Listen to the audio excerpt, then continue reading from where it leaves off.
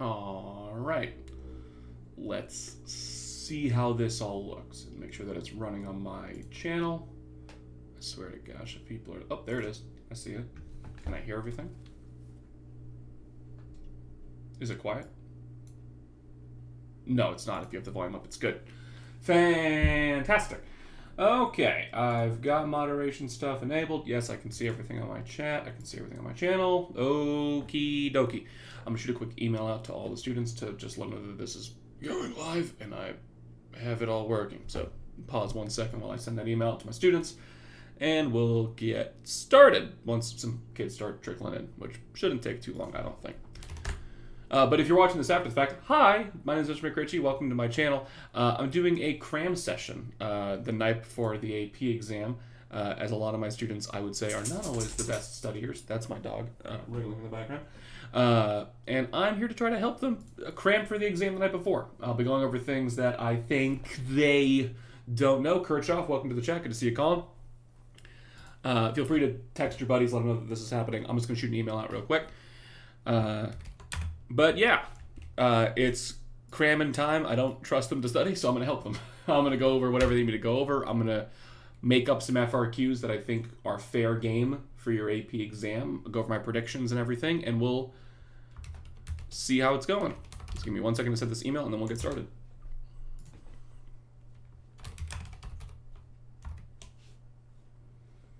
Ryder Fine, welcome to the channel. Good to see you, buddy. I'm your hero. That's so nice, so kind. How do I make this email sound good?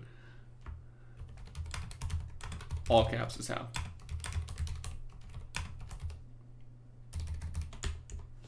I don't link my YouTube channel. Actually, I can probably link this because, yeah, there's now a link. Oh my gosh, sorry. I am just got myself some coffee, and hopefully that'll start kicking in soon. Shout out to all my students who had an AP literature exam today and then also are going to study for a number of hours tonight for my exam. Y'all are the real heroes. Good job, everybody.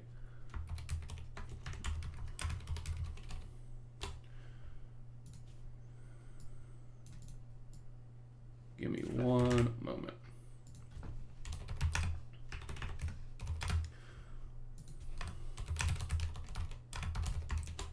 Who all we got in the channel? We got some people, we got some viewers, we got some people. It looks like we do.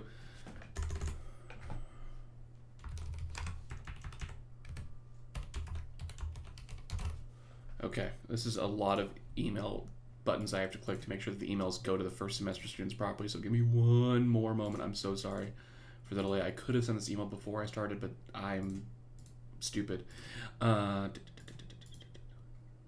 It's fun having to talk to myself while I do this. Okay. Apologies for the loud click-clack of my keyboard. It is a mechanical keyboard, which is very cool, but also kind of loud. I have noise-canceling headphones, so I can't normally hear it. Okay, everything looks checked off on the email. Yeah, everything looks good. Students only. Yep, don't want your parents to get this email. And send. All right. Send successfully. Perfect. All right. Hi, everybody. Welcome to my channel. Again, if you've been here before, fantastic. I got 19 viewers already. Some of you guys were ready. Good job. You heard 5. You saw 5. Maybe you dinged the bell. You know, it's YouTube. Like, subscribe, leave a comment. You know, all the things. I don't have this channel monetized, so it doesn't matter if you do that or not. But if you want to, because you're used to it, feel free. It's a good habit. A lot of YouTube people really rely on that for money. So if you like a YouTube channel, like, subscribe, all that stuff. I got Parker Chetchery here. Good to see you, Park. If you're using your actual emails that way, or your actual Google account, so I can thank you properly, feel free. Sydney, what's up? Oh, actually, you're here early. Archer, come here. Doggo. Archer, come here. Appear on camera. Oh, you can kind of see him. Ah! Oh yeah, come on. There's the dog. Oh, can I angle this better so you can see more dog? No, he's sitting in precisely the worst spot. He's there. There's the boy. We have a dog. There's a dog there. I'm sitting right next to my PS5 controller. Can I not be in the way of this? Nope. There it is. Okay. I'll while he's there, I'll pose so you can kind of half see him. He's not. You don't want to come on the camera. Come here. Come here. No. Okay. He's not interested. rude, I would say. Yeah, we've got dog time. Seb, good to see you, buddy. All right, guys, we're so close now. Reagan, good to see you, Mike. It's game time, everybody. AP 34 view. Wow, you guys came in so fast. You all are ready for this. Good job, gang. Way to be here.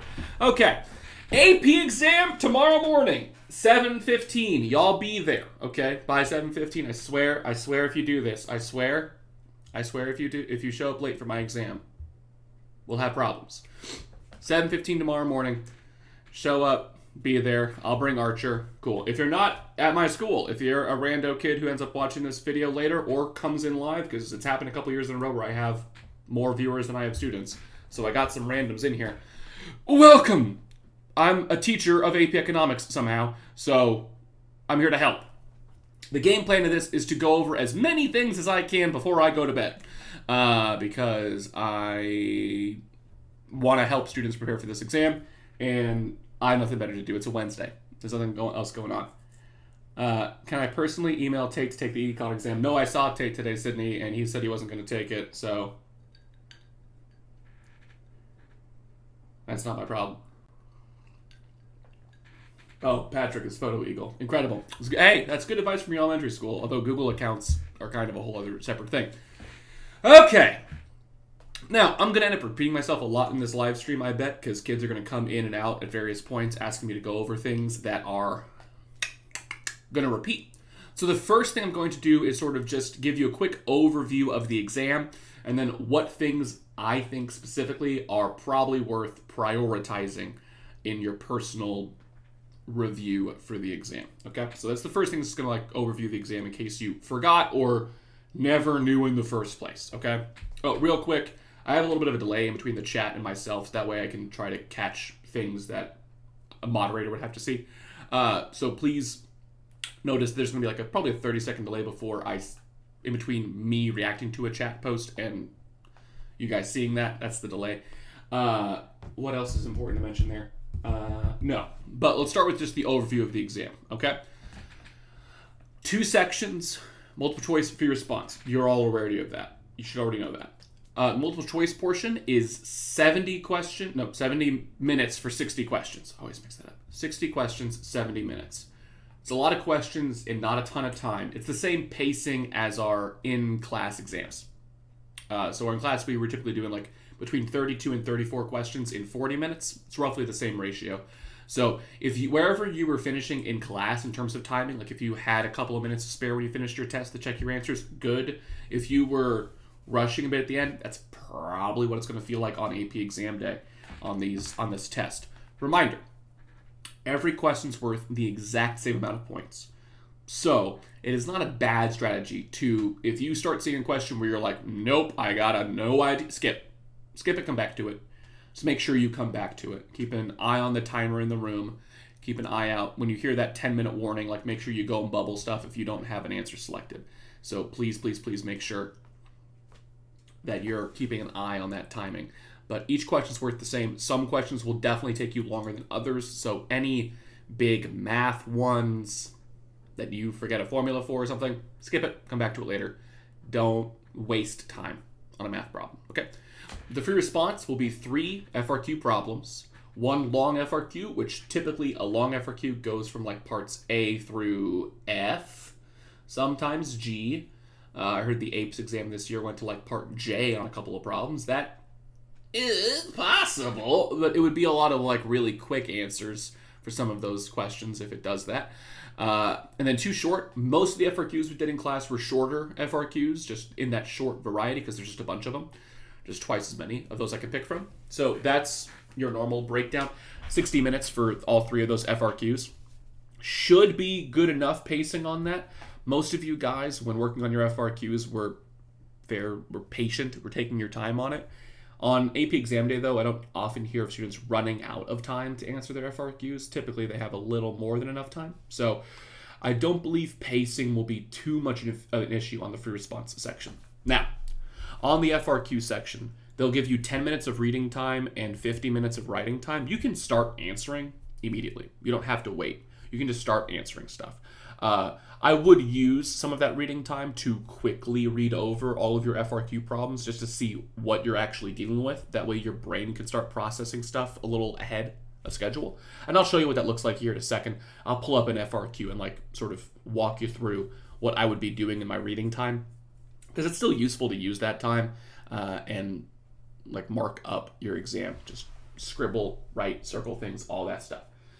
What else is important to mention? The exam structure. Oh, so total, it's only 2 hours, 10 minutes. This is one of the shorter exams. It's kind of like psychology. It's a pretty quick exam, which is great for any kids that are taking AP Stat in the afternoon. There are like a little more than a dozen of you. So you guys might actually have some time in between your exams. Not a lot, but like 30 minutes, 40, if Miss Harper is able to get it going quick. Which is part of the reason why 7:15 is really important. All of you guys showing up on time, the later you guys show up, the more you're like screwing over the stats kids, which is not a cool thing to do to your friends. So please show up on time so that we can get this exam started and finished so that those stats kids can get out and ready so they can prepare for their other AP exam that day, because we have a couple of days where we have multiple exams going on. What else is important to mention? 2 hours, 10 minutes. That's the general structure. Multiple choice for response, etc. Okay. Let me get a document up that will probably help me explain which sections are the most important for you to review. Yeah, I know, Pat. I know you're taking that exam. We want you to be able to eat your food. Let me find it. I need the AP Macro CED. Un momento. Let's pull this bad boy up. Okay. So this document is not hidden anywhere. This is just College Board's like outline of my course. You can find this if you Google the course exam description. You can do it for any AP course. It walks you through sort of the basic structure of the class, all the things we learn and everything. The big thing is this. Here's what we're looking for. The exam weighting. Basically how much of each exam is there. Ashland there at 6, incredible. Reagan, if you're there at 8:10, they won't let you take the exam. We had a student show up late for the APES exam. They didn't get to take it. They don't get to do the makeup exam. Sucks. Being late's not an excuse. So Unit 1, which thankfully, since most of you guys have forgotten basically all of it, is only 5 to 10%. Unit 2, which is a lot of the formulas you're very scared of, is not a huge chunk of the exam, 12 to 17. Unit 3, which is our ADAS graph, it says 17 to 27. Effectively, 3 through 5, I always just tell students, that's 3/4 of your exam. Unit 5 looks like it's the biggest. It's not actually the biggest. It's just because Unit 5 has stuff from Units 3 and 4 in there. In my class, I kind of break it up so I sprinkle a little more of that stuff in Units 3 and 4 respectively. So that Unit 5 isn't as long. So it says a lot for Unit 5. For my students, be aware, this is still mostly Unit 3 and 4 stuff we're talking about. Like fiscal and monetary policy is partially in Unit 5. Your Phillips curve, which is, again, mostly ADAS questions, is in Unit 5. Economic growth, which is effectively long-run aggregate supply. Like, all of those things are technically Unit 5, but really are Units 3 and 4. So about 75% of your AP exam is Units 3 through 5. International trade, thankfully, because of how not stellar we all did on that Forex stuff at the end, is not a ton of chunk of the test either. So the part from a long time ago that you forgot how to do is not a ton of the exam. The part from very recently that a lot of you guys did not do an amazing job at is not a lot of the exam. But the Unit 3, 4, 5, which I'm emphasizing class Units 3 and 4 are the most important, and they are, that's your majority of your exam. So if you're trying to like prioritize stuff, 3, 4, 5, 2, 6, 1. And 2 is mostly just because you have to memorize a lot of formulas. Okay, so here's the first big thing that matters. So my FRQ predictions. Feel free to screenshot this. I'll zoom in a little bit. Oh, golly. Okay, here we go. What I think your FRQs are going to be. Now, I don't want to brag here. I've correctly predicted an FRQ each of the last 2 years on my videos. I've like almost, and 2 years ago I almost like verbatim nailed it. So, and these are vague predictions, to be clear. I'm not being like hyper specific, but the gist of what you're doing on the FRQ, I've been able to predict a couple of them. the last couple years now. So who knows? I might be right again. If I'm 3 for 3, that'd be awesome. 51 viewers. Wow, you guys are so good. I'm so proud of you. Way to be here. Way to be here, gang. I only have like 200 people taking this exam. If I already have a quarter of you in here and it's 517, people work. You guys are great. So the long FRQ. Reminder, the long FRQ is longer. So they're going to ask you to do more stuff here. It's very possible you might have to explain multiple things here. I would say minimum, expect at least 2 graphs to show up on the long FRQ, sometimes 3. Fully possible.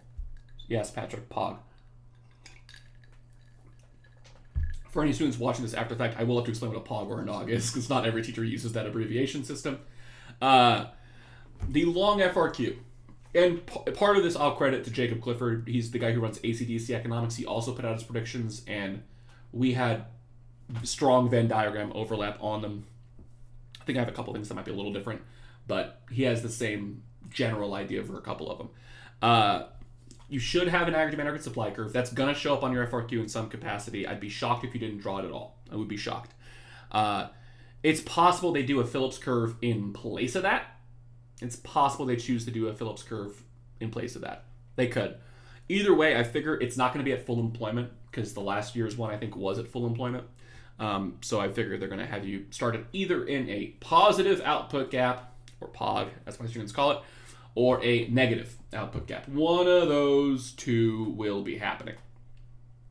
Could be a Phillips curve and a POG or NOG, and I'll make up an FRQ of this and solve it. I'm just going to outline it here first. Or it's a Phillips curve. I think you'll have to fix it, meaning you might have to draw the shift or write the shift. It's possible either is fair game here. They could do fiscal policy, or they could do monetary policy. And I'll walk you through what I mean on that. I would say here, if they're doing monetary policy, this spot right here is where I could easily see the new stuff popping in. The new stuff being the ample versus limited reserves model, and like maybe a reserve market. I doubt they make you draw the graph this year. I don't think that's likely. It's possible. It's just not likely. They could. I think this is where you see like the, hey, they're in a recessionary gap and they have ample reserves. What should the Federal Reserve do? And it's like, okay, so I have to use administrative interest rates instead. That kind of thing. I think they'll do a question.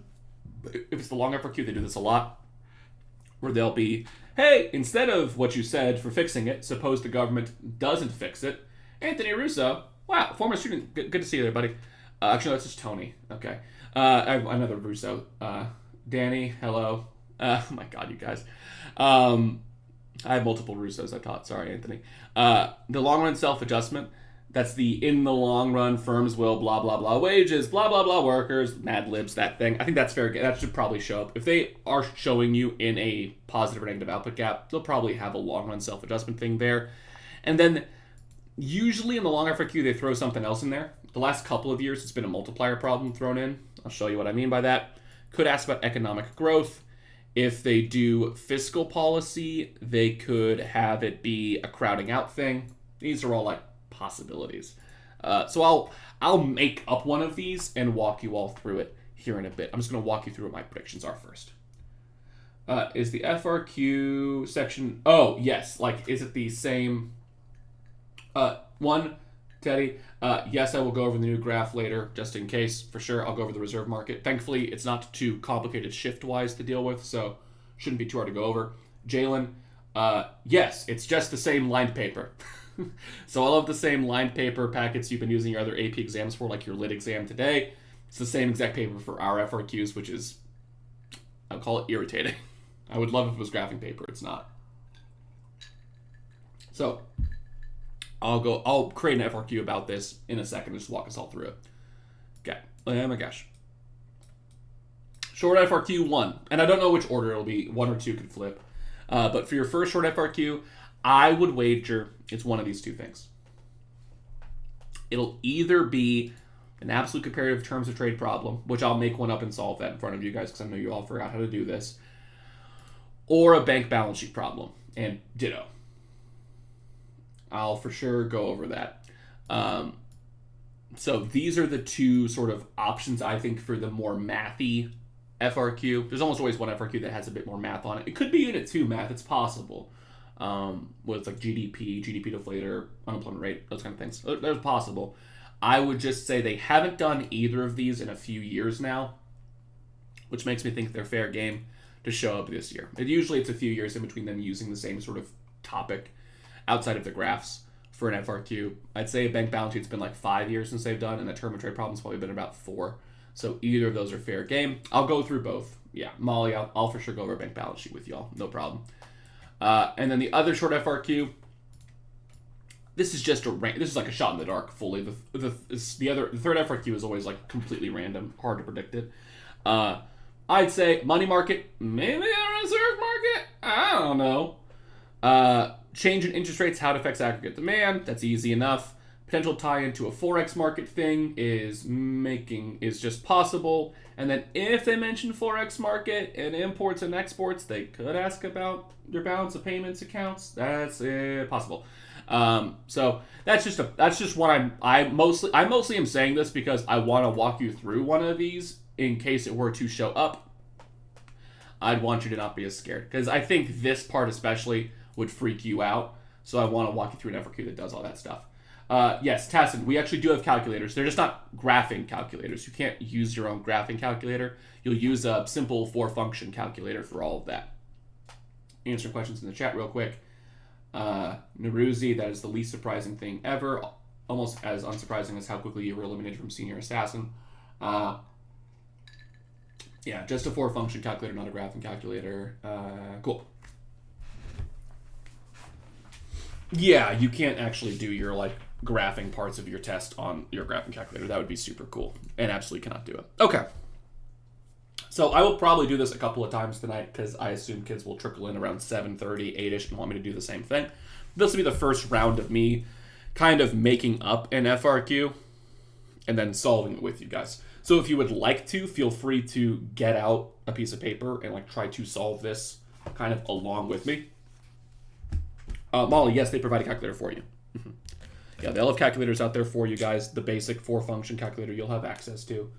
So feel free. Yeah, absolutely shots fired on Naruzi there. They'll be such an easy target, Naruzi. It's your fault. Okay, so long FRQ. I'm going to try to abbreviate it best I can, but let's set up the example. I'm not going to explain it as I'm setting it up. I'm just going to set up the problem. Feel free to pause the video if you'd like to and like work through it on your own, or watch me live solve it and see if that makes sense to you. Either method's fine, I think, but I'm going to sort of build the FRQ from scratch in my head. So apologies if this is not like the most easy to follow along thing. I'm making this up as I go along. Okay. Assume and oh my god, no, we need this to be bigger. Please. Oh, I hate these boxes. What? Okay, absolutely not. I'll fix this later. Whatever, you stupid box. Okay, I'm just gonna redraw this thing. I have not used this site in a long time. They must have done some terrible update that I hate. Fine. Is operating, can't spell, above its full employment level of output. Can I fix this? Let's find out if this thing will actually let me even fix it or if it just absolutely hates me in some very stupid way. Okay, I'm just going to make it as wide as humanly possible. Let's just do that. Okay.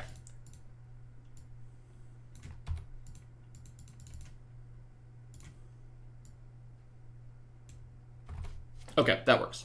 Let's do that instead.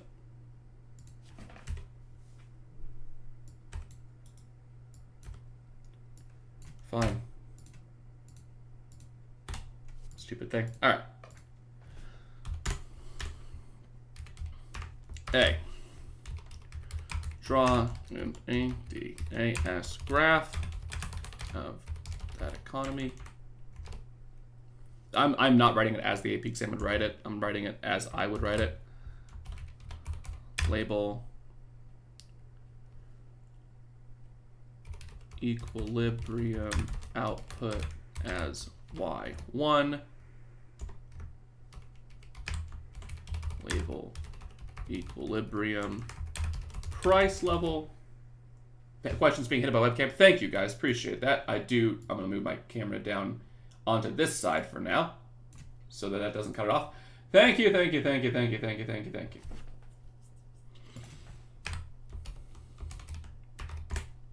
PL1, then label full employment output YF. B. Assume that this economy has an ample reserves system. Identify a monetary policy the central bank can pursue to return the economy to long-run equilibrium.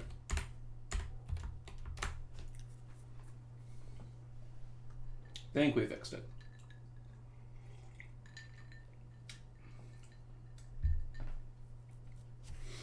Okay. C. Based on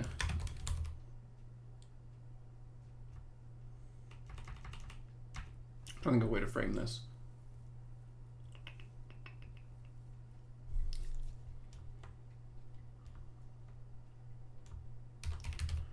Draw the impact of the monetary policy identified in Part B on your graph from Part A.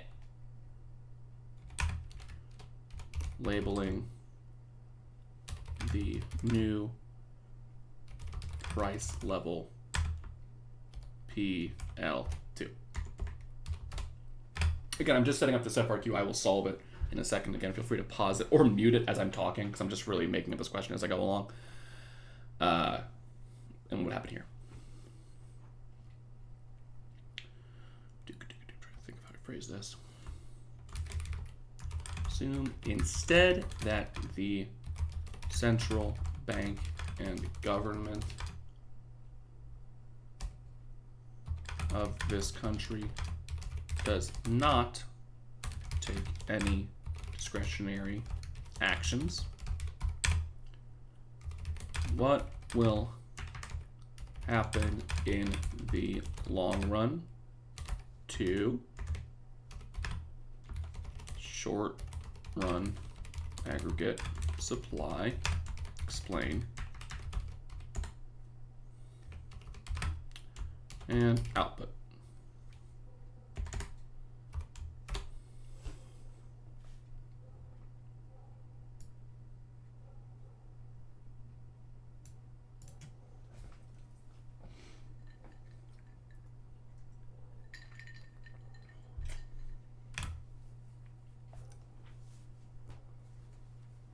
Oh, I thought of a good thing that would be tricky here. This is a good something else, actually. I should refer to you as chat. Okay, chat. Okay, you weirdos. All right. Okay, chat. So, for E, right. If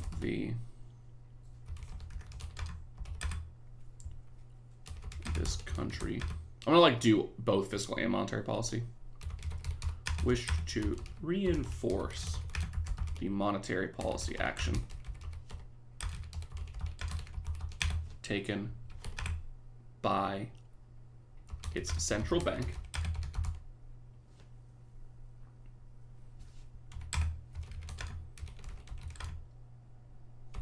it's due to each of the following.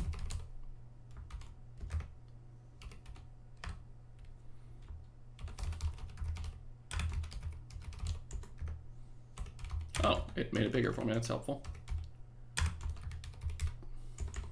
And then F, based on the answer to part E, what will be the impact on the government's budget balance, and explain. That's a good one. I'd call that a pretty reasonable long FRQ. A 4, Kai, you can dream a little bigger. A lot of you guys, I think, can get 5s. We had about, last year we had like 20 5s. I think that's in play with y'all's crew. Got a number of you guys who did really well in a lot of our tests. Outside of the last one, which again is only like 15% of the test, so can handle it. Okay, so here is a example of a long FRQ. Feel free to pause and solve it. I'm gonna solve it here in a second. Drink some water. Let me check the chat. Oh, actually, I know what I'll do because this is a good time for it. Switching the camera. Come here. The boy showed up. Archer, come here. Come here. Come here. Come here. Ready. I know you hate being picked up. We're all aware of how much you hate being picked up. Hello. The dog is on the camera. The dog is on camera. Here's the dog. He's on camera. Look at how pretty he is. He's a good boy. Oh, now he's going to try and fight me. Ah! Okay. There you go, buddy. Big wriggle. Okay. Back to the question. Time to solve it. All right. Now, the obvious question is, couldn't I just draw this in this thing? Nah, guys, I got a whiteboard. Of course I have a whiteboard. Come on, guys. Of course I've got a whiteboard at home. I have this one and a much bigger one at home because this is Mr. McRitchie we're talking about. You know I've got a whiteboard. Yeah, there's the chat exploding because Archer showed up. That was the most obvious thing that will ever happen. You can't eat the expo marker, Archer. God, rude. Okay. First part. Assume that an economy is operating above its full employment level of output. Okay, guys. Patrick, you know why I picked this. You know what I was doing. You knew the moment I wrote that what you got to yell in the chat. So, yes, in case you are wondering what this is, above full employment is called an inflationary gap, also referred to affectionately as a positive output gap, or POG for short. So what I'm going to do right now is I'm going to draw that. It's an ADAS graph, so we're talking aggregate demand, aggregate supply. So real GDP and price level are my X and Y axis, although you could write output as your Y axis, as your X axis. They do that all the time on the AP exam. I got to have my SRAS and my AD. It said to label my equilibrium output as Y1 and price level as PL1, and then my full employment level of output, which is where LRAS is, as YF. So time for the reveal. The graph for A, which this would be worth 2 points. I can tell you that right now. This is worth 2 points based off the structure of the exam on this FRQ. Long FRQ is typically between 10 and 12 points total. 2 points is just for doing this. 1 point for having your graph drawn, just labeled properly. The second point for having LRAS in the correct position, which is if we're above full employment. Here we go. Look at this big zoom by me holding it really close and getting close to the microphone.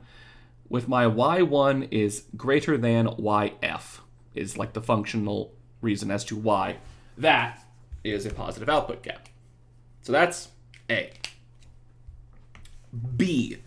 And again, B here is what I expect them to do if they're going to use the new stuff on the exam. This, I think, is fair game. I think this is fair because the idea for B is it's not... Even if you don't know what ample reserves mean, you might still get it right just based off of how this actually works. So you don't... And even if you missed it, you can still get most of the other points back. Don't answer it in the chat, all right? I don't need you to type it in the chat. I know what the answer is, okay? If it is an ample reserve system, the monetary policy they can pursue would be, it has to be administered interest rates, which were either the discount or the IORB rate, okay? They could, and if it's above full employment, they need to be raising them in order to return the economy to long-run equilibrium. I don't have to explain it. It just says to identify. So all you would have to say is the central bank should raise administered interest rates. If you said increase the discount rate or increase the IORB or IORB or IOR rate, should be fine. Like technically is okay. I think they look like based off their answers that I've seen on their on college boards, like scoring guidelines, it seems like they prefer when people say the administered interest rates in general. So I would say they should raise the administered interest rates. So I'll just type this in a different color.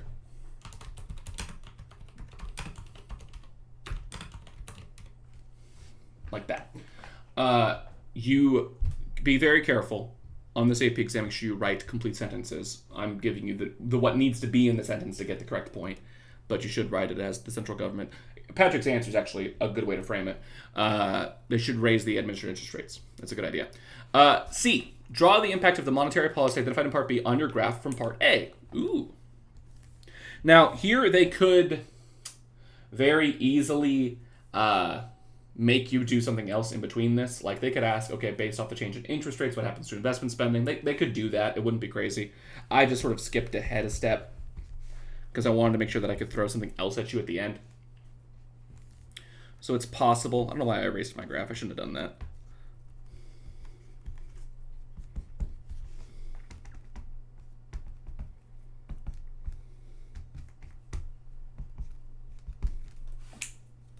Can you leave it as the abbreviated IOR rate? Yes, you don't have to write interest on reserves. That you don't have to ever write out the IOR rate. That's allowed to be an abbreviation. Fair question. Kai, I would still write administered interest rates in general because that applies to both the discount and the IOR, and they technically in the real world change both at the same time, usually. What would happen on my ADAS graph? Technically speaking, if you do a monetary policy or a fiscal policy, both of those actually end up affecting aggregate demand.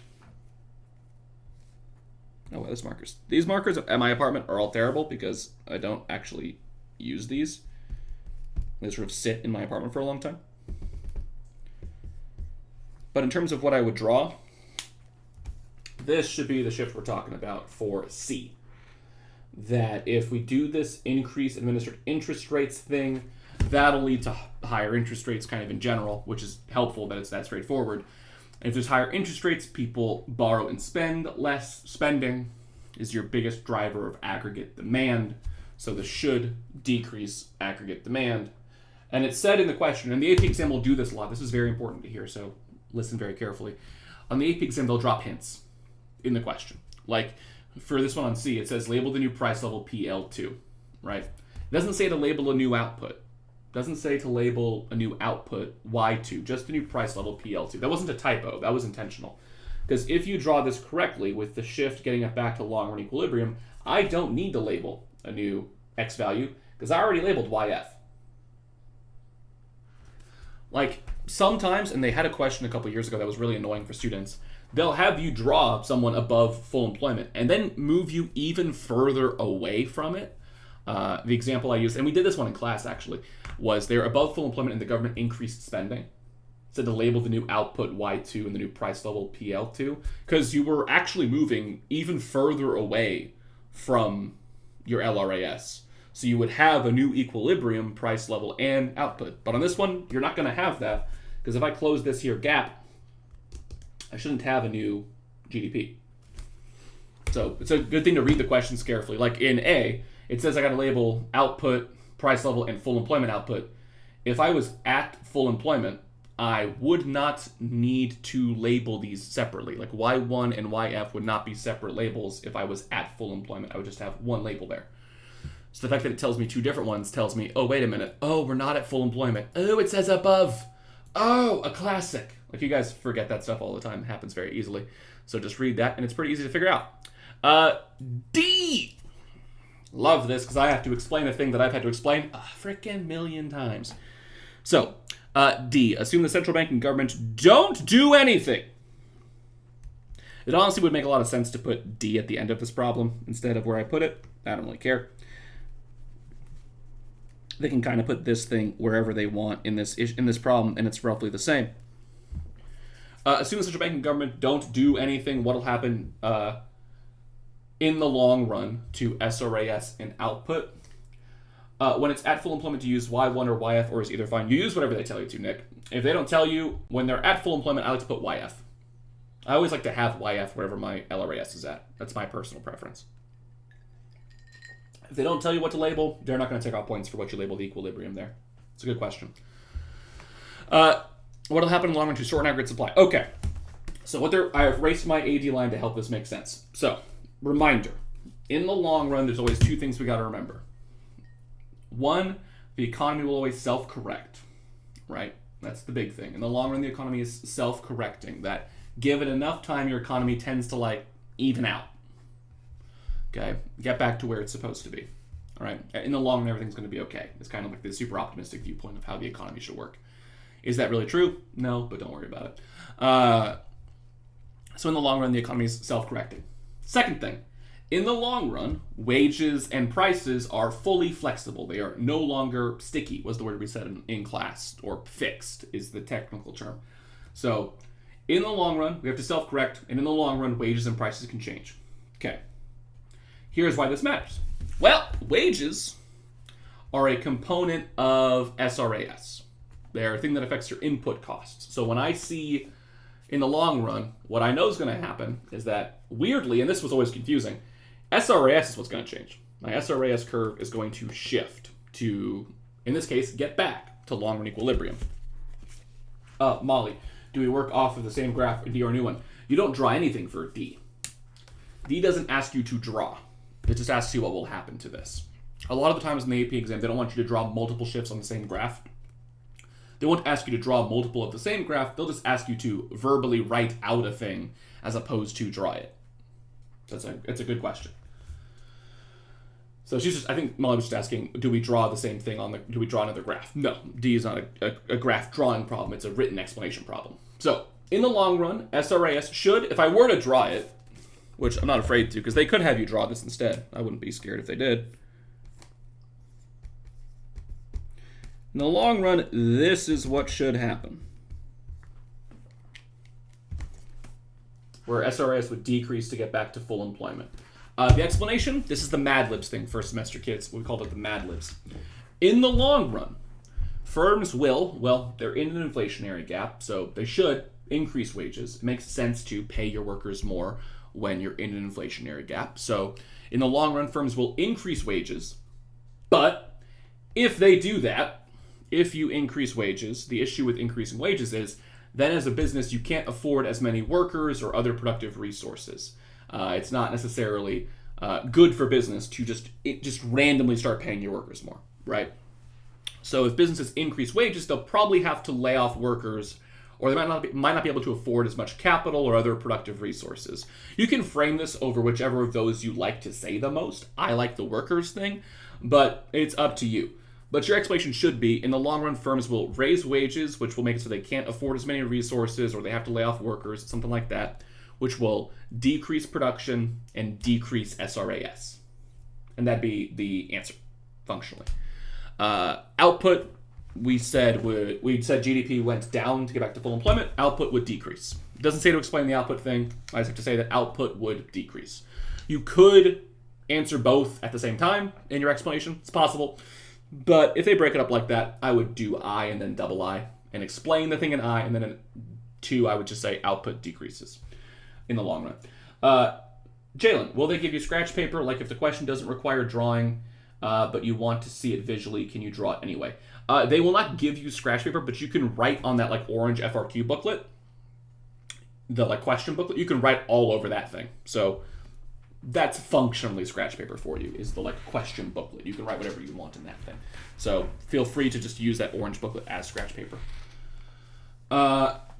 Ryder, why do they have to increase wages? So this is the thing, Ryder. Do they have to increase wages? Like in the real world? No, they don't have to. In this class, if we assume the economy is self-correcting, the way you self-correct out of an inflationary period is by increasing wages. Because if you increase wages, that will reduce your production to get yourself back to that full employment level of output. So the increased wages is just like the button businesses couldn't push in the short run because wages are sticky. That when a question says in the long run, they actually can push the wages button. Now they can raise them or lower them. So we assume in the long run that the businesses are going to do like the right thing, which is in this case, higher inflation, you should pay your workers more. Good. But if you do that, you can't produce as much. Remember, a positive output gap is also called an inflationary gap. That's the downside of being in a POG is higher prices. So it makes sense for businesses to, in the long run, raise wages to sort of help keep up with the inflation. It's just not going to help them produce stuff, which actually is the right idea. We need to get production down, so that makes sense. You could see on D, they could say, instead of output here, I could just say unemployment or unemployment rate. That's pretty commonly put here too, which is why I so often in my SRAS explanation here will say that they will raise wages and fire workers, because then I've kind of already answered unemployment rate, because if they're firing workers, there's more unemployed people. So that's an easy thing to see tied in this as well, that you could see price level, output, unemployment rate, whatever, tied into this whole thing. For F, this is a Unit 5 thing, okay?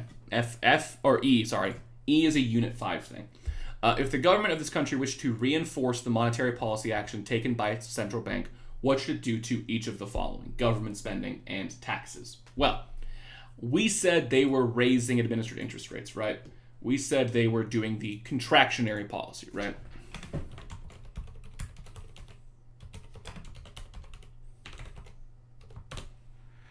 Right? So if the government is trying to support the monetary policy action, they would also do a contractionary policy. Think of it as doubling down. They're like, okay, you guys want to do the contractionary? We will do the same thing. We will back you up. We will support you. So they need to do the contractionary policy here.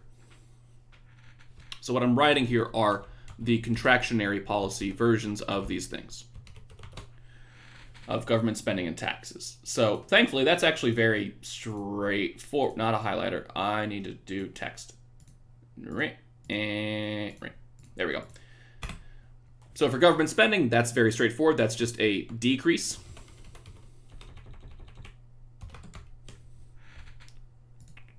There we go. In government spending, because that is going to reduce overall spending in the economy. That would actually graphically do the same thing that C does, which is decrease AD, gets you back to full employment. And for taxes, I would say they should increase taxes. Again, that's contractionary, because if you increase taxes, you cannot spend as much. Would we have to explain question E? On my example, no, because I have a couple of explanations already built into this problem. On a long FRQ, you're probably going to have to explain a couple of things. And I already have the long-run self-adjustment explanation, which is plenty long. And then F's explanation, which will actually be not that difficult to explain. Here, could they do an explanation here? Yeah, you could, in which case you would just say, since the central bank has done a contractionary policy, the government should also pursue contractionary fiscal policies to get out of this positive output gap. So they should decrease government spending and increase taxes, as those reduce spending in the economy, right? If you want lower prices, you need less spending, because if people spend less, businesses can't charge as much. That's kind of the idea there. So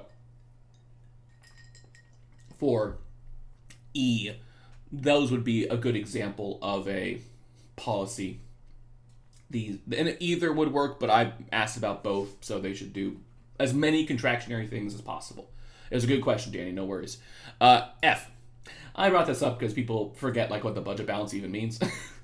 So we can absolutely wild card throw you off and be like, what? The budget? Why? So I just want to make sure that we ask about it at some point in this video, because people forget to even ask about it. So the government's budget is based off the balance between government spending and tax revenue. Okay? The idea being that if the government's spending equals its tax revenue, then if the government spending equals tax revenue, then your budget is perfectly balanced. It's doing great. It's even. Based off of our answers to E, less government spending and more taxes, the government's budget is moving towards, or is now in, a surplus, as the government is now spending less money and collecting more tax revenue. Would be functionally an explanation. Your explanation is that, a budget surplus means tax revenue greater than government spending. They're taxing more, spending less. So that would be all you kind of need to write for an explanation there, is referencing functionally the definition, and that would work just fine. Okay, we've got some questions. Amelia, is government spending and taxes always inverse?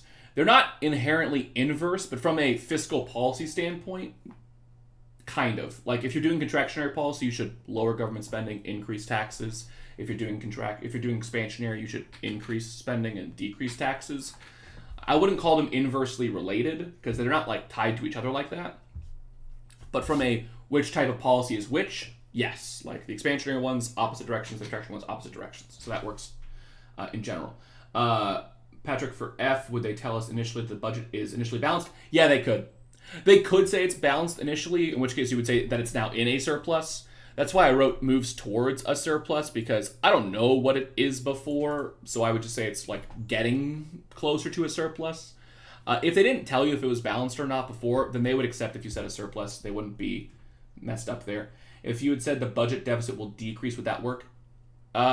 It would probably work. I assume a grader would be cool with that. I don't think they would have a problem with it. The only issue is that I don't know if they're in a budget deficit at the start. So, like, there's a little bit of, like, I could nitpick their writer. But it's still an overall, like, I think they give you the credit because you're not incorrect. It just matters if they were in a deficit or not. Yeah, Nick answered the question for the FRQs, by the way. Appreciate that, Nick. Yeah, it's 15 minutes for each of the short FRQs, 30 minutes for the long one is the recommended timing, but you have an hour for 3 questions total. They don't make you move on or anything like that. So you just have an hour to pick and choose your parts. So yeah, there's your FRQ.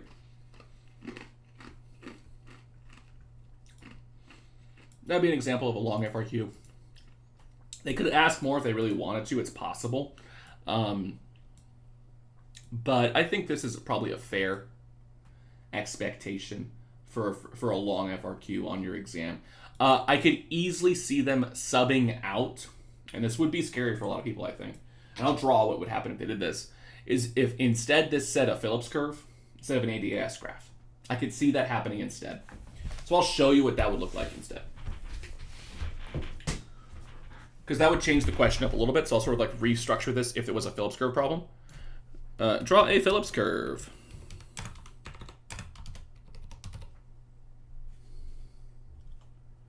Can you say it moves towards a surplus? Yeah, you could. Yeah, Brooklyn, that'd be fine. Naruzi, I see your question. We will do a 4x problem for sure. 1000% that's happening. Label.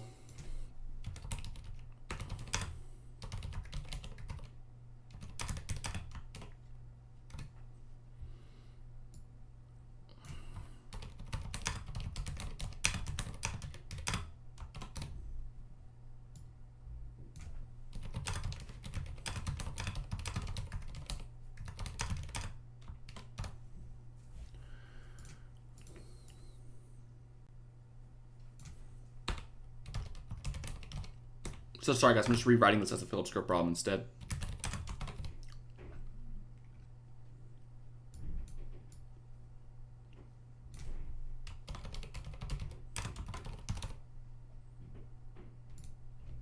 Just gonna leave that exactly the same. I don't need to change anything else here. Okay.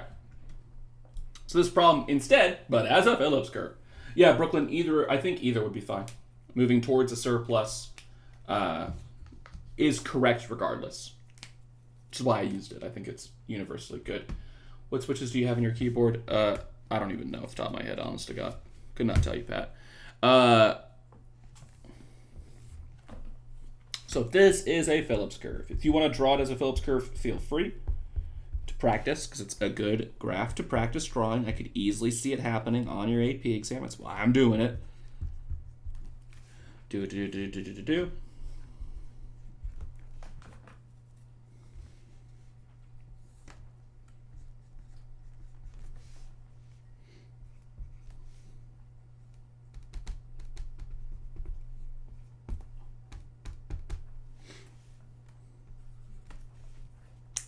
Okay.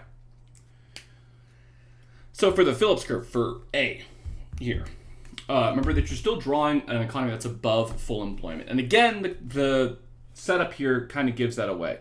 I have 2 different X values to label that only makes sense if there are two different X values to label. Like my LRPC, where that's drawn, is at the natural rate of unemployment, so that's where I'm putting the UN at. My current unemployment's where I am currently, which, again, I'm not at full employment in this problem. I'm above it, right? So here's what the Phillips curve should look like. That your dot, which on the Phillips curve is where you are right now, because there's not like an equilibrium in the normal sense here. Your dot should be further up along the line because that's an inflationary gap. You have much more inflation up here at this point right here than you would normally at your long run equilibrium. Remember that it's opposite of your ADAS left and right wise. Horizontally, these graphs are inversely related. So while I was to the right of my LRAS, I'll be to the left of my LRPC.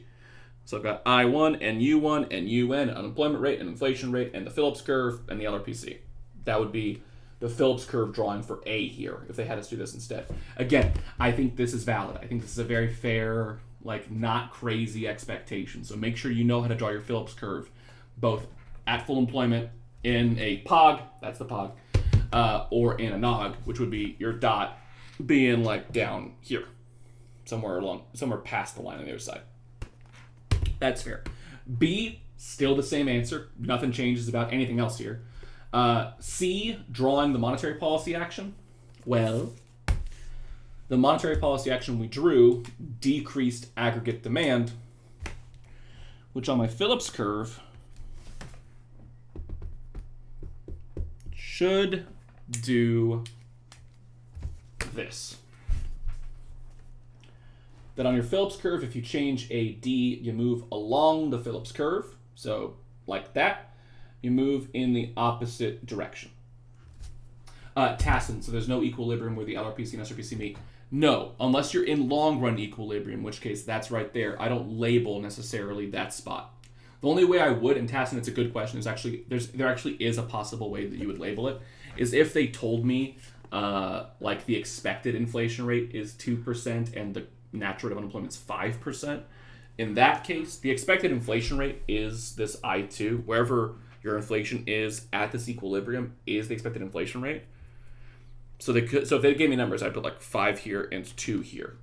Like that's actually happened like once before in an FRQ. So that's actually a solid question. You don't label it normally unless they give you specific numbers to put there. So fair question. But on my drawing, I would draw this because I decreased aggregate demand, so I'd move to the right along my Phillips curve. Because if you decrease a D, you get lower GDP, right? So higher unemployment, which, look at my drawing. From this dot to this dot, my unemployment rate increased, correct? You also get a lower price level, which I've got the lower inflation rate. When you change aggregate demand, you move along the Phillips curve in the opposite direction. So there's my answer for C on this. And then for question D, assume that the central bank of this government does not take any policy actions. What will happen in the long run to the shortened Phillips curve? Okay, I'm not going to necessarily draw this, but the idea was on our ADAS graph that we decreased the SRAS, right? We decreased that aggregate supply curve. So on my Phillips curve, if you change SRAS, you actually shift the entire Phillips curve. And if I decrease SRAS, there's technically a term for what happens when you decrease SRAS. That when you decrease short and aggregate supply, when you end up moving that line to the left, you get a lower GDP, so higher unemployment, and you get a higher price level, so higher inflation. You get higher of both, higher unemployment and higher inflation. That's called stagflation.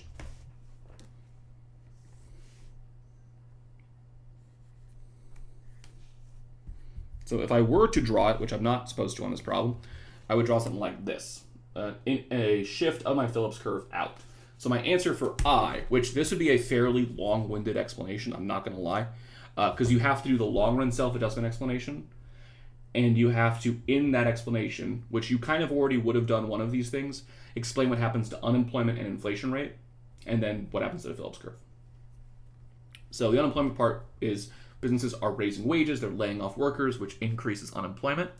And since businesses are cutting their production, they'll raise prices to, continue to make profit, which will increase inflation, which will shift your Phillips curve out to the right. That would be the like logical way to fully explain the idea for D2 or D1. They could mix and match. They could have you do They could have you do this Phillips curve, but still ask about SRAS on D. It's fair, perfectly fine. You already knew how to explain the SRAS thing, and in that case, Jalen's idea of like sketching out this other graph so I have a visual for it wouldn't be a terrible idea. Shifters of SRAS and SRPC. SRAS's shifters are anything that affects your ability to produce things. That's typically labor, capital, natural resources, technology, and expected price level is the only weird one. For the Phillips curve, a change in aggregate demand moves you along the Phillips curve. A change in aggregate supply moves the entire Phillips curve. And then a change in the expected inflation rate is the third and final rando shifter, shifts your Phillips curve as well. Same way. So if they expect more inflation, your Phillips curve moves up. If you expect less, you shift it down. Can you write out that explanation? Right or fine? Yes, I can. Okay, give me a second. This is going to take a minute. I don't get college credit for doing this. This is bogus. Yeah, I know what you mean for D1. I know.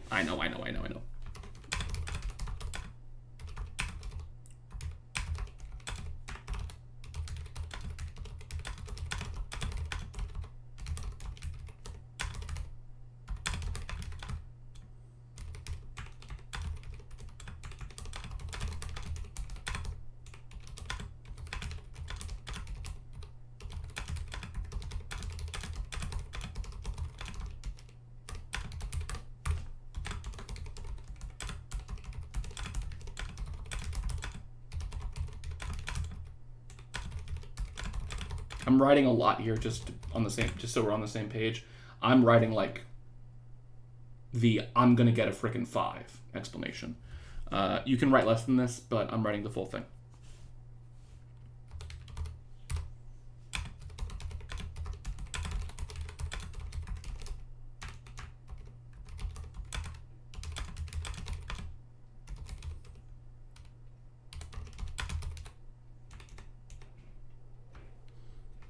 As overall production decreases,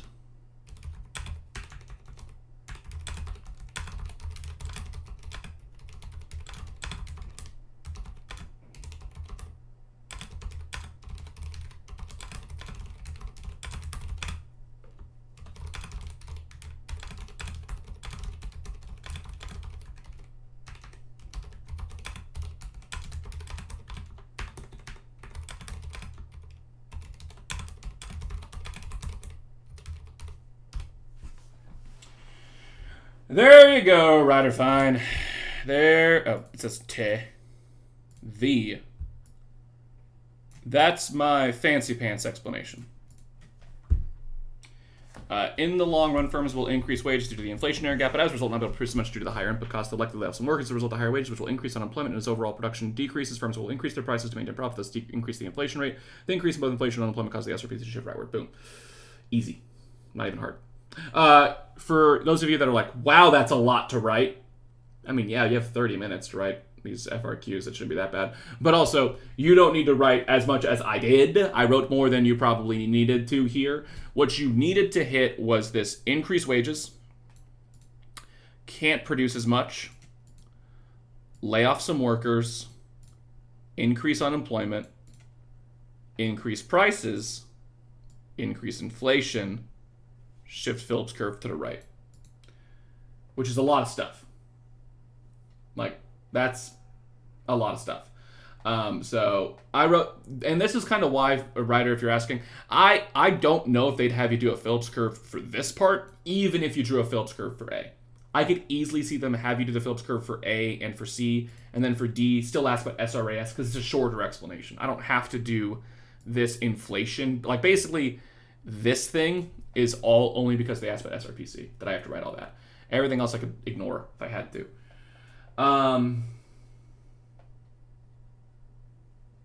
Okay, Misha.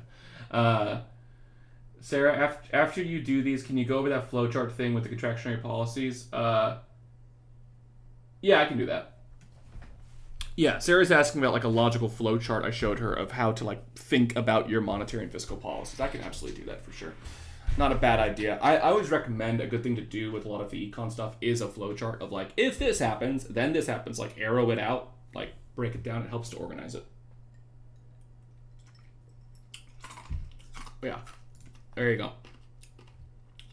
So that's if you're aiming as high as you want to, if you want to go like full Yashika on this thing and like get that perfect score, something like that is what I've been writing for my answer.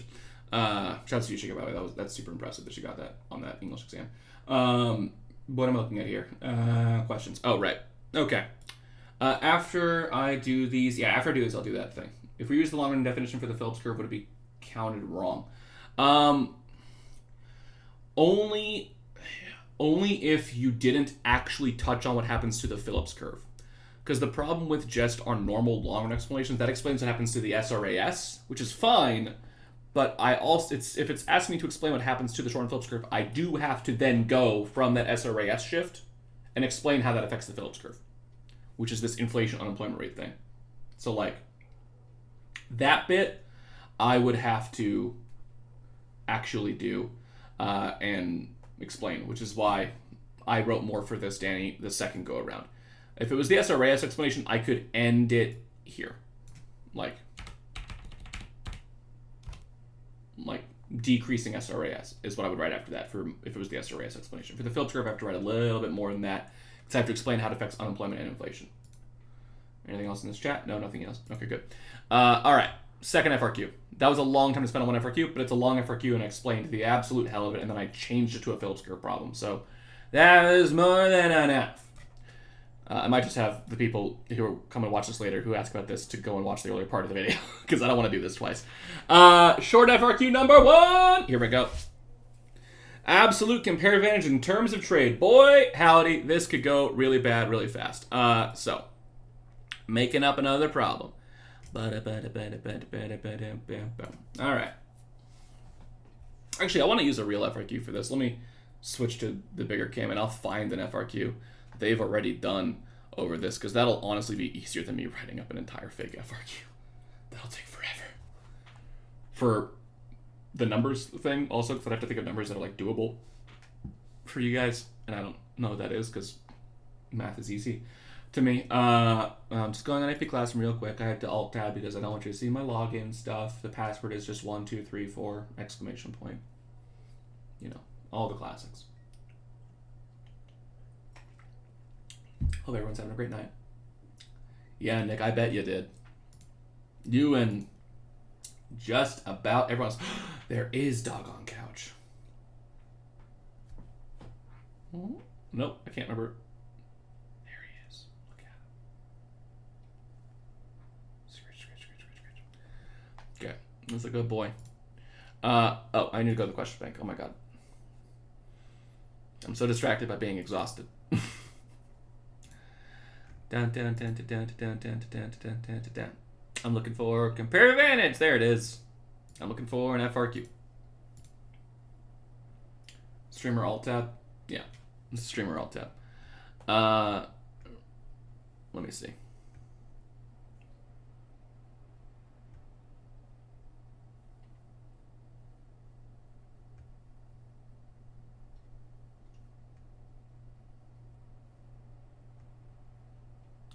Whoa. Okay, I'm sorry. I found some like really weird FRQs that have to do with this. Yeah,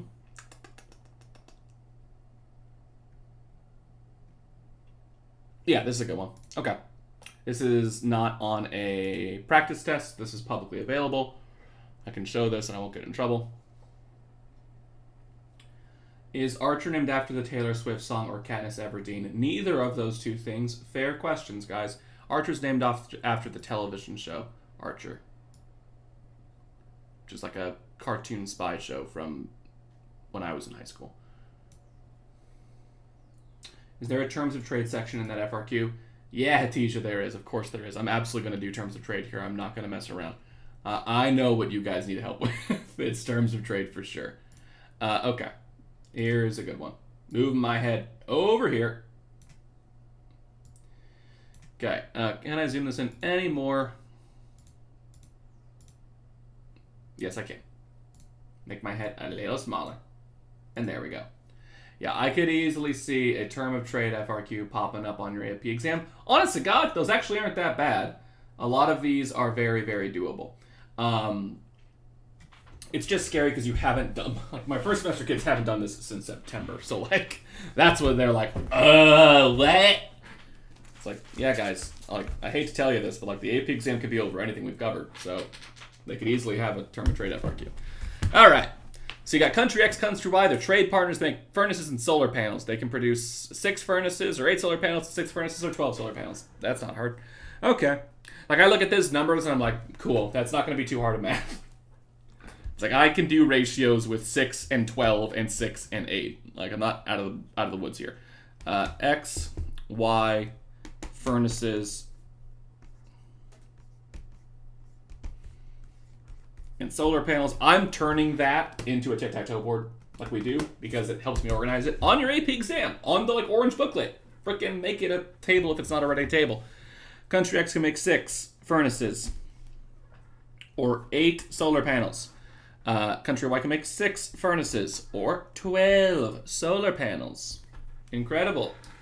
So I just did this. 6F, 6F, 8S, 12S. That's what I did. You don't have to do that. It's not important. It's just helpful for me to organize it so it works kind of like the problems we solved in class. A, which country has the absolute advantage in producing solar panels? Guys, pray. Pray to whatever God you believe in, whatever deity you have, that shows up as a question on your AP exam. If this is on here, frickin' dub. Guys, they're asking who can make the most solar panels. Guys. Who can make the most solar panels? Like, think real hard. Like, look at the numbers. Think real hard. Use your big boy and big girl brains. You can do this. It's country Y. But how do I know that, Mr. McRitchie? Because 12 is bigger than 8. College credit. I mean, you have to get a lot of points, but, like, 1 point towards college credit. Yay. Yeah. Like, I think the explanation for that SRPC thing would be worth a point. I also think A here would be worth a point. So, they're not all created equal. So, A, country Y has the solar panel because it's who can make the most. Absolute is just who can make the most. Given the same resource, who can make the most. In class, I said that absolute advantage was like if you had like a 3rd grader look at this chart and I asked who's better at making it, they'd pick absolute advantage. We're like, country Y is better at making solar panels because they can make more solar panels. And I'm like, yes, small child, you are so brave. I'm so proud of you. So that's A. Impossible. There's no way that we could have ever gotten that. B, what is the opportunity cost of making a furnace in country Y? Okay, so this is where you have to remember how to do something. And this is the thing people forget to do. What they're saying is, for every furnace country Y makes, how many solar panels could they have made instead? Is the idea. The way we figure this out, you can set both sides, you can do like a ratio and set both sides equal to each other. The method I taught you is that if this is a particular type of problem, you do a specific thing to find the opportunity cost. The types of problems that existed for an input and an out, I'm spoiling it, for a comparative advantage problem is input or output. Input, meaning that the numbers that you're given are the amount of things being put in to make something. Output, the numbers that you're given are the number of things being produced. This problem, output. Number of furnaces and solar panels being made, that's the number of things being produced, so it's an output problem. On an output problem, to find the opportunity cost, you do other goes over. go. Do you have to show your work for B? You probably would present day. This is from an older AP exam where they didn't always require people to show their work. Nowadays, because they let you use a calculator, they're probably going to require that you show your work for this. So yes, Sammy, you'll probably have to show your work for this. Now, granted, the showing of the work, if you do this table on your actual AP exam, they would allow that. One, that's fine. And if you did the work in the table, that would work. Hatija asking the exact question I'm answering live in the chat. Yes, you can absolutely do that. So I'm going to do it for all of them because I expect all of them to come up in this problem. I see the rest of this question. I'm like, I probably have to do it for everything. So for country X in country Y, I'm going to solve these real quick. Feel free to solve for your opportunity cost. Again, it is other goes over. Just to find the opportunity cost of a furnace, I take the other number. It goes over this one. So give me a second while I solve and simplify a fraction.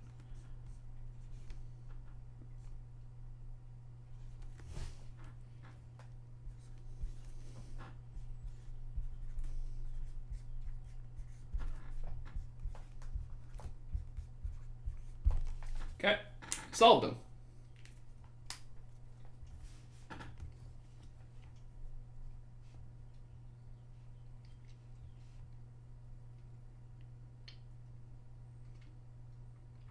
I like how someone mentioned there's 69 members and then instantly it drops to 68.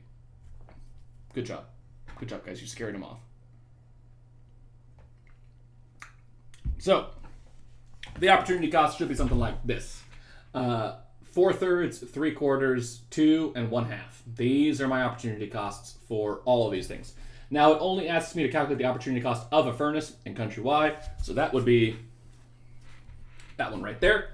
That for every furnace country Y makes, they could have made 2 solar panels. Do you need to do that much math? Technically, no. Like, look at the numbers, guys. Like, country Y can make 6 of these or 12 of these. So for every 1 furnace they make, they could have instead made 2 solar panels. Like, they are twice as good at making solar panels as they are making furnaces by, like, just strict, like, quantitative analysis, technically. Like, they're just making double. So for every 1 furnace they make, they could have made 2 solar panels. So the answer for B is 2. Are these the questions on AP Classroom? I don't know. I don't know which questions are on the practice test. I just pulled a random one that's not on like a, that's not locked, one that I can use basically. Because not every question I can show on a YouTube video and not get in trouble for. This is one that I could. C, which country has the comparative advantage in producing furnaces? And explain? Okay. I have done it. It's country X. The reason, I'm pulling these off. These are on AP Classroom. These ones are from AP Classroom. I can use some of the AP Classroom questions. I picked one that I can. So the comparative advantage is country X for furnaces. The reason being, and how you explain it, is very straightforward. Comparative advantage means that you can produce something at a lower opportunity cost. So my explanation would be country X has the comparative advantage in furnaces because they can produce it at a lower opportunity cost than country Y. And that's my answer with my full explanation. If you wanted to write more than that, you could have done the table and said C table because you can reference a chart, a table, a graph as part of an explanation if you want. That's allowed. It can't be your entire explanation, but it can be part of your explanation. So please feel free to do that. That's the basic idea for this. Comparative advantage furnaces, who's got it? Country X, because they can produce at a lower opportunity cost. That's the idea. And then for solar panels, that would be country Y, because 1/2 is less than 3/4. Like I'm looking down the column here. That the opportunity cost of 1 solar panel for country X is 3/4 of 1, and it's 1/2 for country Y. So they cost. Does the explanation not require references to the numbers? Technically, no. Because the reason why is because they have a lower opportunity cost. If you showed your work, you kind of already did that for them. I don't think they need you to show or don't need you to reference the numbers in the explanation. You could, but I don't think it would be required. That's the idea for C.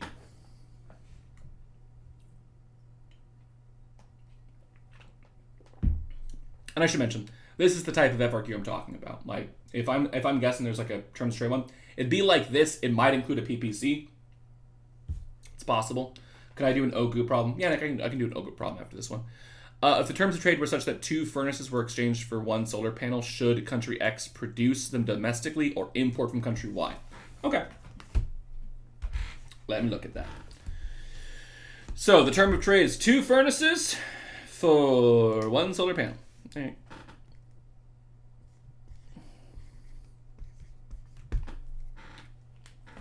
So this is the trade they're talking. 1 solar panel for 2 furnaces. Okay. I'm writing it like that because I want to know where to look. For a term of trade problem, the steps that you have all forgotten, because it's been at least 4 months since you've done one, potentially like 8 months if you're a first semester kid since you did this. The steps were identify your comparative advantage and stuff, which we already did. Step 2 is to set up the opportunity costs as a range, which I'm going to use a...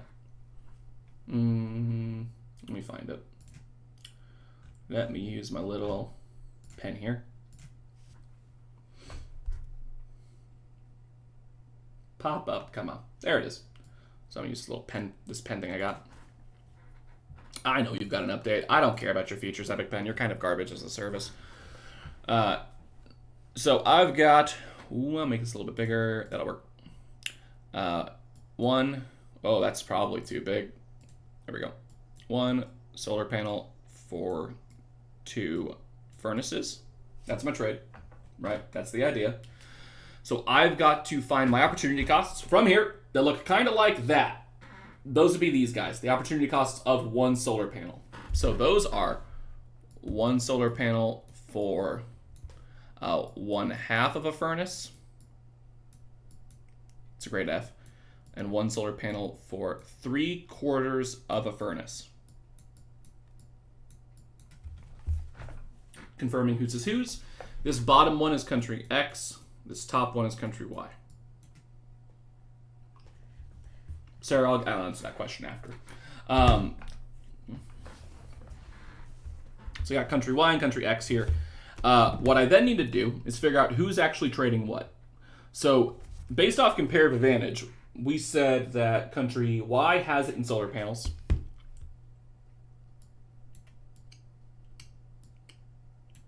And country X has it in furnaces.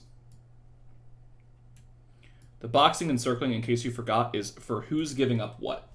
It's 1 solar panel from country Y for 2 furnaces from country X. That's the actual trade that is happening. Because we're saying that country Y is going to make the solar panels because they should specialize in it because of comparative advantage. And country X should make the furnaces because they've got the comparative advantage of that.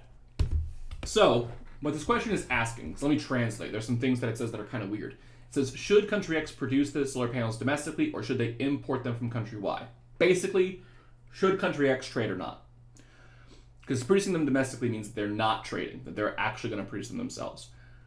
Should they import them would mean that they should trade. So they're asking, is this a good trade for country X? Now I'll tell you one thing. This is not a mutually beneficial trade. Remember, for it to be mutually beneficial, it has to be between these opportunity costs. So whatever number they gave me would have to be between 0.5 and 0.75. If they gave me like 2/3, that would be mutually beneficial. It's not mutually beneficial. But it didn't ask me if it's mutually beneficial. It asked me if country X likes the trade. So here's how I check that. The circle and boxings helps me keep tabs on what this is. So country Y used to give up 1 solar panel and get back 1/2 of a furnace in their own economy. Now they're giving 1 solar panel to country X and getting back 2 furnaces. It's pretty good for country Y. They used to give up 1 for 1/2, and they're giving up 1 for 2. It's a good deal. Country X used to give up 3/4 of a furnace for every 1 solar panel. Now they're giving up 2 furnaces per solar panel. That's not good for country X. So the answer to D is they should just produce it themselves. This trade is not beneficial for country X. Here's the good news, people who are scared by this. Here's the good news that people who are scared. That's worth 1 point. This question D, right here, this big spooky question you're all spooked by, was very spooky, is worth the same as country as point A. They're worth the same. Which is, this FRQ has 5 points total. 1 for A, 1 for B, 2 for C, which is answer and explain, and then 1 for D, because it doesn't ask you to explain. So, if you were to have missed D because, although it's literally a multiple choice question where the answer is either A or B, it's either domestically or import, pick one. You have a coin flip chance. If you were to miss that, you'd still get 80% of the points, and 80% of the points on the econ exam typically equates to a 5. So every time there's an FRQ, I would wager, like any FRQ you see, most of you guys will have at least one thing on that FRQ where you're like completely like have no idea what's happening. That's normal for an FRQ to have like one like wild card thing that they ask about where you're like, what? Like the budget thing on the previous problem. Where you're like, what? Yeah, you can afford to miss like 1 point on every FRQ. Like, and still get a 5. Like, you can afford to miss 2 points on your long FRQ and still get a 5. So don't think about it in terms of I have to get every point on the FRQs. First, your FRQs are only worth a third of your score, 2/3 of your score from your multiple choice portion. And 5 is the highest you can get. Econ does not go to a 6. None of them go to a 6. There's no such thing as a 6. There's a 5 and there's a perfect score is the highest you can get. 5 is the max score on the AP exam. Like a perfect score is the same as another 5. So yeah, what's this stuff? Is Danny's question? Could this short FRQ connect to the Forex market? Probably not. I would say usually they don't like to mix them. This is one of the few things I would say that they have a hard time mixing with other units, like in an easy way. Like there's one I saw. Let me switch to my other camera so you can't see the FRQs that I can see, because I could again get in trouble for that if I do this wrong. Hello, it's me. I'm switching questions. I'll add a PPC. I'm doing this for the PPC thing that Sarah was asking about. There was a question where I was like, oh, wait a minute, that does hit the PPC thing, which is wild. Yeah, this one. Which this one I'm just confirming is not a secure question. So I don't have to be like worried about it.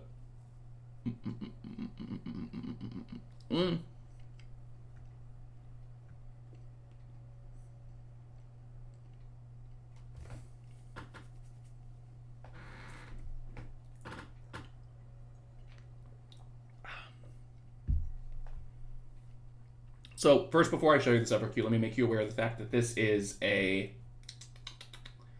from the COVID year, where there was no graphs allowed on the AP exam because everyone was like typing answers and they couldn't upload photos of their drawings or anything like that. So there's no graphing a graph on this. That doesn't mean that you won't have to graph. This is from the COVID year where they had to do weird FRQs. So here's the FRQ I'm talking about. And this is one that has the PPC kind of mentioned in it, so I think it's good. And I can also show you how they can't really connect this to other units easily. So Brazil and Argentina make beef and coffee. This is still a output problem, amount of beef and coffee being produced. Okay. A says, assume that prior to trade, Brazil is producing 5 units of beef and 1 unit of coffee. What can you conclude about the use of resources in Brazil? Explain using the PPC. One, a lot of you guys instantly are like, oh my God, what? It's not that scary. It's not. Okay, look at the numbers. Brazil can make 20 beef or 2 coffee. It's saying that right now Brazil's making 5 beef and 1 coffee. What would that look like on a PPC? I could draw it if I wanted to. Technically, this question does say it has constant opportunity cost, which is weird because beef and coffee aren't the same thing, but sure. That's just to make the graph easy.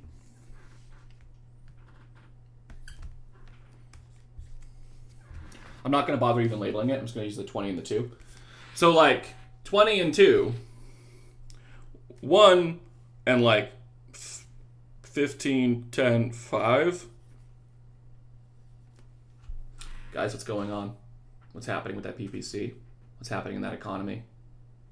What's happening? What's going on? What's happening? What's happening?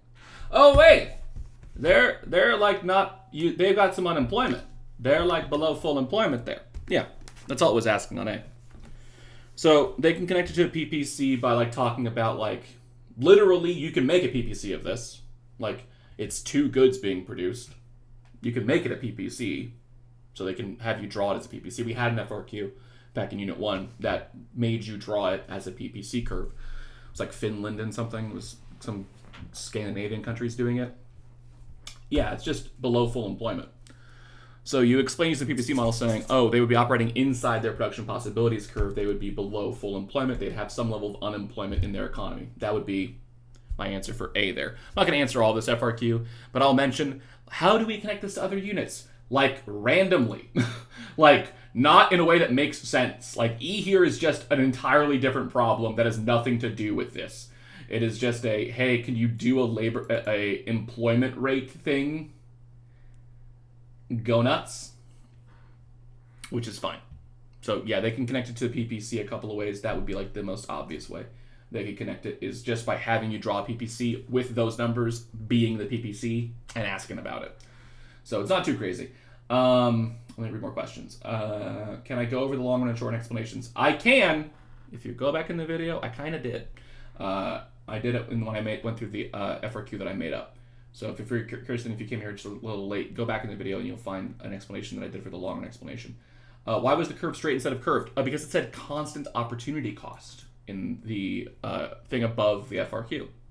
I can show that to you real quick, Danny. My head is blocking it, in case you're wondering. This. Constant opportunity cost. Remember that there's two ways your PPCs work. You either have a bowed-out curve or a linear one.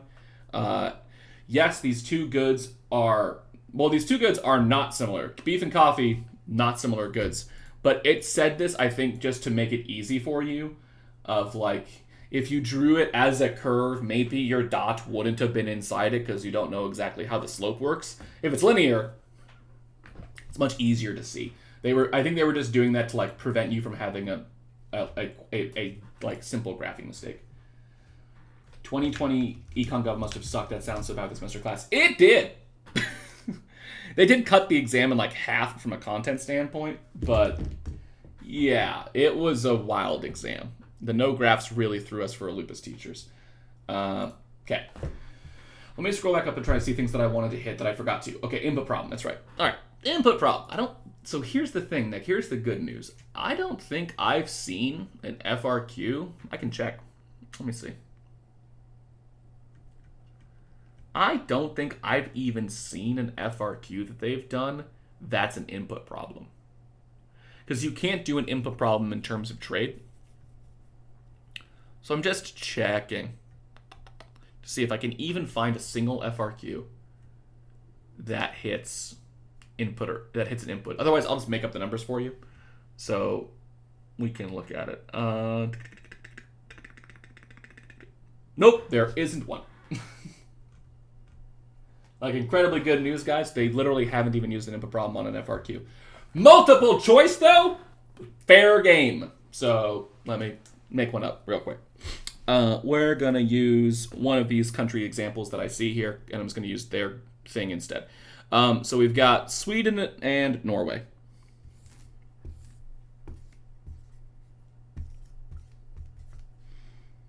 Sweden and Norway. I'm going to say that they can both make food and they can make homes.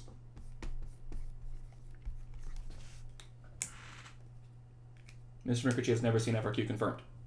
Could it still show up as an FRQ? Like, technically, Nick? Yes. Would I be very surprised? Yes. But that's why I'm going to do one right now. I'm going to, do an input problem just in case. It wouldn't be a term of trade thing. Maybe it'd be half of an FRQ is very PPC heavy, and the second half is an input problem, just to make you do some extra weird math. It's possible, but it's not likely. So here's how an input problem would work here. Sweden and Norway make food and homes, right? If the sort of outline of the problem said, hey, this is the amount of hours it takes for this country to produce a ton of food and 10 homes. Something like that. Okay. Amount of hours it takes. So it takes Sweden 2 hours to make a ton of food. It takes them 10 hours to make some homes. It takes Norway 3 hours to make some food and 9 hours to make a home. So the HRS is hours here. So you got 2 and 10, 3 and 9 for Sweden and Norway. It's an input problem because the numbers in the table here are the amount of resources needed to make something. In this case, time being the resource that we're talking about. Time is the most common resource used here. Could be materials, could be workers, could be amount of thing to make a thing, input, like things being put in to make a product. Okay. So hypothetically, the difference between input and output is twofold. One, absolute advantage is different. It's still easy because look at the table. Who's better at making food? Who can make the most food? It takes Sweden 2 hours to make a ton of food. It takes Norway 3 hours to make a ton of food. Sweden's better then. Here, Sweden has the absolute advantage in food. It's the smaller number, but the definition of absolute advantage wasn't bigger number. It was who can make the most, right? When it was number of things being produced, then yeah, that's the bigger number. When it's number of resource needed to make a thing, it's actually the smaller number. Because who can make the most food? If I gave Sweden to Norway the same amount of time, Sweden's making more of it. Like, they're both making a ton of food. It takes Sweden less time than Norway. So Sweden has the absolute advantage. It's still, I don't have to do any math for absolute advantage. I can just look at the table and like read it and like use logic. It's like, who's better at making it? They're both making the same thing. Sweden. Takes them less time. Norway would have the absolute advantage for homes here because it only takes them 9 hours to make one, which is better than Sweden. So that's easy. Faith, of course, I'll do a multi-graph shift FRQ. Technically, I've already done that, but for sure, I'll do multi-graph shift FRQ. It's like the Phillips curve ADAS thing was multiple graphs, basically. So that's absolute advantage. For comparative, yeah, it's like a country making it, though, so come on. A country can produce a home. And these are not realistic examples. Like, they're literally only making food and homes. Countries make more than that. No one had any problem when we were doing a country making literally just like, what were the two goods that were being produced in our example? Furnaces and solar panels, like the only two things these countries make. And it was like 6 and 12. That's terrible. So to do an input problem, comparative advantage, you do other goes under OGU when it's input. So for Sweden, one food, I take, can we see this? We can. I take this number, it goes under this number. I take the other, it goes under. I bet a buddy is inviting me to play a video game. Give me one second. Let me disable this. Nope. It's got Steam invite from a buddy of mine. Nope. Can't do it, gang. 10 under 2. 10 under 2, which is a fifth. You'll have a calculator. Don't freak out.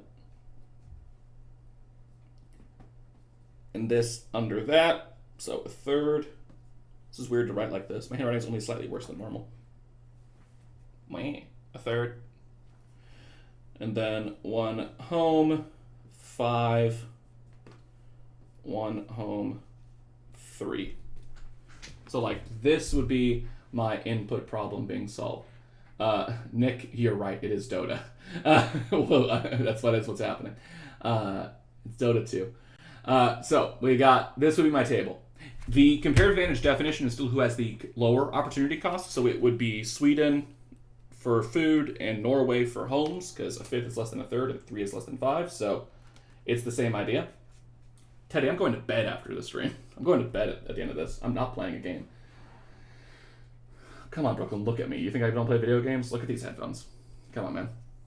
I have a streamer set up. What do you think's going on? Okay. So we've got one food. These are my comparative advantages. These are my opportunity costs. Same idea. You don't do terms of trade here, so that's where it would stop. You wouldn't have to do any more than that on an input problem. But multiple choice is fair game. Multiple choice is fair game. I usually, like a really, really, really stupid way to do input-output, but would technically work, is like, is big number good? Output. Is small number good? Input. Because like, if it's number of things being produced, big number, good. If it's number of resources used to make a thing, small number, good. Input, output. So yeah. Will, what are you doing here? You took the exam last year, Will. Don't be weird. Hop out of the, leave. Go home. Go sleep. Okay. Sorry, I've got to scroll up here. Do tariffs make consumer surplus increase or decrease? That's micro. Wouldn't be macro. Yeah, wouldn't be macro or micro. A tariff makes people in the country buy less of the good. It reduces imports. Consumer surplus would be a micro topic. This is AP macro. I don't want you to freak out other people. Am I any questions I gotta worry about? Multi-graph shifting, yes. Lots of weird things shifting, yes. You cannot join after the string. Choosing less before the bros, yes. I would love to go to sleep and play video games instead. But you guys are bad at studying, so here we are. Okay. What else? Multi-graph shift, yeah. The next FRQ I have after the bank balance sheet is a multi-graph shift problem, Faith. So I'll get you there. I'm trying to see if anything else is worth mentioning. Cool. All right. So a bank balance sheet FRQ.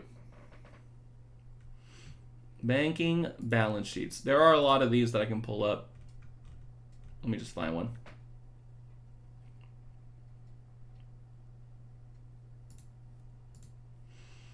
Trying to find one that like hits some things we want to do. Let's try to make sure that I see ones that are not like, ugh, no, I don't want any of these ones from the COVID year. Because they were all super weird in how they framed it and phrased it. What do you think is going to show up on the AP exam, Hatija? Literally everything, Hatija. No. I mentioned before my predictions for the FRQ. I'll show that on the screen actually right now, so you guys can see it if you came in a little bit later. These were my FRQ predictions. So if you want to screenshot it, pause or whatever, take a quick photo. These are my predictions for the FRQ. Let me quickly try to like, I don't know what I'm supposed to be doing here to try to like help myself out. Pausing this. Close your eyes real quick. Morning. Over here. Finding the FRQ while you guys look at the thing. Where's an FRQ that I want to use here? God, they have so many of these that are like from a year that I don't want to use.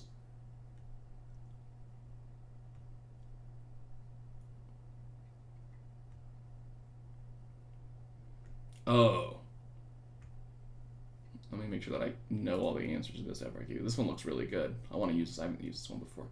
Just making sure that I have all the answers right before I go over it with you. I don't want to embarrass myself and get it wrong. I think I know all the answers to this. I just want to make sure. Real fast.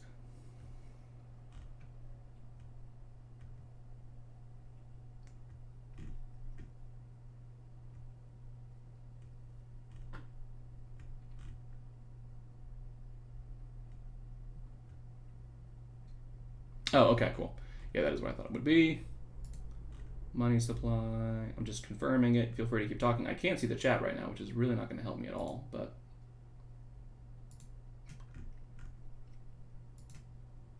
Oh, I have this zoomed in. That's why I can't see anything. My fault. Oops-a-daisy. You're not supposed to see anything right now. I just have this thing pulled up on the side. Oh my God, I have too many things on my screen right now. Shocking that that's what's happening. ADD brain. Yeah, that's what I would have guessed. Yeah, I can explain that.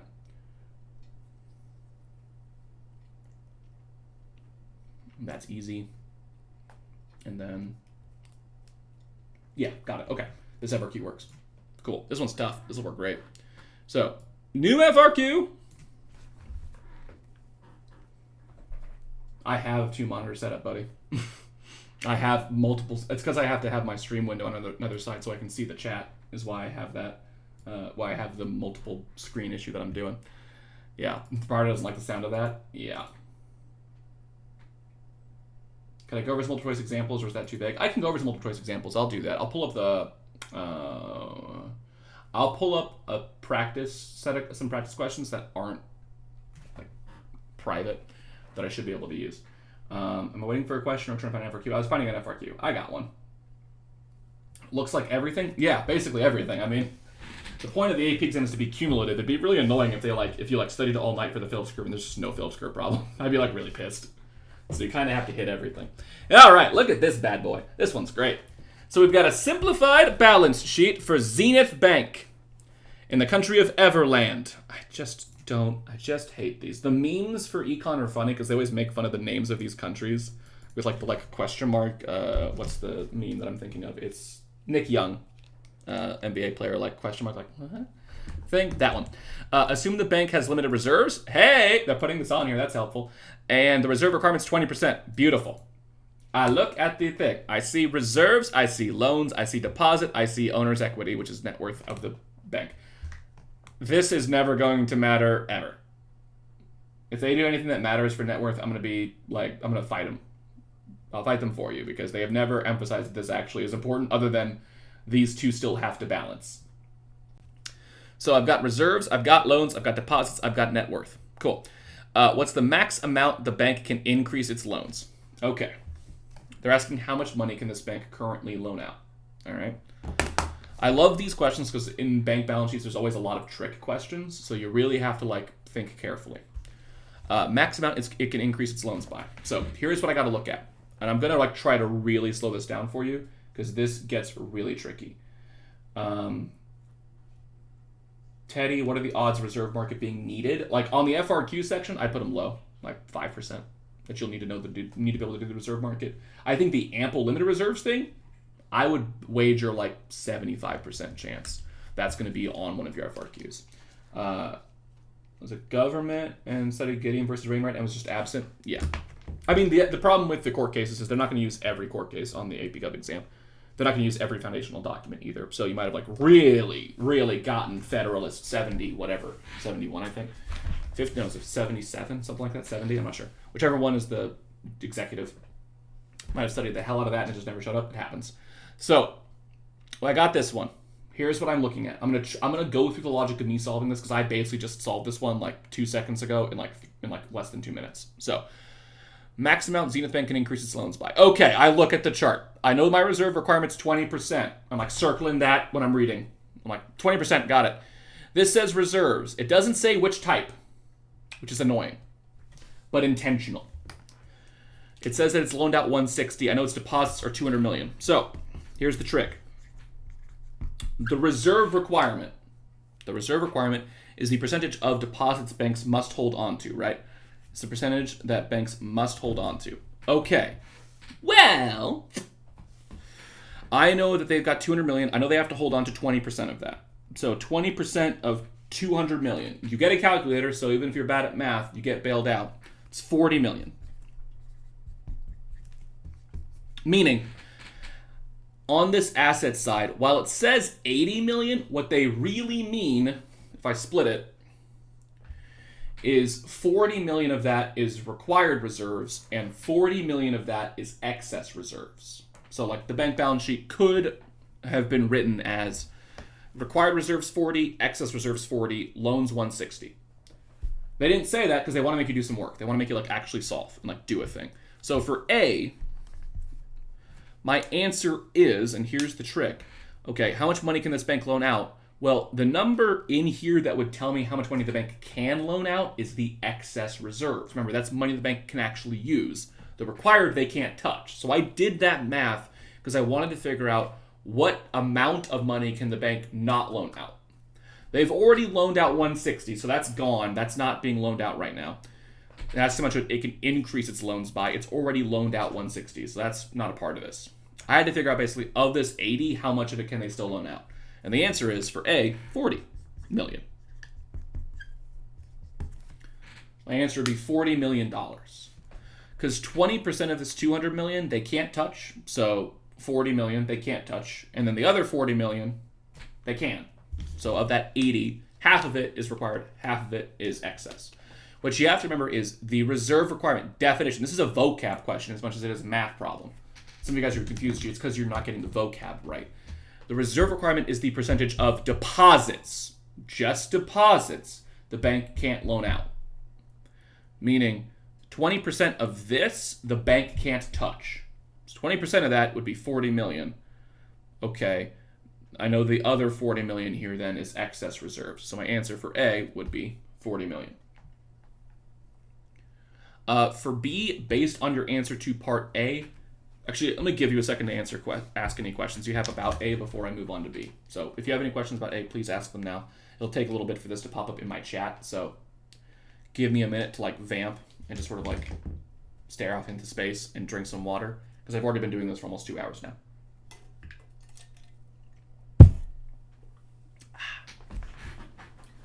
Just waiting, just waiting, just waiting, just waiting. The bank balance sheet problems are always very tricky. They're very tricky problems. You have to know what they're actually asking. And then they're just asking, how much can this bank loan out? So I got to figure out what the excess reserves are. That's the trick. I got to figure out how much money does this bank actually have that they can use. They have 40 million they can't mess with. They have 160 they've already loaned out. So that means out of the 240 that they have, only 40 of it they can play with still. Yeah, A is just the excess reserves. You have to figure out the excess reserves. AP score 5 level teacher. Thank you. Yes, guys, if I took your AP exam, I would get a 5. Very confident. It'd be bad if I couldn't. It'd be pretty bad if I wouldn't get a 5 on your AP exam if I was your teacher. I think the last time I did a mock AP exam, I got 59 out of 60 multiple choice questions right in every point of the FRQ. The multiple choice question I missed was like one they were just sort of testing to see if kids would know, so they never asked about it before, so I missed it. which is me making an excuse, but, 59 out of 60 ain't bad. B, I'm going to solve that now. Based off of your answer in part A, calculate the maximum possible increase in Everland's money supply. Vortex Prime, who I do not know who you are, you got it. How do you distinguish if they're asking for the excess or the multiplier? Great question. B is asking for the multiplier because it asks about the money supply. Remember that your formula for this is change in excess times mult equals the change in the money supply. Wow, I really ran out of space here. I full John Mulaney'd this and absolutely ran out of space as I was writing. Excess reserves times money multiplier equals change in the money supply. My excess reserves were 40 mil. My money multiplier is 1 over the reserve requirement, which is 0.2. So I do 40 million times 1 over 0.2. 1 over 0.2 is 5. So 40 times 5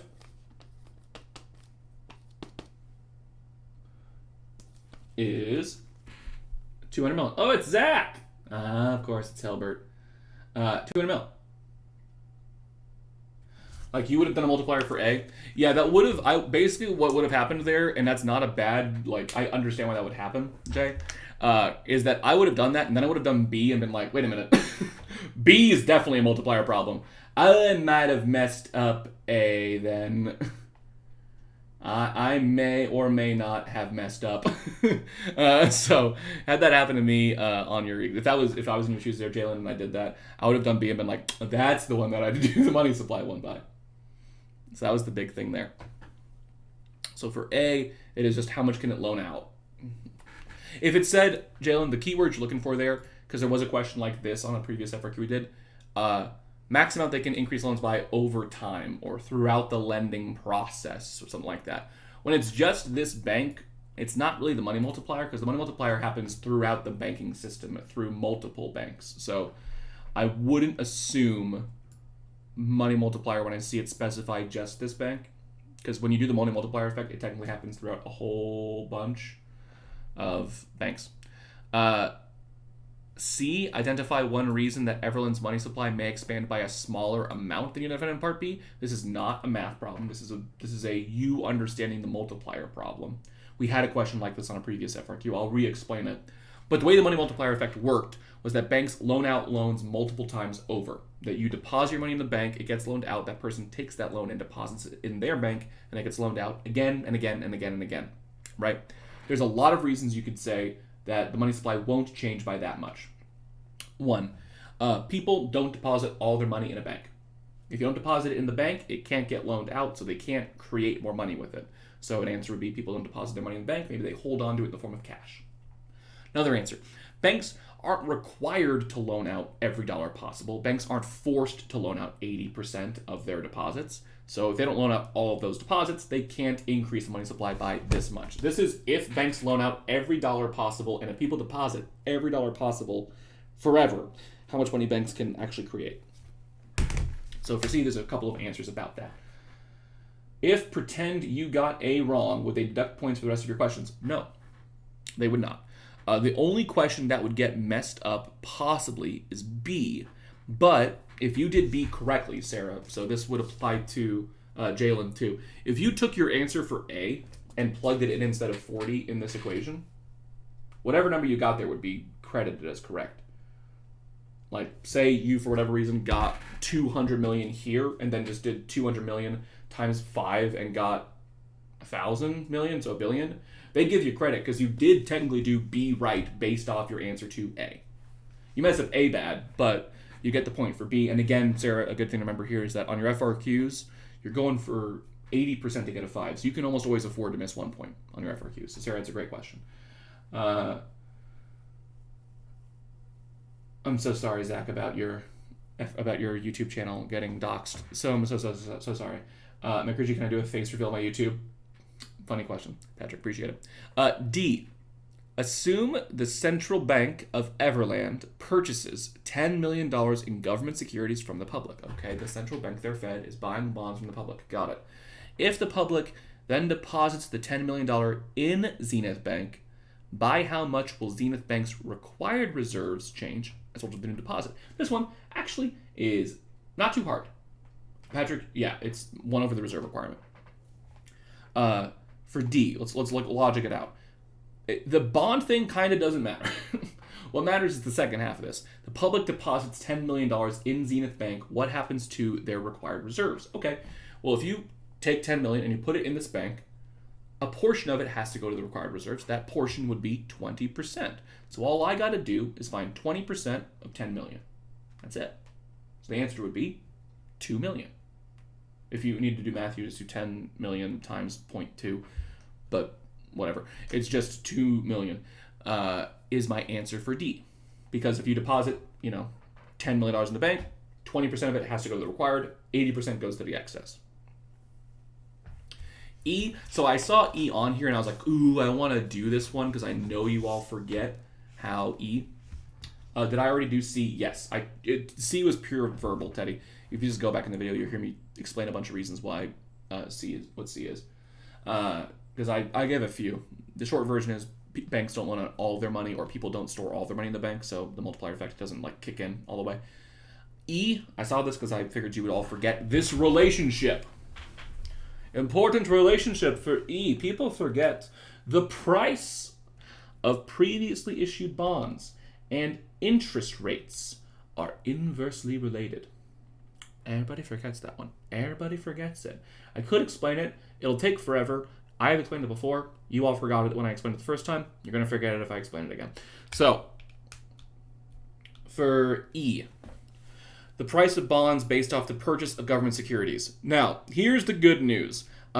You could just use, caveman brain a little bit, where it's government buy more of thing, price go up, ?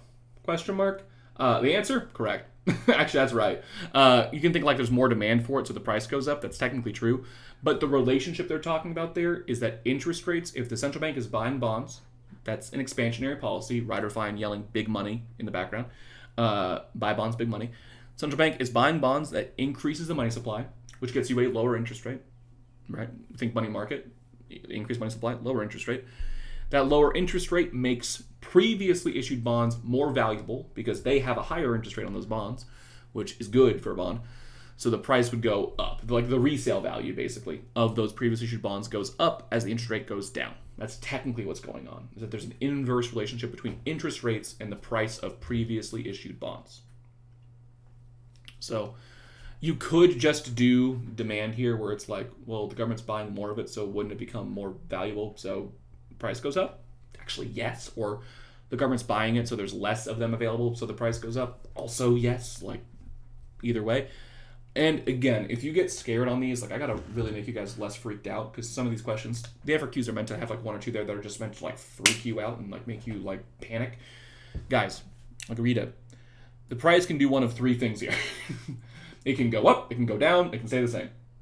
It's probably not stay the same because a thing happened. So most of the time when things happen, things change. It's not every time, but it's probably 90% of the time it's going to be either increase or decrease. Cool. Big one. Does it say to explain it? Nope. Thank God, because it would take a long time to explain that, actually. So you don't have to explain it, which is great. So you either just write increase or decrease and move on with your life. It's literally a coin flip, guys. You've called heads and rolled and flipped heads before. It's possible. You could easily get it. If you don't know what to do, at least on these FRQs, these aren't FRQs like some of your other classes where it's define this word you don't know. You're well, I can't. I don't know what that word means. Or it's a thing in apes where you don't know how to do the math at all for it, so you're just completely lost and have no idea how to solve for it. On E, which you might not know what the answer is, you can just be it's going to increase. And then point. You might get the point just off of that. So feel free. If you don't know how to do A, but you know how to find the money supply, put a number for A. A number you can work with. You'll get A wrong, probably. You're not going to guess 40 million, I don't think. But if you put a number in A and then use that number correctly in B, you get the point for B, even if you did A wrong. That's what Sarah was asking about earlier. So that's perfectly fair game. All right, back to me. So any questions you have over that entire FRQ, feel free to ask. I can do another balance sheet FRQ later. I just wanted to show you one real quick.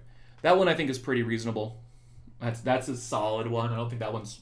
Outside of A is the only part that's really confusing. B is a money multiplier problem. C is like how the multiplier effect actually works. D is just like knowing to put 20% in the required reserves. And E is knowing a relationship. What was the answer to D? The answer to D was just $2 million. It was just $2 million because the $10 million deposited, 20% would go to the required reserves. So 20% of 10 million is 2 million. Okay. So those were my guesses for the short FRQ. I don't know if it'll be 1 or 2. I don't know the order of these. They can flip around. So this could be short FRQ 2 instead of short FRQ 1. I'm just like one of your short FRQs will probably be over one of these two things. If they're not, don't fight me. I'm just guessing. It's not like you guys remember how to do these anyway, so it's good to show you because there probably will be multiple choice questions that hit on both of these, I would bet. There's going to be a money multiplier bank question on your multiple choice portion for sure. There's going to be an absolute or comparative advantage or terms of trade or multiple choice question on your AP exam. It's going to happen. I can guarantee you're going to get at least one. Hopefully it's absolute advantage. That'd be great. Love those. Short FRQ 2. So this, I'm going to hit a lot of things y'all want me to hit here. So I'm going to do this as a money market problem first. I'm then going to do it as a reserve market problem. I'm going to make this one up. That way I can keep it very simple and not have to like worry too much about it. I'm also going to make it a multi-graph problem, and screw it, I'm going to make it a 3-graph problem. They won't do a 3-graph problem for a short FRQ because it just takes too long to do that. But I'm going to do it just for the sake of like you getting more practice with more graphs. Cool. So for short FRQ 2, money market or reserve market, we're going to do money market first. Change interest rates, how it affects AD, and explaining it. Tying to the Forex market and balance of payments. Okay. I am going to, in about 30 minutes, take a quick break. Kirchhoff, can I talk about nominal versus real GDP and how certain shifts, short or long, run affect each GDP? Generally speaking, Colin, it affects it the same. Like, your shifts on your ADAS graph would affect nominal and real GDP simultaneously. Because they affect real GDP on your ADAS graph in the short or long run because of the axis is real GDP. If real GDP goes up, so does nominal. If real GDP goes down, so does nominal. It works in that way. The idea of formulas to remember is M molt, S molt, T molt, deflator, CPI, unemployment labor rate. Yeah, I would say definitely know your multipliers and how to use them, for sure. You need to know those. GDP deflator is good to know just because you can use that deflator formula to find real GDP also, just through algebra, because deflator equals nominal over real times 100. If they gave you nominal and deflator, you could then use that to find real, if you know how to do algebra. If you have, like, not even that high level of algebra, that formula is helpful. CPI is good to know because you won't memorize it otherwise. Unemployment labor force is good to know because those are actually easy problems. I would also say know your Fisher equation and know the MV equals PY formula too. Those are the ones that I think are like, know those because those ones are gimmies if they give it to you on your AP exam. Okay, let me make this FRQ up while I'm just brainstorming. So.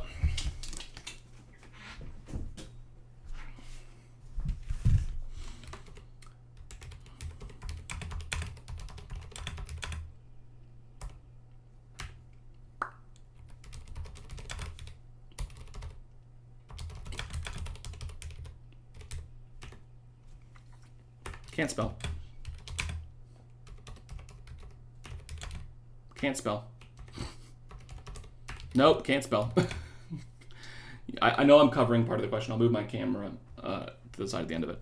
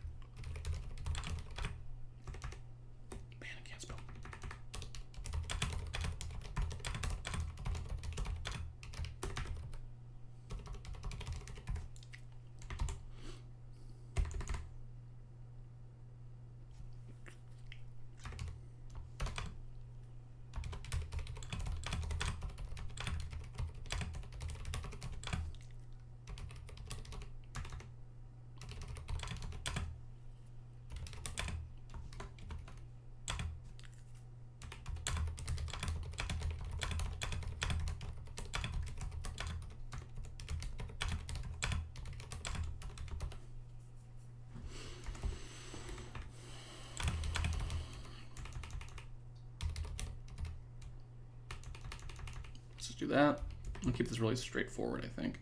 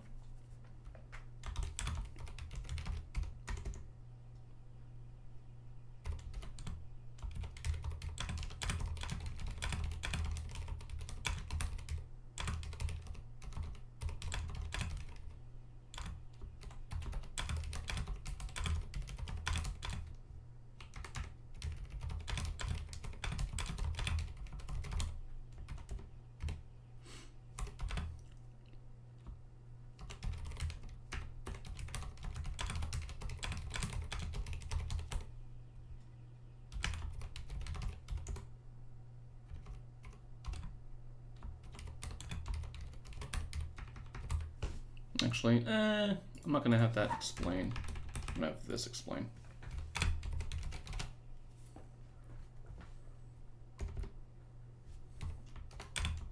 I'm making this one longer because you can make this into a long FRQ if you wanted to. Either one would be fine.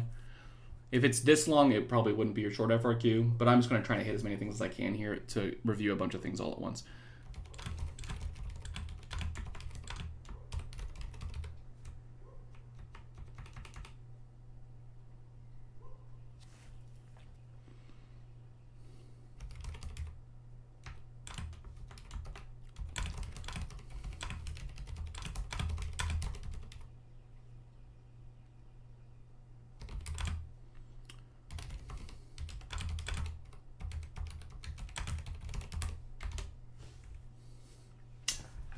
This is a good one. This a good one. Okay, let me move my camera out of the way. Let me open my email in my other tab so I can see the picture that Zach sent of me and Archer. Oh my God, there's a lot of emails. Oh my God, so many subscriptions to my thing. Jesus, guys. Reagan and Corey subscribed. Thank you, guys. Ding that bell. Oh, Zach, it's a horrible photo. It's the worst photo of all time. Thank you very much. I'm not showing it. There's no way. It's bad. Okay. What am I looking at here? I'm checking anything else here.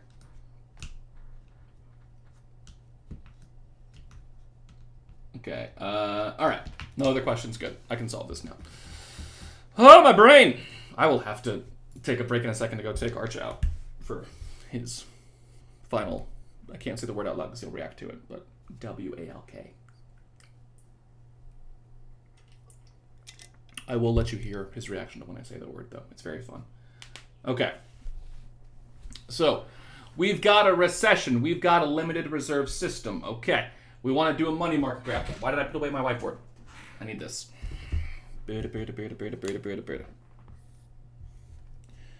I'm making my money market graph. The nice thing in this question, I told you what the axes were. It sometimes does that, which is super kind of both me and the AP exam occasionally.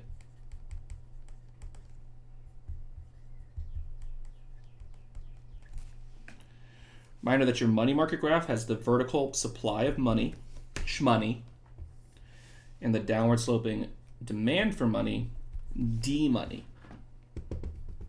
I then need to label my equilibrium interest rate and my equilibrium quantity of money. So it's Q1 and I1 respectively. I'm going to make my camera a little bigger so you guys can see my graph a little better. That's not a little bigger. Make the text a little bigger. And I need to make myself a little smaller. That's a good, healthy balance, I think. Okay. So the money market graph for A should look like this. Nominal interest rate, quantity of money, S-money, D-money, I1, Q1. You don't, importantly, there's no way to show a recession on this graph. For those of you that are wondering, hey, it said a recession, how do you show that in the money market? No, you can't. The only graphs you can show a recession or an inflationary period on are your ADAS graph and your Phillips curve, because they're the ones with the long run line. The long run line is how I can show a pog or a nog, because they were always like in reference to where the vertical line was. This is a vertical line, but it's not a long run anything. This isn't like the LRS money. It's just S money.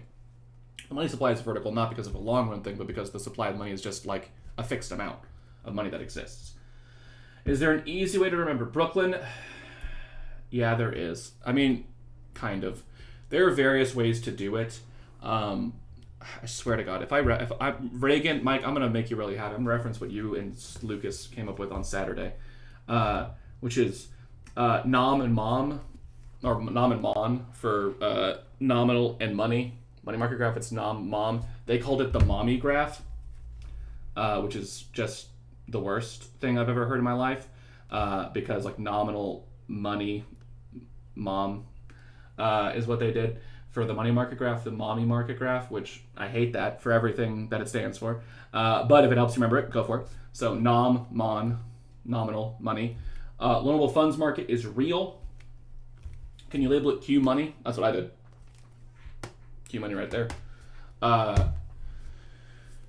For the loanable funds market, I think of it as the real interest rate because the price of a loan really is the interest rate, right? Like real price of a loan is the interest rate. Money's price isn't technically the interest rate. It just happens to be on this graph.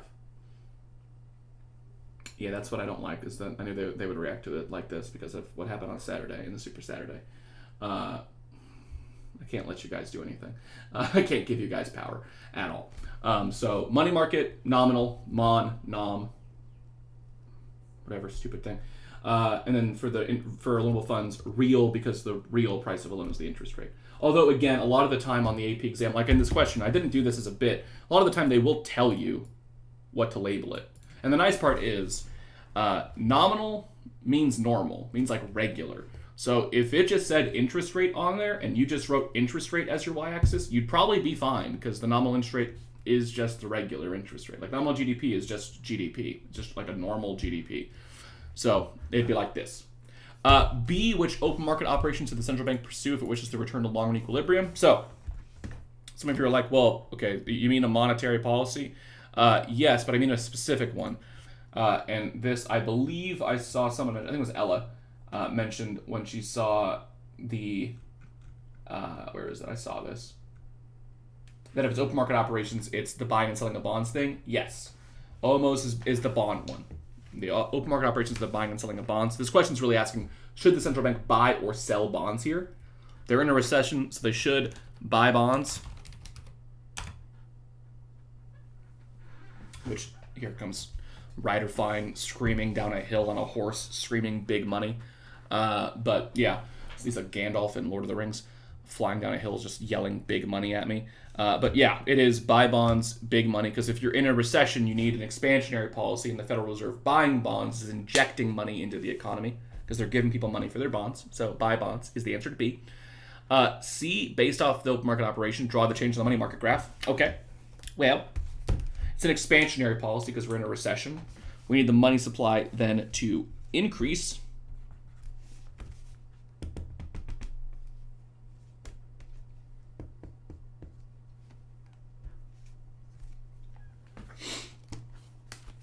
So this would be my answer to C. You have this increase in the supply, larger quantity of money, lower interest rate. Don't have to have this little downward arrow on this side. I just like to, because it's helpful to point out that the interest rate went down there. Yes, Zach, thank you for the memification of my class. I hope you all pass the AP exam and don't get a 2 on an exam where you learned how nice PP is a supply shifter. Really hoping so. For part B, could you say decreasing taxes, or would that not work? You could not say that. One, for 2 reasons. One, the central bank does not control taxes. That would be a fiscal policy. It has to be done by your government, which is separate. And second, it has an open market operation, which the open market operations are the buying and selling of government bonds by the central bank. So it's looking specifically for that. Now, I will say that is the correct fiscal policy to use in a recession. So like, you're thinking kind of the right thing for like fixing the economy. It's just the wrong person fixing it. If the government were to fix it, they would lower taxes or increase government spending. If it's the central bank, they have to do a monetary policy. If it's open market operations, that's the bond ones. A lot of stuff there. Lots of stuff there, I know. And that's the graph for C. Okay, right there again, so you can see it. D, based on the open market operation identified in part B, draw the change in your money market graph from A. Already did that, sorry. D, based on the change in interest rates, what will happen to investment spending, and explain it. I can explain it. Here we go. So nominal interest rate, we said went down.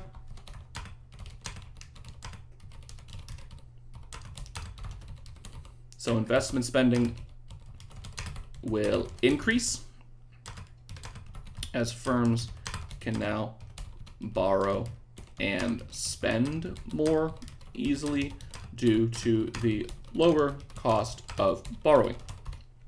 That's the idea.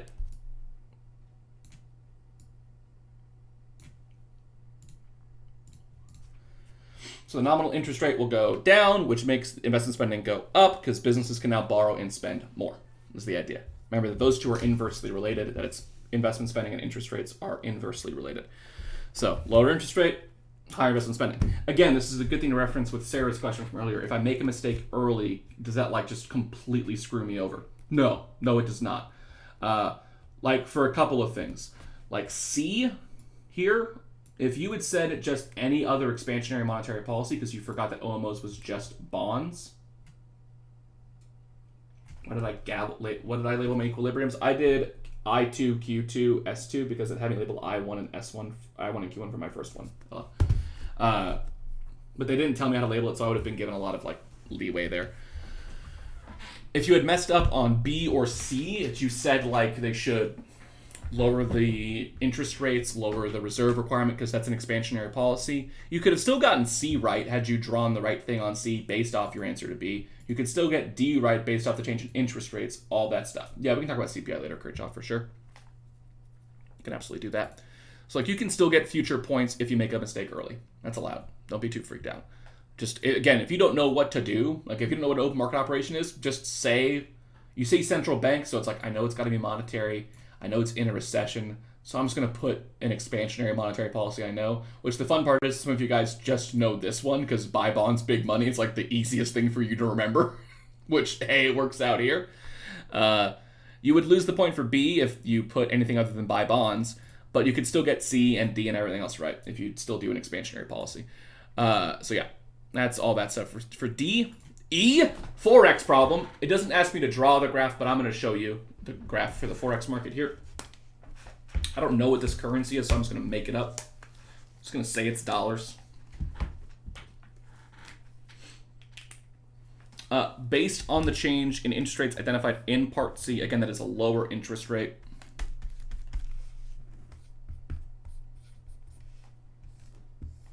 What'll happen to the international value of the currency and net exports as a result? And I have to explain the net export thing. Okay.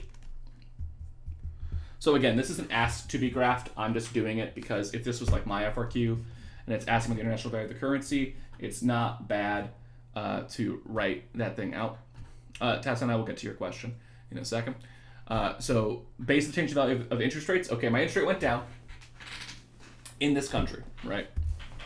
I can think of this from two perspectives. I can think of this from the perspective of people in this country or the perspective of people from outside this country. If I think of it from the people outside this country, I would say internationally, the way interest rates work in the international like Forex market is people want to invest internationally where interest rates are highest. The logic here is like the investment we're talking about in this context, foreign investment, we're talking about like buying bonds, storing in savings accounts, like assets is what we're talking about here.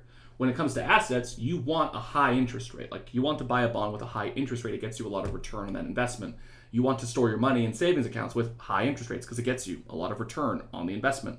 So people want to invest where interest rates are high internationally. This country's interest rate just went down. People would not want to invest here then.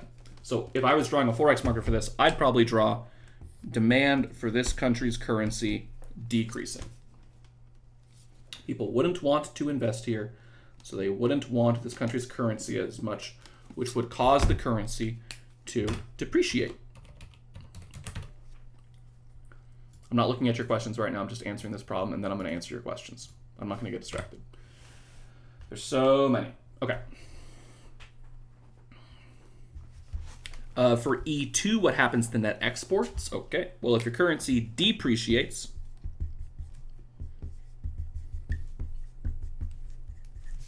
your currency is depreciating, right? Could frame this around exports or imports or both. I would just say, because it will answer this question, net exports will increase if your currency depreciates, which I'll write this, will increase as this currency is now cheaper for foreigners to acquire, making all goods from this country cheaper for foreigners.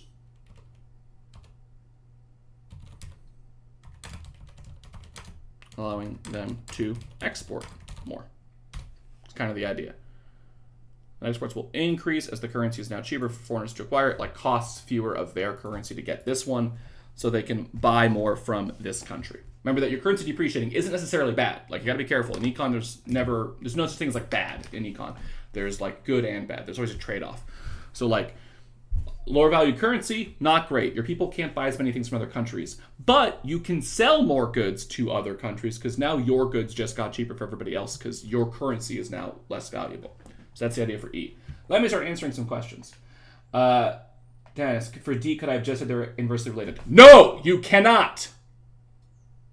Denise, you cannot say that. Them being inversely related is not an explanation. You have to explain how they are inversely related. Like, why does it work that way? So for D, you have to say, not just because they're inversely related, but because, like, how does that work? Oh, because interest rates are lower, firms can now borrow and spend more because it costs less to borrow now. You can't say that they're inversely related. You gotta be careful about that. Danny, how come monetary policies shift demand on ADS but shift supply on global funds? Danny, I'm gonna sound a thing that's gonna not feel great. Because they're different graphs. Like, because the graphs are of different things, right? You've got to remember what each line is representing on the graphs. So for like global funds or money market, we're talking about the amount of money that exists. So a monetary policy, which changes the money supply, would change the supply on those graphs, because in both cases, on the money market and on the global funds market, the supply curve is referring to money. Like on the money supply, it's literally money. On the global funds market, it's money that banks have. Either way, more money in the economy should lead to a larger supply on those graphs. Why it changes aggregate demand, SRAS is not the supply of money. It's our ability to produce things. Aggregate demand is our spending. The more money that exists in our economy makes spending increase, not necessarily production. The idea being that the more money that exists, the cheaper loans get, allows for more spending, not necessarily more like production ability is the idea. So it changes AD, not SRAS on that graph. It's because they are functionally different graphs. The lines mean different things. So it's not always supply of one, supply on the other. They're not always the same like that. What am I looking at this? For E, we don't have to explain imports going down. You could do both if you wanted to, but net exports increase if exports increase or if imports decrease. You could explain either or both. I don't have to explain both because net exports would increase if exports go up. So I don't technically have to do that.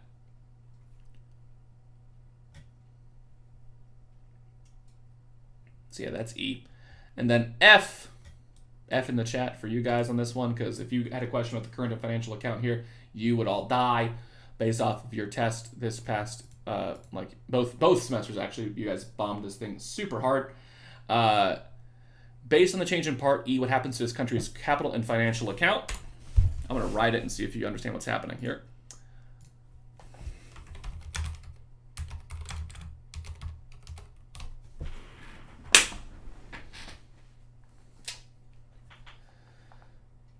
Could you also say the supply increases? Yes, McKenna, you could.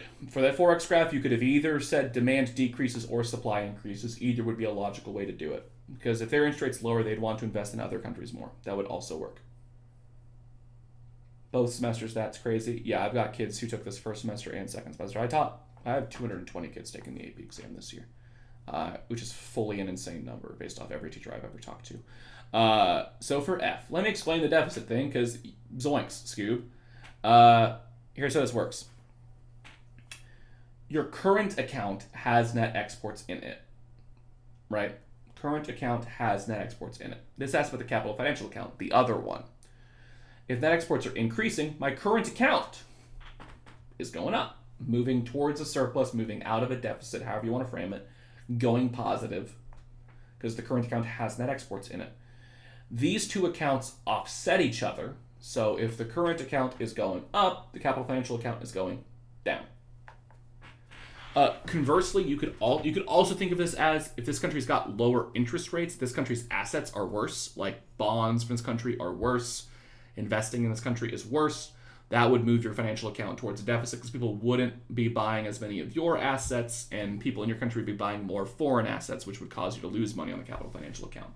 So either logic of like focusing on the current account, because I know what net exports are, and I'm like, the current account has net exports in it, net exports are going up, so the current account's going up, and these accounts offset, so the financial account's going down. It's a logical way to do it. Or people are going to be buying less assets from this country because of the lower interest rates, so the financial account goes down. Either is a valid way to do it. So this is what I mean by like random stuff. When I say like a random thing being thrown in on an FRQ, like this is a random thing. Like a, hey, guess what, guys? Current account, oopsie-daisy. Oh. And you're like, oh no, why no? Oh, look, it's Zach and Ryder asking the same question because you guys refuse to learn this. Refuse. You are also dumb. Okay. Yes, what's in each account? Let's write it out for another time. Let's just do it again. Let's write it out again and see if this time you remember. I'm making fun of you guys because this happens a lot and you guys are dumb. Net exports. Weird. Net foreign income. Oh my god, I did the thing again where I didn't make it big enough. Did I? Wait, I had it there for a second. Wow, it actually works this time. Okay. Which is money made passively off assets overseas. Think interest for that. Oh my god. And net transfers, direct, can't spell, transfers, direct sending of money overseas, and the capital and financial account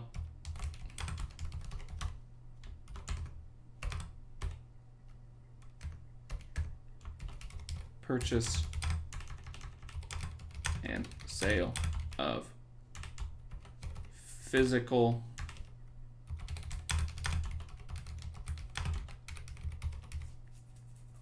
assets.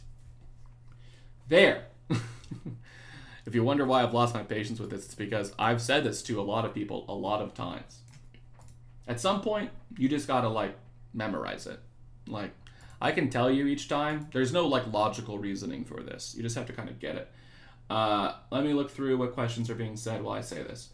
So on the AP test, do we explain even when not asked? I've heard countries that we should, but I don't necessarily want to over-explain if something wrong. Scene, that's actually a very good question. If you can explain it, please do. If you can explain it and you're not worried about messing it up, feel free to. If your explanation were to contradict your answer, you would lose the point. So if you do explain something kind of unnecessarily, just read over it, make sure that what you said in your explanation doesn't like counter what you said in your answer. Like I'll think of times where people have said, GDP goes up, so firms will hire more workers, so unemployment goes up. And it's like, no, they're hiring more workers. That make unemployment go down. Why did you say that? Like, that kind of thing would cause you to lose credit. So I only fully explain when it says to explain, but make sure when you're doing that, you're not just saying like because they're inversely related or because they're directly related. You have to explain the relationship. That's the important thing. I swear to God, my boys, I'm not going to even, I'm going to, okay.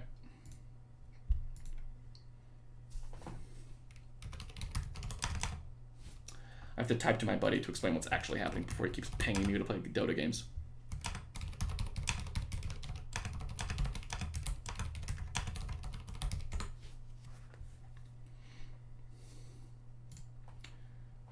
So rude. McKenna, odds on a current and let me go back to this so you can see this again. Odds on a current financial company on the FRQ. I don't know. Honestly, couldn't tell you. I don't know if it would be or it wouldn't be on the FRQ. I'm just saying if they bring up the forex market, it wouldn't be crazy for them to mention it. It's very much a fair game thing to put there. Which one did real estate fall under? It's a physical asset, Zach. A physical asset is property, factory, a building, something like that. It's a physical asset. Thank you. It's yeah, it's Dota 2. It's 1,000% Dota 2. It's what he wants me to play.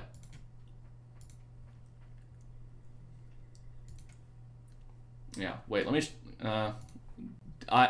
Do I show you all this? Do I show you the amount of hours I have in Dota 2? Let's see.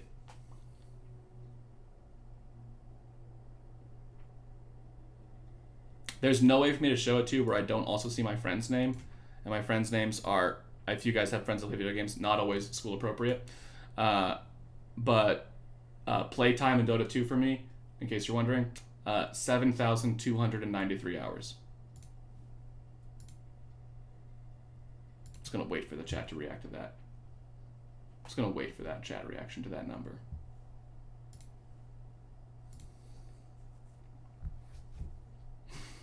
Just going to wait. Because that's a crazy number.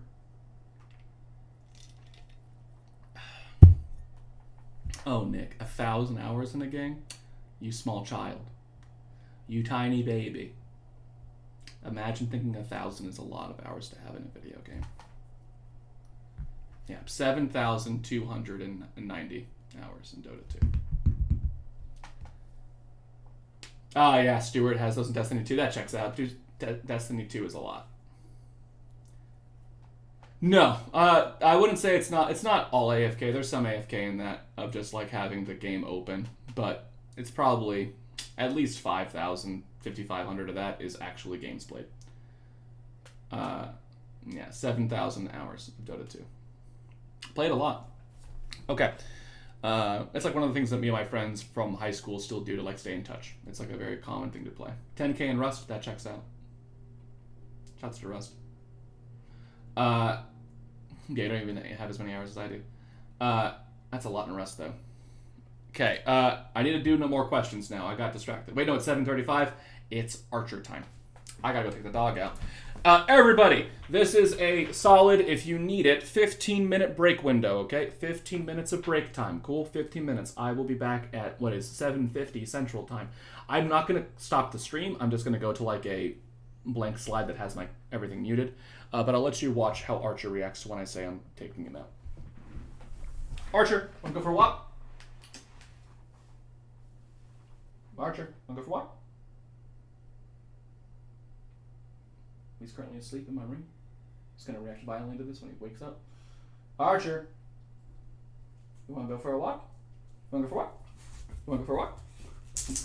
You wanna go for a walk? What? You wanna go for a walk? There it is. There, you wanna go for a walk? You wanna go for a walk? Yeah, he does.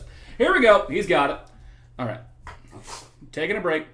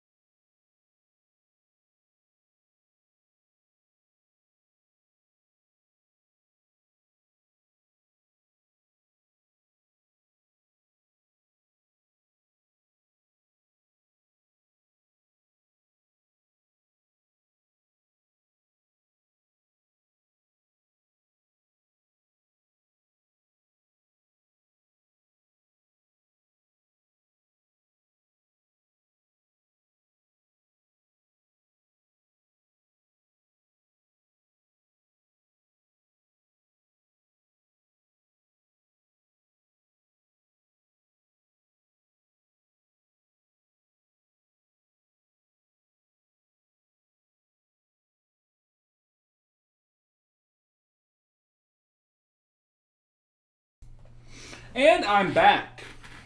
Right around the time I said I was going to be back. Yeah, I'm good at time. Okay, what did we have in the chat? What weird things do we have? Dog. It's almost a year. Yeah, I know, Maggie. It's like literally a year almost in Dota. I've been playing it for almost a decade now. I don't have IRL streaming capabilities. Also, I don't want to get doxxed by you guys, so no. How critical is it to know to M0, M1, and M2? You definitely need to know what M1 is. It's probably good to know what M0 is. They've asked a couple of questions of that over the years. M2 is not really necessary to know. You know M1 pretty much. Imagine M1 is important. M2 is just that plus retirement funds.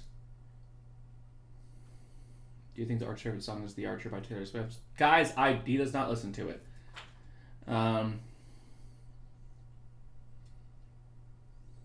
What am I drinking?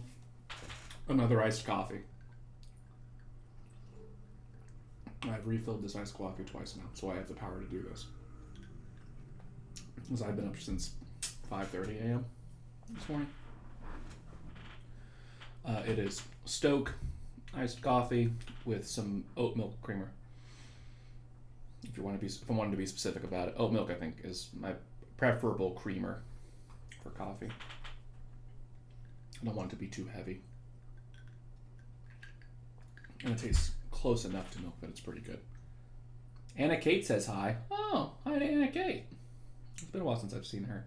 Hope she's doing great. Okay, we'll get started here in a second. Let me think of what to do from here. Let me go back through the chat and see things that I forgot that I said I would do later. CPI, I know Kirchhoff asked about. I'll do that. I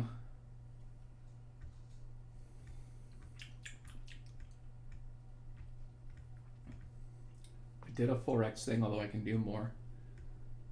I did a multi-graph problem, but I can do more of those. It's not too hard. Oh, I mentioned I would do this FRQ, but as a reserve market graph. Let's do that. So why does demand for money increase at the price level? Sure.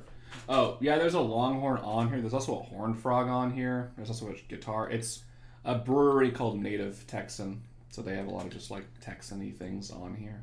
Armadillo, longhorn, cowboy boot, a bunch of stuff. Can I do the flowchart thing? Yes, Sarah, I can do the flowchart thing. Can you do the worst possible scenario for the FRQ? I don't know what the worst scenario is for the FRQ. Because every FRQ I've seen, I think you guys can do at least half of and not be like too thrown off by.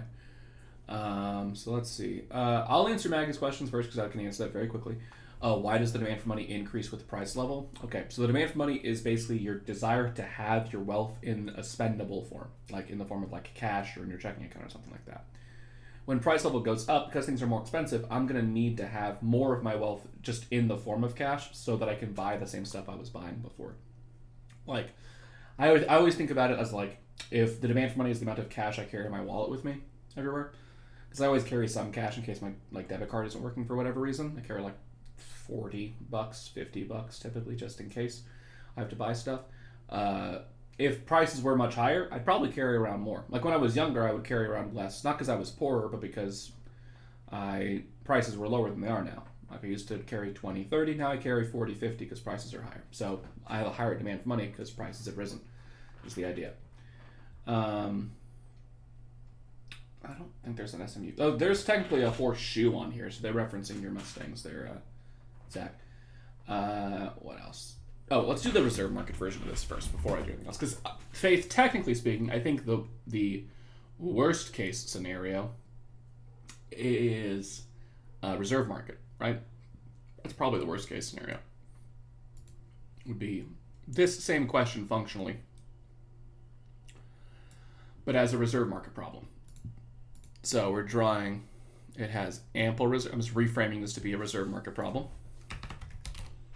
As an ample reserve system, draw a reserve market, indicate the current quantity of reserves and the policy rate. That'd be P1 instead. this would be a very different question.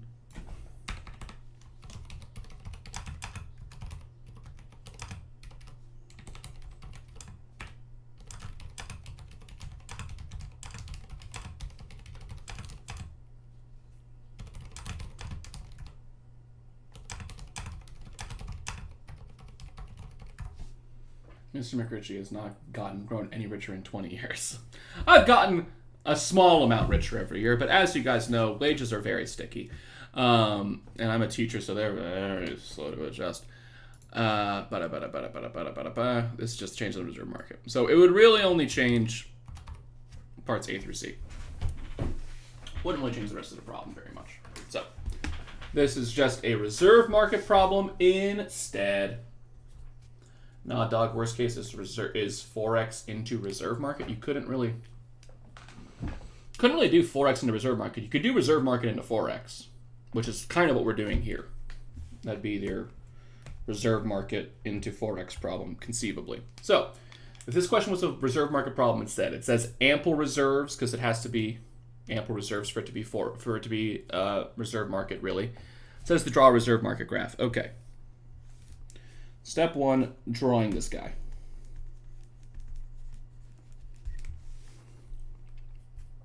Quantity of reserves as your x-axis, policy rate as your y-axis. Terrifying, weird demand curve and supply of reserves. Demand for reserves. Q1, P1.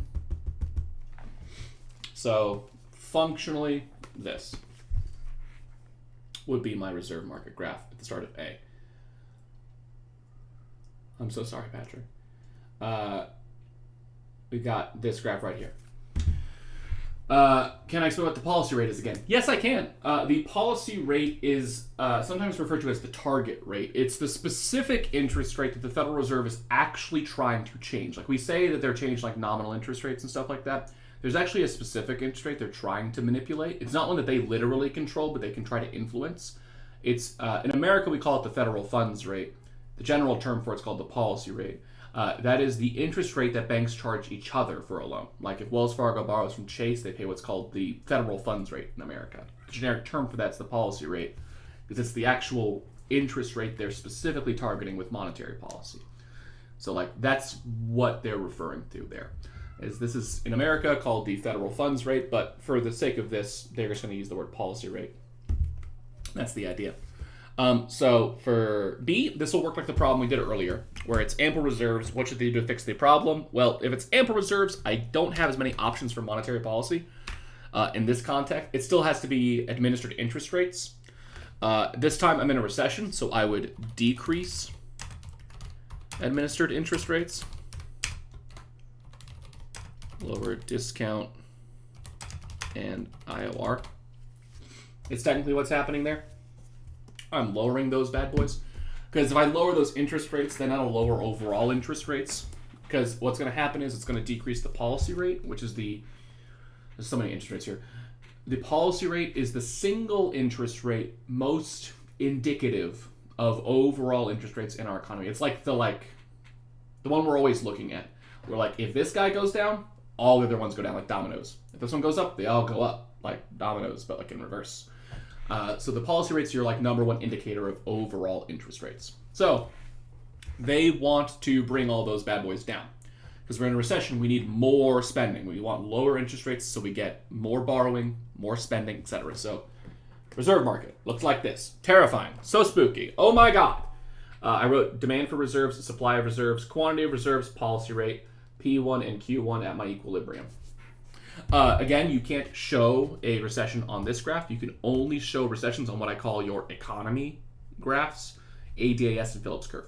Because those are actual graphs of an economy.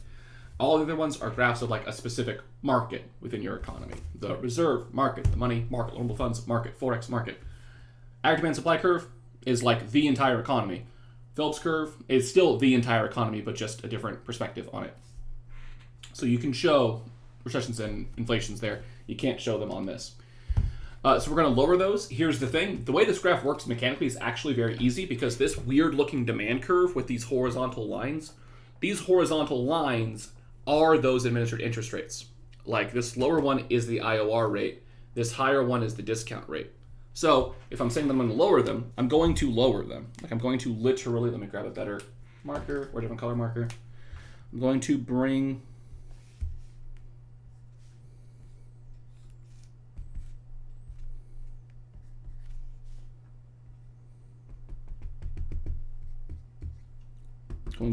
them down like this.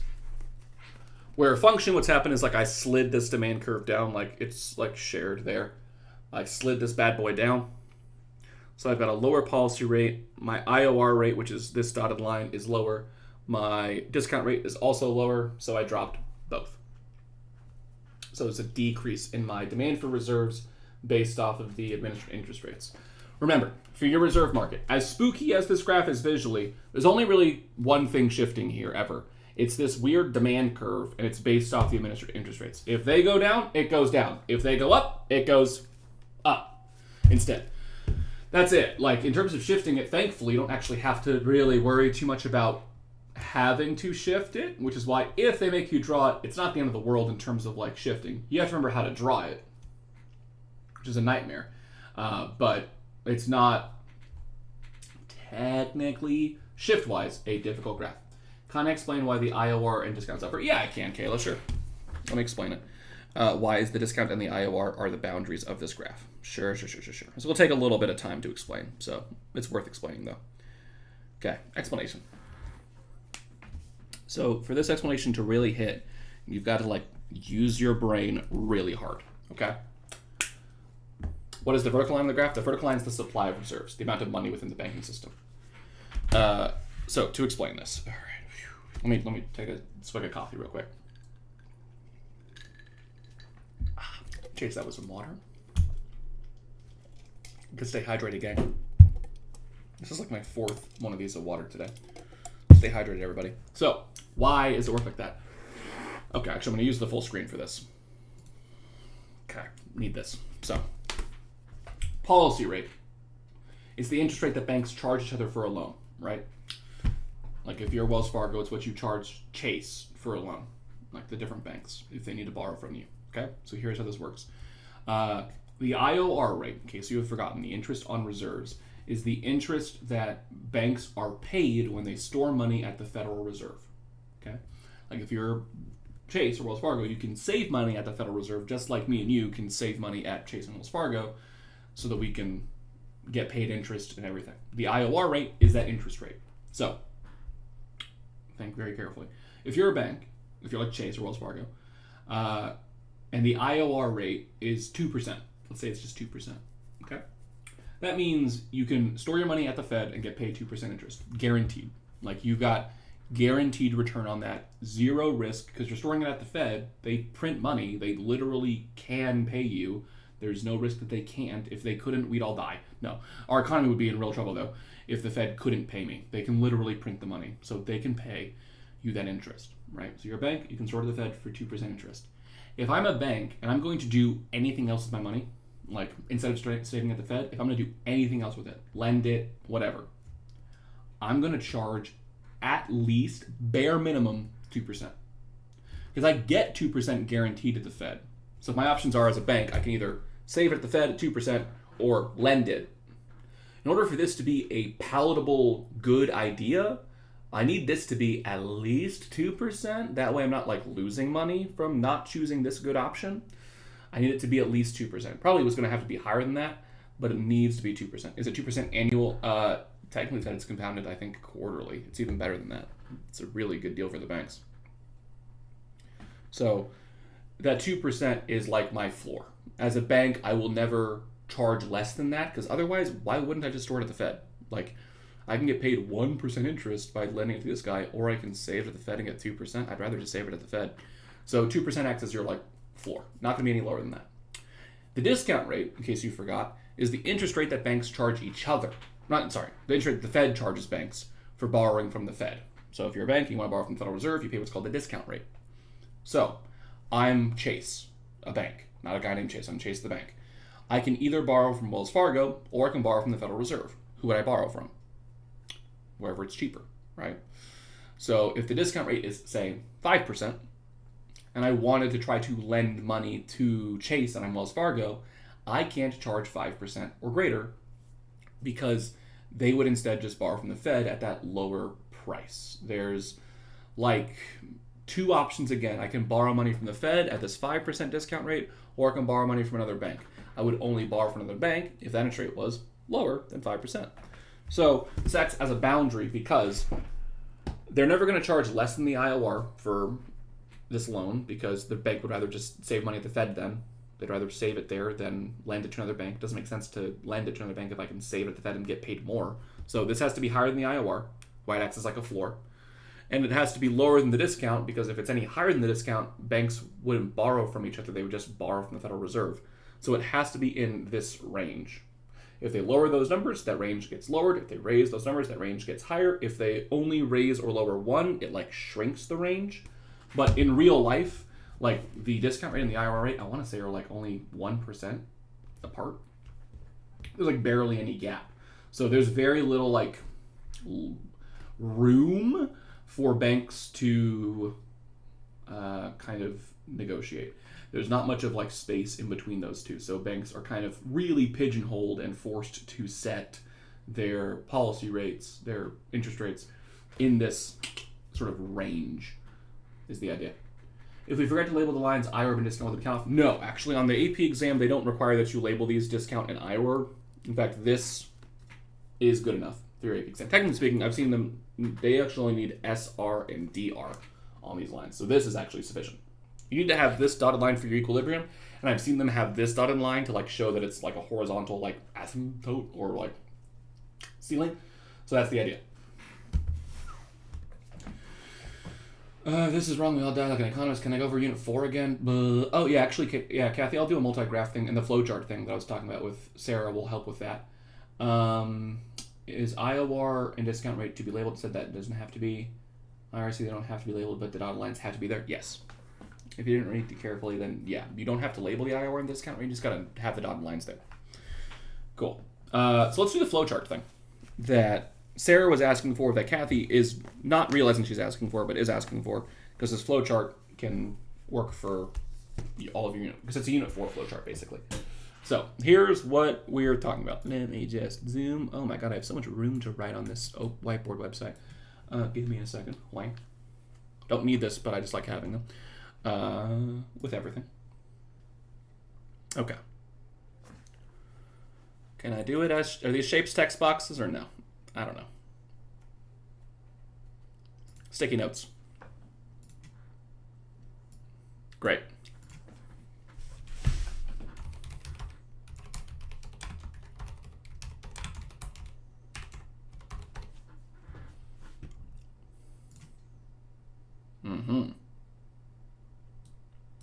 Can I like, is there a way for me to like put an arrow here?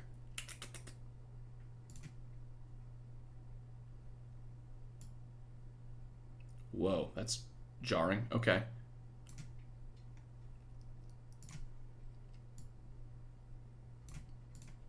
Whoa, that's terrible looking. Oh, okay, it does arrow. All right. It's just a tiny baby arrow. Can I make it bigger?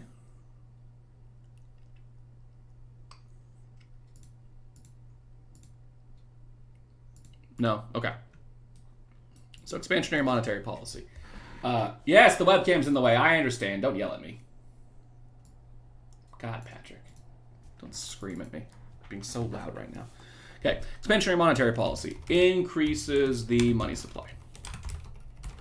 In like as simple terms as I can say it, the entire point of monetary policy is this. This is what monetary policy is designed to do. It's to change the money supply. So expansionary monetary policy, which there are a lot of, can increase the money supply. That's the basic idea, right? Cool. What that does, that will lower interest rates. And I can explain all of these, which I will do in a second. I'm just going to...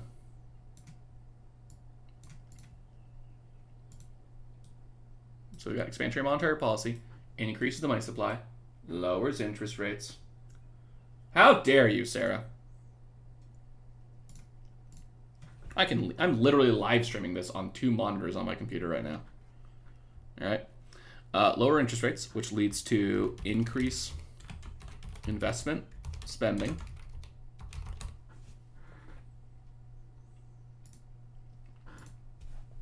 And that'll increase AD. So this is sort of the logical sequence of Unit 4, of a lot of your stuff for Unit 4, is you do an expansionary monetary policy, it increases the money supply, which lowers interest rates, which increases investment spending, which increases AD. That's kind of the idea here. To explain this, I don't want it to connect to that. That's actually really cool that it automatically did that, though. It's kind of neat. It's not what I want, though. So how this works mechanically, let's put a little text box underneath it.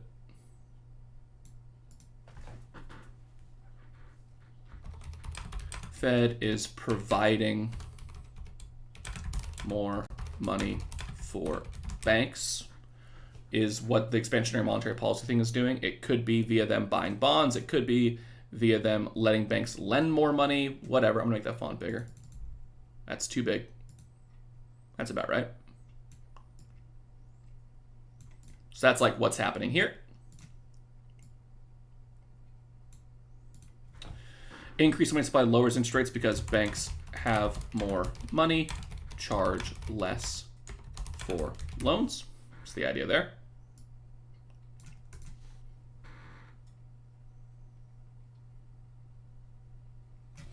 Nick, could you say increase consumer spending?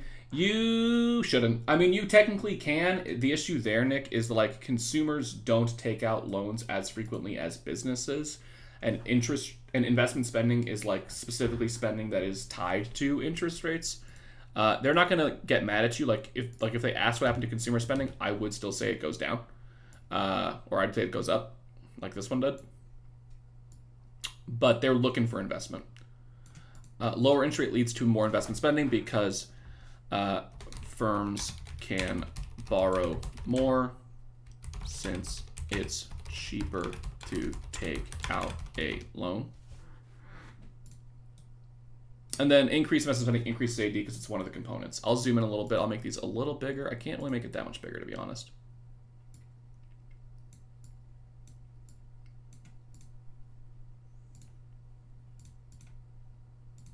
That's what I was worried about.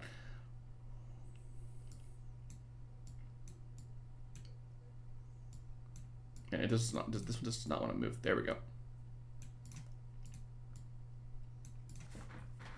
Let me zoom in a little bit. So the Fed gets provide more money for banks. Banks have more money to charge us for loans. Firms can now borrow and spend more because cheaper loans is the idea. This is sort of like how monetary policy works. And contractionary would just do everything in the opposite. It would decrease the money supply, makes banks have less money, makes loans more expensive, businesses borrow and spend less. That's kind of how Unit 4 worked in general, was you had to be able to figure out, hey, okay, is this policy expansionary or contractionary? Which, look in your notes, you have all of those. We wrote them all down a bunch of times. If you threw away your journal last semester, if you sold it to your friend who's taking the class now, you're a bad person and deserve to fail. Or at least you made a stupid decision and deserve to have consequences for that. So, like, look it up. We have it written down somewhere. But yeah, this is the basic idea for how monetary policy works. It's like a logical flow or sequence. After this, can I explain why fiscal policy government spending is more powerful than taxing? I can explain that. That's easy to explain. I can do that really quickly.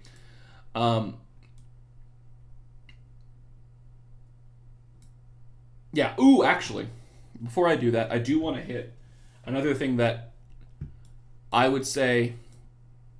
I mentioned this on my FRQ prediction that I think I could easily see the graph that is the most like underrated in terms of it shows up on the AP exam way more than you will think it would is loanable funds market. Like that one shows up on the FRQs a lot more often than we ever think. Colin actually nailed it in terms of the explanation for McKenna's question. So McKenna, if that makes sense to you, Colin's actually explained it right. Loanable funds market is the one that is probably sneakily incredibly likely. So like hypothetical Unit 4 review. Let's set up a problem for you. Actually, I'm pretty confident. I'm gonna find an FRQ for that. We probably won't answer the whole FRQ. I'll just use it to answer some parts of it. While I'm doing that, I'll explain what Colin said to be a little more specific. He's right, but I can give you a little more detail if you need to. The idea is government spending is more impactful than tax changes. Because if I increase government spending by, say, $100 million, GDP is going to go up by $100 million, right? Because government spending is a part of GDP. If I lower taxes by $100 million, that doesn't mean spending goes up by $100 million. Because if I lower your taxes by $100, you're probably going to save some of that money. You're not going to spend all of it. Say you spend 90% of your income, like your MPC is 0.9. In that case, us lowering taxes by 100 means that you're only going to spend 90 million. So the $100 million government spending versus the $100 million tax decrease, the $100 million of government spending actually gets GDP to go up by 100 million. The $100 million tax decrease only gets GDP to go up by 90. If that makes sense. Which is why you have a different spending and tax multiplier, because you have to like factor out the savings when you're doing taxes. Question bank, let me find this FRQ. But Colin, yes, good explanation, thank you. Let me find what I'm looking for. Loanable funds market, here we go. And an FRQ. Could be a long, could be a short, I'm actually not sure which one. Oh, it's not bad to look at a long FRQ. Let's just do that so you can see what a long FRQ really looks like. I've already assigned that, so I don't really want to use that one.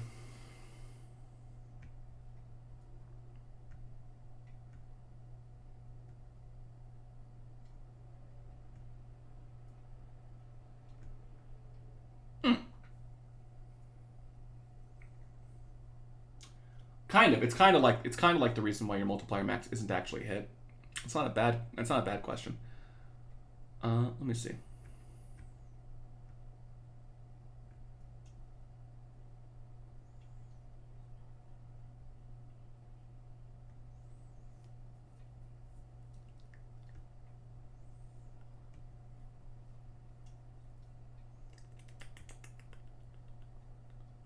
I'm just seeing if there's one that's like super good.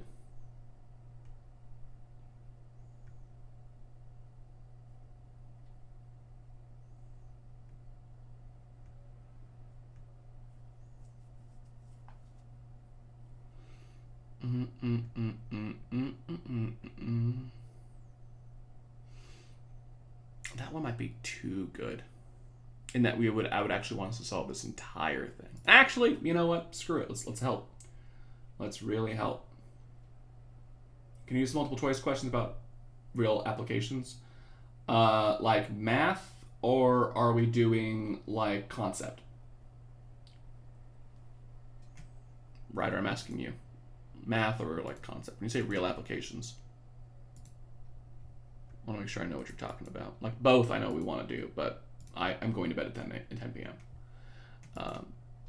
If you need extra practice questions, if I hop off at 10 and I don't get to a thing you want to do, feel free to go through the live section of my channel and find those previous year review session live streams, because I use AP exam questions in the second halves of those videos to sort of show examples. So really helpful. Okay, it means concept. Yeah, I can find some concept problems that are pretty good. Okay, here's the FRQ that I like. This one is kind of mean. So, move my camera, making the text bigger. Here we go, leave me alone. Okay. Assume an economy is operating below full... Oh, this is actually a good chance. What I'm going to do here first, I'm going to demo the reading portion. Like if I'm doing the FRQs and I'm you guys tomorrow, they give me 10 minutes to read and 50 minutes to write. You can start writing immediately, so don't feel like you have to like read them. If you want to just start. But if I was you, it's not a bad idea to read it. So here's what I would be doing with my reading. I'd just be circling stuff. Like I'm going to highlight it here. You don't have a highlighter tomorrow. I'm just going to be circling stuff that I know matters. Okay. So like reading time start below full employment. Got it. AD, SRAS, LRAS. Got it. Easy. Full employment output. Those guys. Understood. Fiscal policy. I'm not even really reading the question. I'm just sort of looking for the keywords. C, no fiscal policy action. Investment spending causes GDP to go up by 200 billion. Minimum change in investment spending that could have caused this. MPS is 0.25. Okay, it's a multiplier problem. This is good to practice too because we haven't done one of these. Assume the output gap was 800 billion. Show the effect of the increase on your graph. Okay. E, given your answer to part D, is the actual rate of unemployment greater than, less than, or equal to the natural rate of unemployment? Good question. F, assume that private savings now increase, the normal funds market graph. And then what'll happen to, and I'll scroll down and scroll back up. It's going to move my highlighter with me. What'll happen to real GDP in the short run and long run aggregate supply? Okay. So I'm just going to like, basically if I was you, I would just be like reading through and making quick note of what I need for the question. Like when I'm looking at this problem, here's what I'm making note of. Let me just like spell it out as slow as I can. Because I did that fast because I read fast.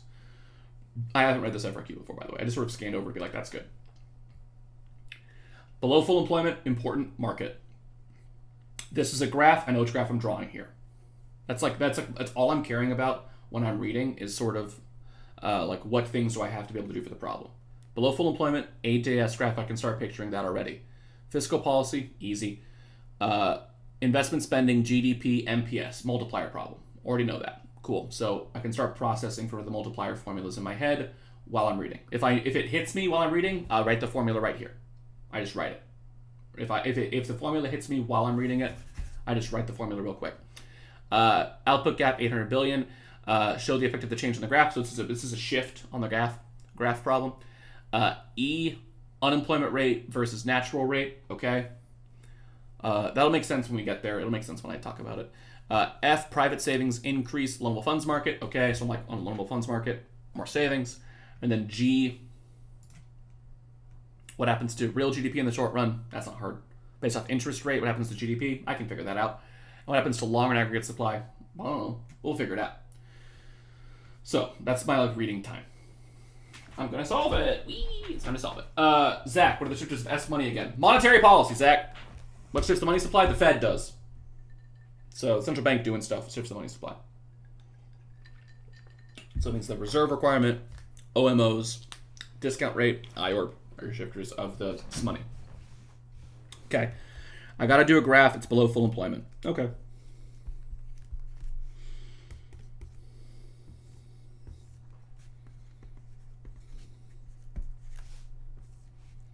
Again, feel free to pause the video and solve this for yourself.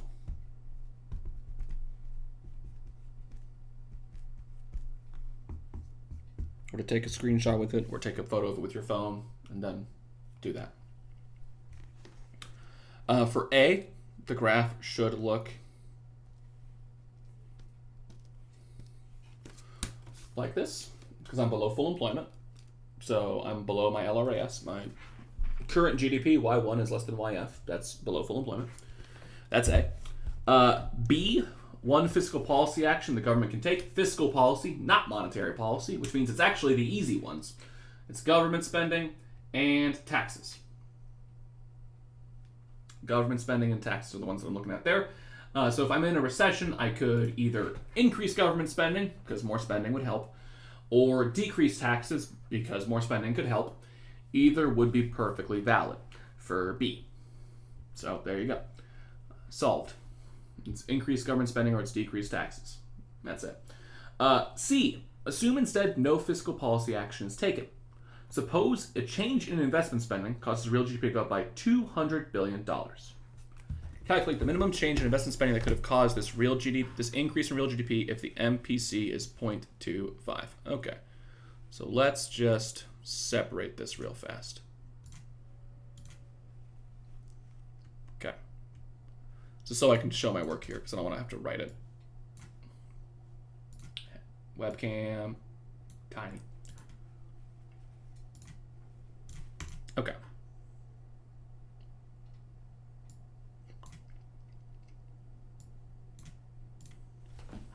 Okay. So I see two. I see investment spending. I see GDP goes up by 200. I see a bunch of stuff. But the thing that gives away what I'm doing on this question is actually the MPS. If I see MPS, then I already kind of know what's happening here, because the only time they ever bring up MPS is on a multiplier problem. So my formula for the multiplier is I take a change in spending times SMult equals the change in GDP. That was our formula. I'll make it bigger. That's too big. That's about right. Yeah. Change in spending times SMult equals the change in GDP. Okay. The question asks, calculate the minimum change in, I'm doing part C, by the way. Calculate the minimum change in investment spending that could have caused this increase in real GDP if the MPS is 0.25. Okay. I don't know what the change in spending is. Because it asks for that. It asks for what's the change in investment spending. My spending multiplier is 1 over my MPS, which is 0.25. And my change in GDP, it says in the question right here, the real GDP increased by 200 billion.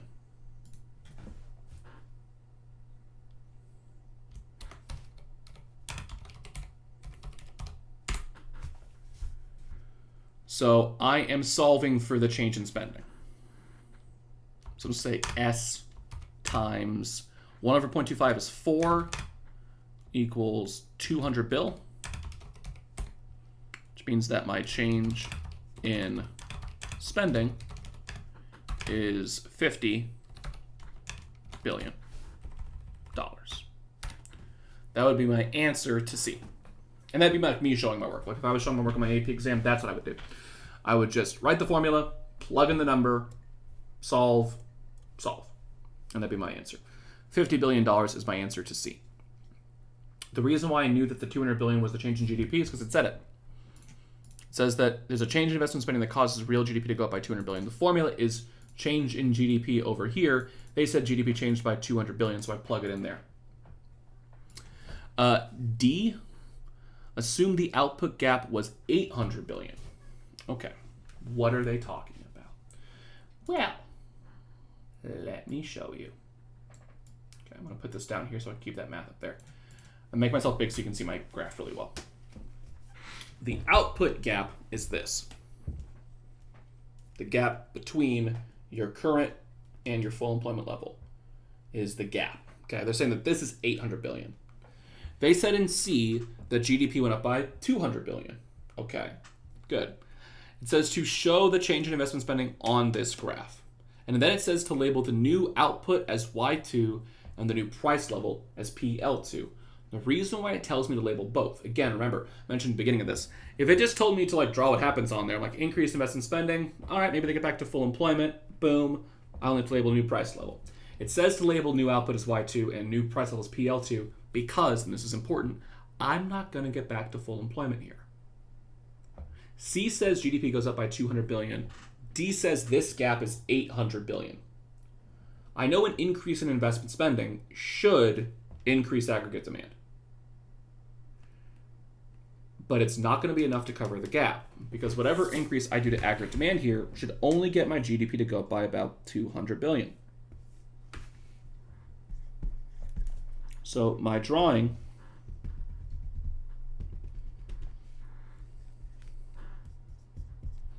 for D would look like this. I'm still increasing aggregate demand. Yes. I still don't know my numbers technically on this. I know the gap is 800. I know this should be a 200 increase, but I don't know what the numbers are at the start. So I don't have to worry about the numbers. I just have to realize that, oh, they're not actually fully fixing the problem. Had this increased GDP by 800, then we'd be good and we'd cover the gap. But it only increased by 200 and the gap is 800, so I shouldn't fully close the gap here. So D, this is my answer for D. Danny, can we list more than one answer if it asks for only one? Can I shout out Mr. Todd Miller? Yes, I can. Shout out to Mr. Miller. Can I list more than one answer even though it only asks for one or we will get penalized? What do you mean by more than one answer there, Danny? I need you to explain that. Oh, you're talking for fiscal policy. Yeah, for fiscal policy, that'd be fine. I'd be careful with that, Danny, if only because if you list a wrong one, then your whole answer is wrong. If you said like increase government spending or increase taxes, it's incorrect. So I would only put one. You'd get penalized if you put a wrong one. So I'd only put one answer, even if I had more than one answer. I assume Danny's referring to the fiscal policy thing where you could have said increase government spending or decrease taxes. I would not put more than one answer there. Okay. E, another good question. This is a tricky FRQ. I like this one. I'll probably use this next year in class.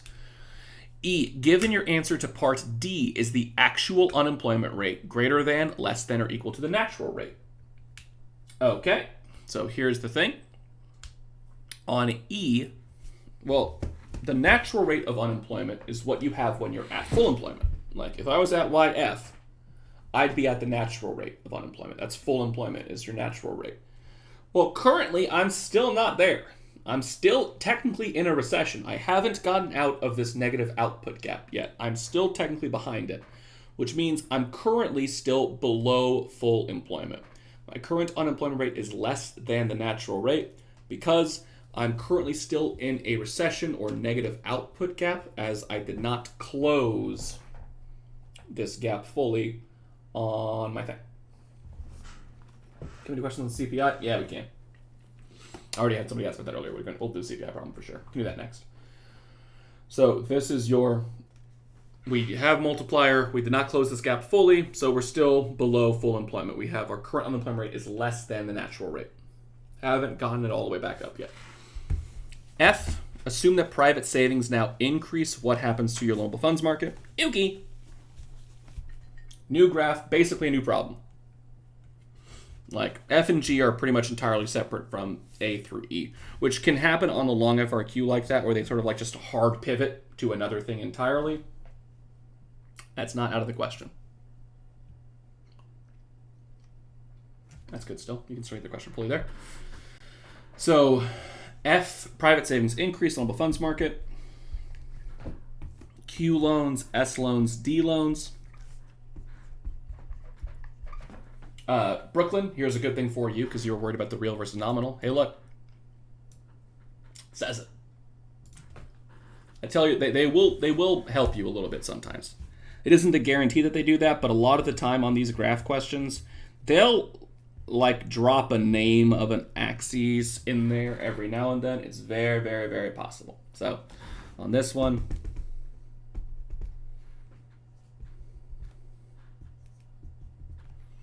it doesn't tell me how to label this graph, so I'm just going to do QE and RE for real interest rate and quantity at equilibrium. There's my graph. F says private savings now increase. So how savings affect this graph? It's a good question. It's the loanable funds market. It's the market for loans. The trick here is, where do people save their money? Where does everybody save basically all their money? The bank. And that's where I put all my money. That's where most Americans put all their money. Over 75% of Americans are like fully banked, meaning they put most of their money in the banking system.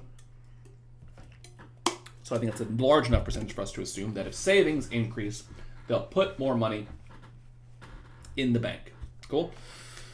If there's more money being put into the banks on my loanable funds market are the suppliers.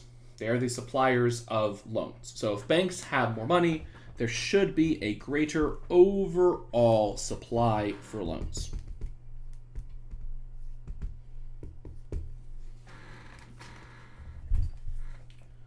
Yeah, so I'd say there's an increase in supply because those are the suppliers of loans. That's our banks there. So we get a higher supply curve in this graph, right?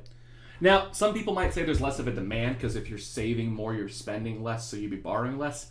I don't think that's technically right here, because we're talking about the amount of money that like can be loaned out. More savings wouldn't decrease the quantity. It should increase it, but it's not impossible. Arjun, I still will answer that question. I'll do a CPI problem for sure. Just feel free to pop back and watch this video later. I'll answer that problem.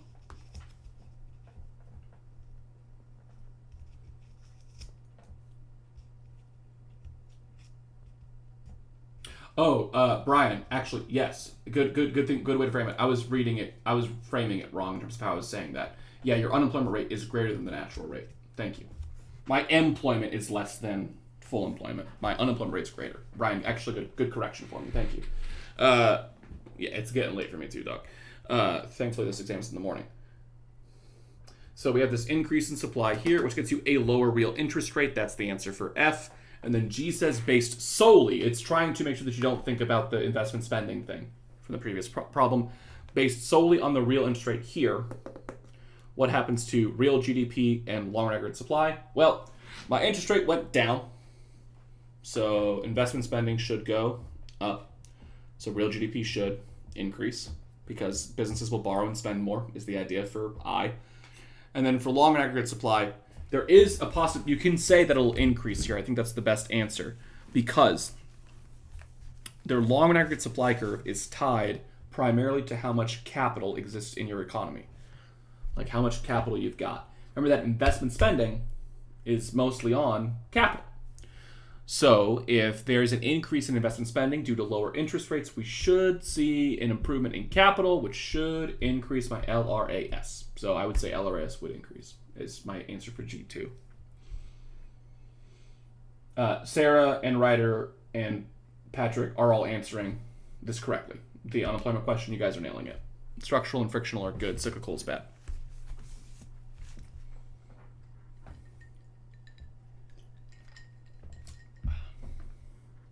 So cyclical is bad. Structural frictional is good. So there's that FRQ. All right, by popular demand, let's do a CPI one. I'm going to try and find multiple choice questions because there's more multiple choice questions for CPI than there are FRQs. And I can hit a concept question here and a math question in pretty quick order because CPI does a good job of kind of hitting both. Let's find ourselves a price indices and an inflation question. Hello, howdy. Okay. No, I can't use that question. That's in a thing.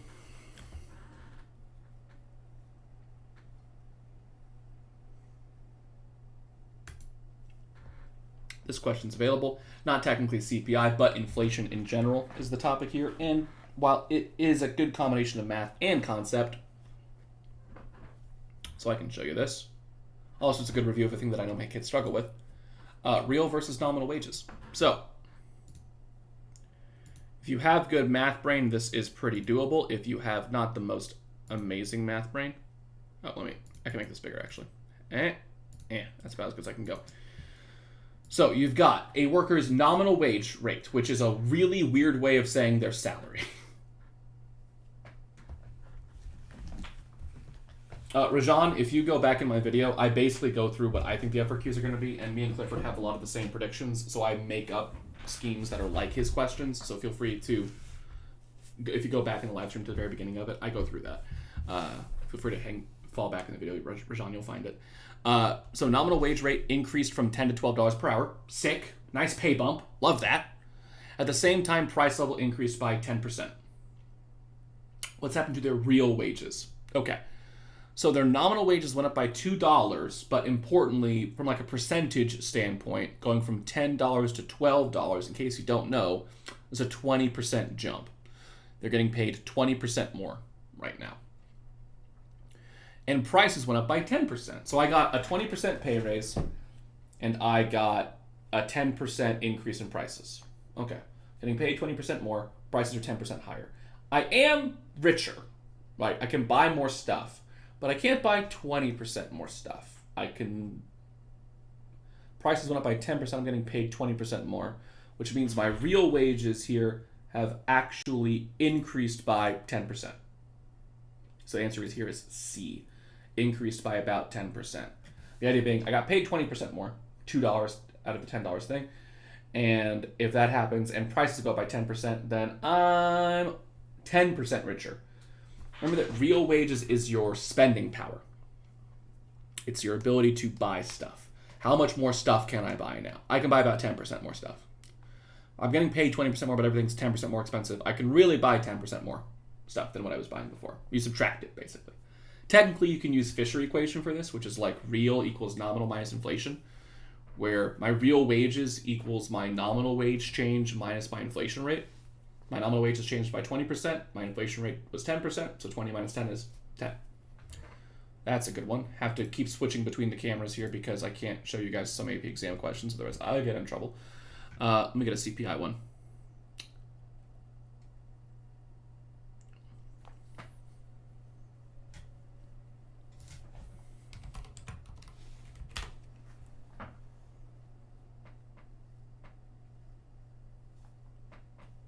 That's what I thought. Okay.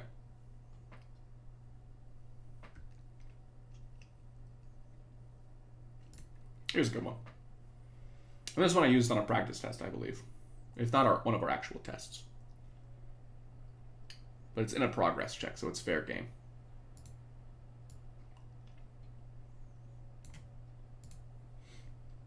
Okay.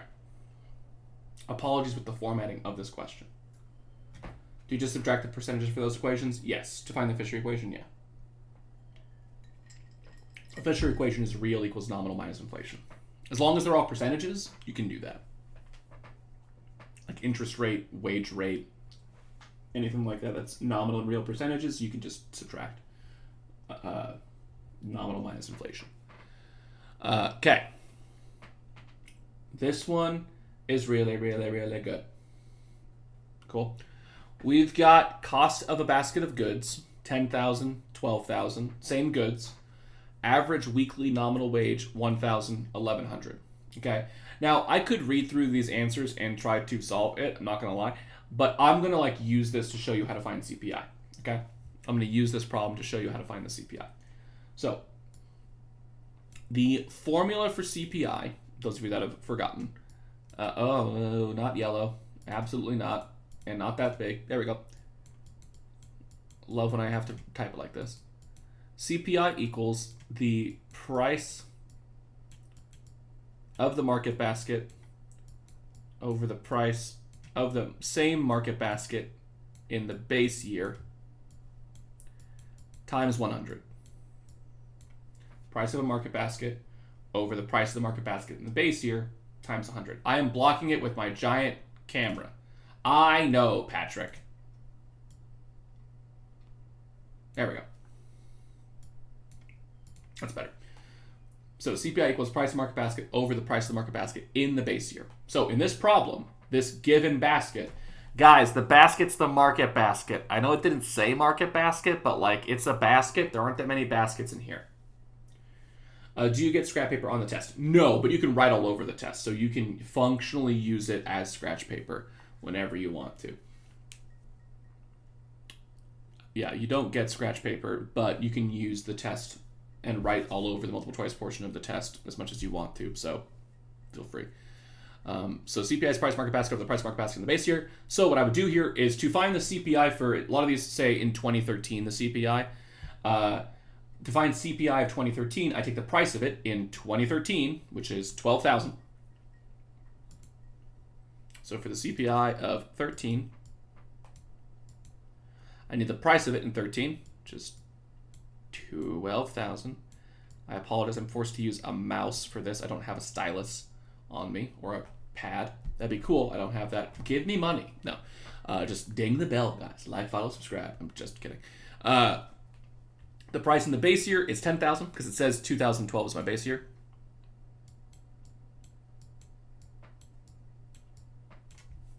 Which, the nice part is, if you know the CPI formula, this is a very easy problem to solve. Because you get a calculator on the AP exam, so even if you're bad at math, 12,000 divided by 10,000, which lots of stuff cancels, 1.2 times 100 is 120.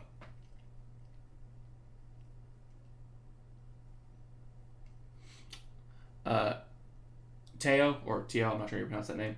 It has lines on it. Yes, you write on the lines. Yeah, for your FRQs, they use the same lined paper for every AP exam, which is just standard lines. Yeah, you draw your graphs on that paper. It's super weird and annoying. I don't like it either. I wish it was either blank or graph paper. It is neither of those. It's like paper you would use to write an essay on, which... Why? College Board's trying to save money and not have to make different types of tests. That's what's happening. But yeah, CPI there is 120. To explain the other answers here, I agree. To explain the other answers here, because they're worth mentioning, the inflation rate isn't 10%. The way you find inflation rate is you do the rate of change formula with your CPI. Although the short version of this is, if your CPI is 120, that means since the base year, prices have gone up by 20%. Like if your CPI is 105, it's gone up by 5%. If it's 117, it's gone up by 17%. If it's 135, it's gone up by 35%. It's always just compared to 100. That's your base year. How much inflation's happened. So we actually have 20% inflation in CPI. I've got junk files. Oh my God, I don't care. For D and E, the average real weekly wage rate thing. So the wages went up by 100. They went up by... So McKenna's asking, can I ignore the wage thing? You can here because the CPI answer is correct. These two could be right. So I'm explaining the wage thing now because this question could have been D or E based off of what happens here. So the wage went up by 10%, in case you're wondering. The wages went up by 10%, a 10% increase in the wages. Now, it says real weekly wage there, not nominal. People are getting paid 10% more, but if prices have gone up by 20%, it's the opposite of the previous one. People are actually losing money there. I'm getting a 10% pay raise, but prices are 20% higher, so my real wages have actually decreased, not by 20%, but by 10. So you can't actually... Neither of these are right. They could have been, had the answer been decreased by 10%, that would have been correct. Because again, the CPI, basically, prices changed by a larger percentage than wages did. Yeah, they went down by 10%. So the idea is like, went up, we had prices go up by 20%, wages went up by 10%. That's not good. Like, logically, think about it, like, that's not good. If your prices go up by 20%, but you only got 10% richer, you're poorer now by 10%. That's the idea there. Or to a GPI question, I think. From a macro standpoint, anyway. Let's see if there are any other ones that I think are worth doing before I move on to something else. No,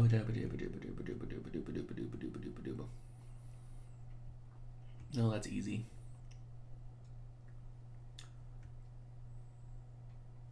No, not really.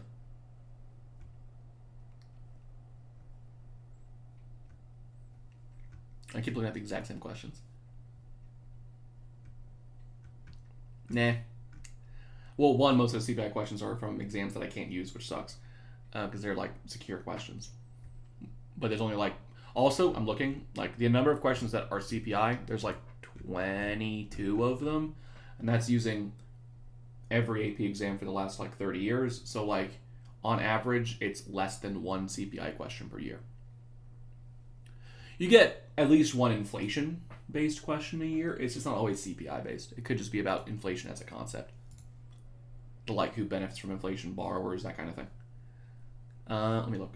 See anything else? I think that's good for the CPI stuff, at least for now. So I can try to hit something else. Is there anything else I can try and do? How much time we got? Got like an hour 15 before I'm going to definitely pass out because this coffee is not actually doing anything to me right now. I've had enough caffeine today that this is not moving the needle at all. Diminishing returns on caffeine. Okay. Opening the forum. Post something you want me to do. I'm down to do another bank balance sheet or terms of trade problem if you want that. I'm down to just pull up another one of these bad boys and solve it. But Devin, heard you get an hour for the FRQ, but it feels like awfully long. Is that difficult or time consuming? No, an hour is pretty good. I think if you're answering the questions very deliberately, like you are really explaining the hell out of it, and you're drawing your graphs perfectly, and you're really nailing it, that probably gives you about 10 minutes for reading, 50 minutes for writing is probably appropriate, I would say. I'll call it an appropriate amount of time for the majority of students. I'm worried about the conceptual questions. Not that I don't understand the concept, but the wording is often confusing. Another bank balance sheet, another terms of trade one. Yeah, I'll do that. Okay. Briefly go over the formulas. Okay. I hate you guys. Just learn them. You got to brute force memorize it, guys. I don't know what to tell you. The formulas that are worth remembering. The better you are at algebra, the more you can save yourself energy here, because some of them are built off of each other. You definitely have to know. Have to. Guys, just Google the formula sheet. I don't know what to tell you. Like, we have a formula sheet on my Canvas page. You can Google AP macro formulas. There's a list of them. Find them. But I'll tell you the ones that matter. Multiplier formulas, you got to know them. Don't have an option. You got to do that. You just got to know those formulas. The multiplier ones, you got to know. The random ones, which are your, what was it? The Fisher equation is one of those. The real interest rate equals nominal minus inflation rate, that one. and the MVPY one, your quantity theory of money, money supply times velocity of money equals price level times output. Just because they can throw a random question at you that involves that and it freaks you out every time. That formula is good to know. Your unit 2 ones, unemployment rate and labor force participation rate. If you know what the words are, if you know what those words mean, like actual definition, not like whatever your wrong version of it is. If you know what the definition of those terms are, you should know the formulas. Know your GDP deflator formula, because GDP deflator formula like tells you the real GDP formula, because it's deflator equals nominal divided by real times 100. So if you have deflator equals nominal over real times 100, and they ask for real or nominal, you can just plug numbers in to different parts of that formula and solve, like algebra-wise. And that's not too bad. Is there anyone else worth mentioning? Like know your expenditures approach to GDP, C plus I plus G plus XN, for sure. Those are the big ones. Again, I'll warn you guys, like, there's not that much math. There's really not. Like, multiple choice questions, like, over-under math problems, 6 or 7, maybe 8. And a good half of those will be multiplier problems. Like, at least 3 multiplier-y problems, I would wager. Maybe 1 of the random formula ones, like the Fisher equation, and another 3 from, like, Unit 2. So, GDP formula, CPI kind of thing, unemployment kind of thing. It's, again, maybe 8 out of 52. If you got every other question right and missed all the math ones, you'd still get a 5. So, like, should you know the formulas? Yes. Are those questions easy if you know them? Yes. Very easy if you know the formulas. But it's not that hard. Like, learn them. I don't tell you. Like, I can't memorize for you. Like, that formula memorization is just a thing you got to do. I'm saying bank balance sheets. I will do another one of those. Can I do a CPI practice one with prices and quantities? Yeah, I could probably find one of those. There's at least an FRQ that does that kind of. I can double check and see if any of these CPI ones have a number thing that I can use with it, with price and quantity. I think there was one in one of our practices that does that. And then writer and a lot of people are asking for concept questions. I can do some concept questions. Is 83 to 100 to 5 this year? It varies year to year, Tio. On average, on the econ exam, 80% is typically the threshold to get a 5. It's usually 80% of your points. So on like a 60 question test, we're talking like 48 out of 60 is 80%, something like that. So you can miss like 12 is typically the number for that for multiple choice, and then as long as you're getting like 4 out of 5 points of each FRQ, that should be okay. Let me see. No. I can't use that question. There was a question we did on an in-class review that I can't use because it's from a secure exam. Just because I can't like show it on the screen. Which is not helpful. I can always make one up, I guess, but that's not as good because College Board structures it a specific way. Let me see if there's an FRQ that has this. There should be an FRQ. There's one FRQ I know of that does that. The business cycle McKenna, I swear to God. Yeah, I'll show it to you. It takes 2 seconds to explain that thing, though. Looking for a CPI numbers one. Sorry, guys. Looking for a CPI numbers one. Nope, that's not important. Oh, God, all these data analysis ones. I hate these. No.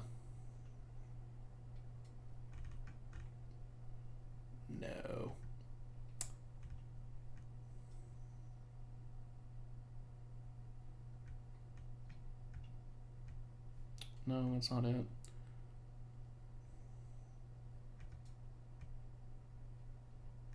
No, that's not it. I'm trying to see if there's any that actually you could, that I can't. God, the problem is, like, because they ask it so rarely, pretty much all of the CPI math problems are like secured. Like, I can't show them on a YouTube video. I could show them in class, but I can't show them on a video. Yeah.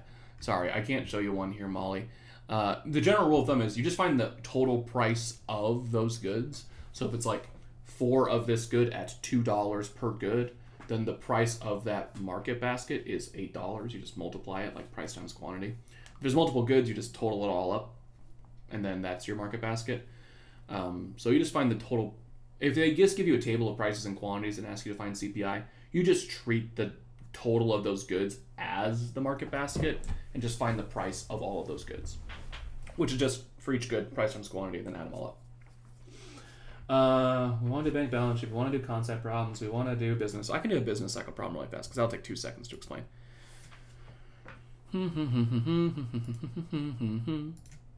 There's no FRQ for the business cycle, is there? Yeah, there's not.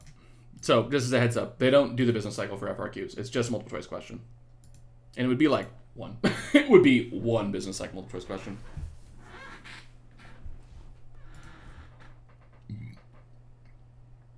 Okay, this is a good one. This will work perfectly for a business cycle question, I think. Okay. Make it bigger. There's literally 11 questions they've ever done over this. This is great. Okay. So we've got our business cycle. You've got time. You've got real GDP as your y-axis. You've got this GDP, the actual GDP, which is the business cycle, the wavelength looking thing, and then potential GDP, which is like your LRAS, it's your trend line, it's full employment, is that potential GDP. So the business cycle shows that your economy has ups and downs over time, that you can go above and below that full employment line. There's Patrick's like POG time, where your positive output gaps are up here and your negative output gaps are down here, where your GDP is higher than it should be, then lower than it should be, then higher than it should be, then lower than it should be, on and on and on, right? The economy expansionary periods are these upward sloping bits. So like 3 to 5 would be an expansion, which I don't think is an answer choice on this question. It's not. But 3 to 5 would be an expansionary period because your GDP is going up. 1 to 3 and 5 to 6 are recessions, is the idea, because your GDP is going down in those windows of time. Remember, decline in GDP is a recession. So it's not an expansion from 1 to 3, because from 1 to 3, my GDP is going down. That's incorrect. 3 to 5, my GDP is going up, so that's not a recession. An inflationary gap from year 2 to year 5, it's below full employment from year 2 to 4, so that's not right. At full employment in year 5, actually in year 5, I'm above full employment, I'm up there. And is in long run equilibrium in year 2? Yeah, actually. Because if my current GDP is equal to potential output, think ADAS graph. If your GDP is at potential output's your LRAS. So you'd be at full employment. So business cycle right there would be at full employment. At 1, you're in a POG. At 3, you're in a NOG. Positive and negative output gap. For those of you guys that aren't in my class but are here reviewing with me, because some of these people, I don't know you. So thank you for being here. Absolutely appreciate y'all being in here, because my kids need help and you guys, I guess, do too. So there's a business cycle one for McKenna. That's easy. Business cycle is not too difficult, I don't think, to understand. And again, there's literally 11 multiple choice questions on the business cycle on this database, which goes back for like 25 years on AP exams. So chances are you're probably not going to have one. I'd say like a 35% chance you have a business cycle problem. It's a little less than half. A little less than half the exams, and it's going to be one question. So it'd be funny if it showed up on an FRQ. It literally has never shown up on an FRQ in an AP exam before, but you guys have like terrible luck, so who knows. I'd love to say that to them. Let's find some concept questions before I do another balance sheet and FRQ. I'll do the balance sheet and the term of trade the last 30 minutes, because I can do those pretty quick. Let's find some concept questions. Things that are concepts that people suck at.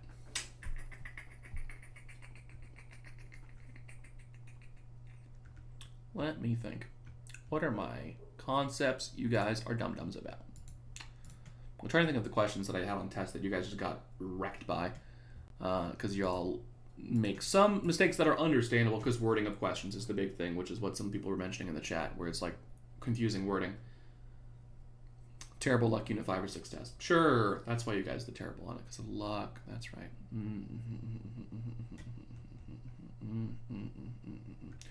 Okay. What am I looking for? I don't think that's a hard thing from a concept standpoint. No, that's not what I'm looking for.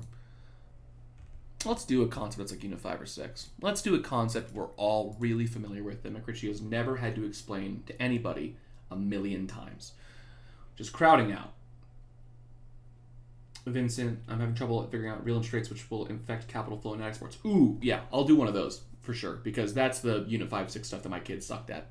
So I'll absolutely explain that.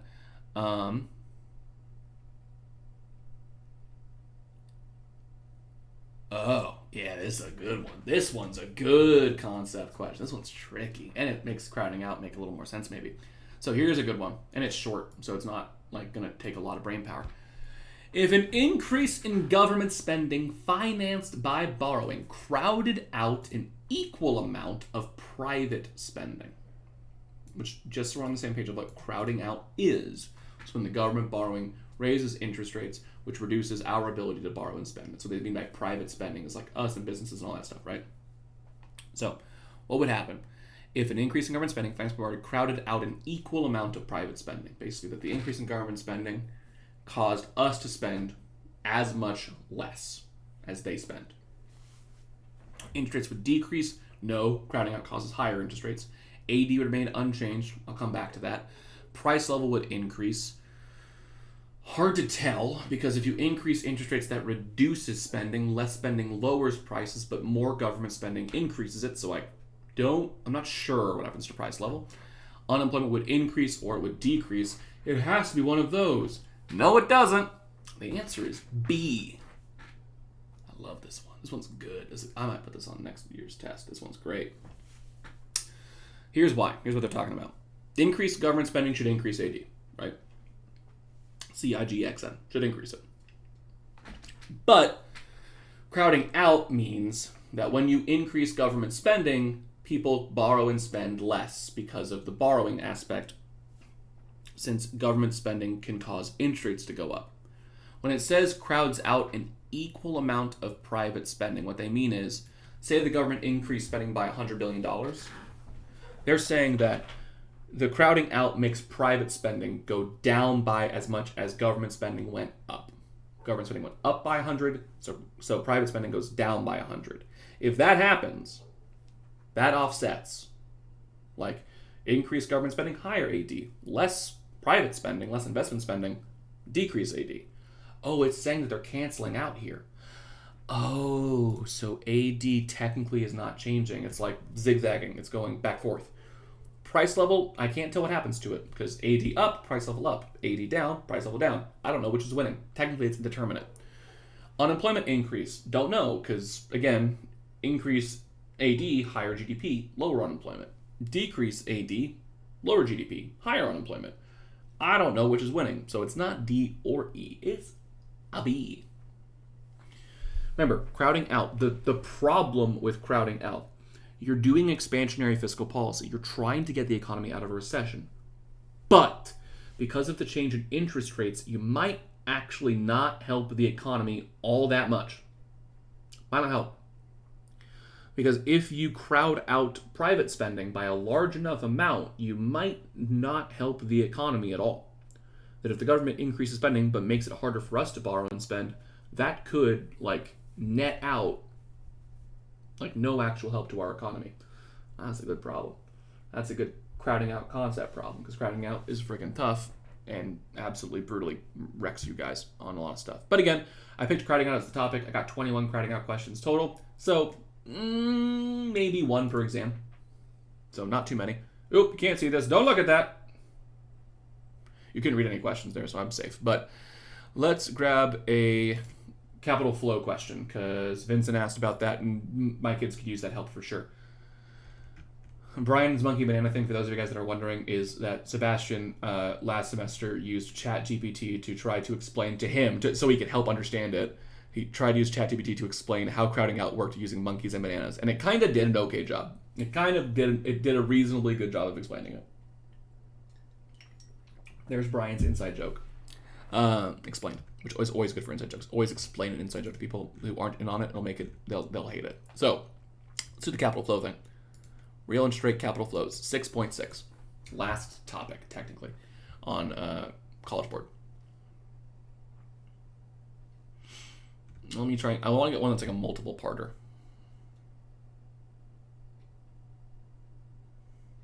Oh, this one is great. I'm going to use it. A lot of my kids have seen this already because it was on our practice test, I want to say, for this unit, like our review.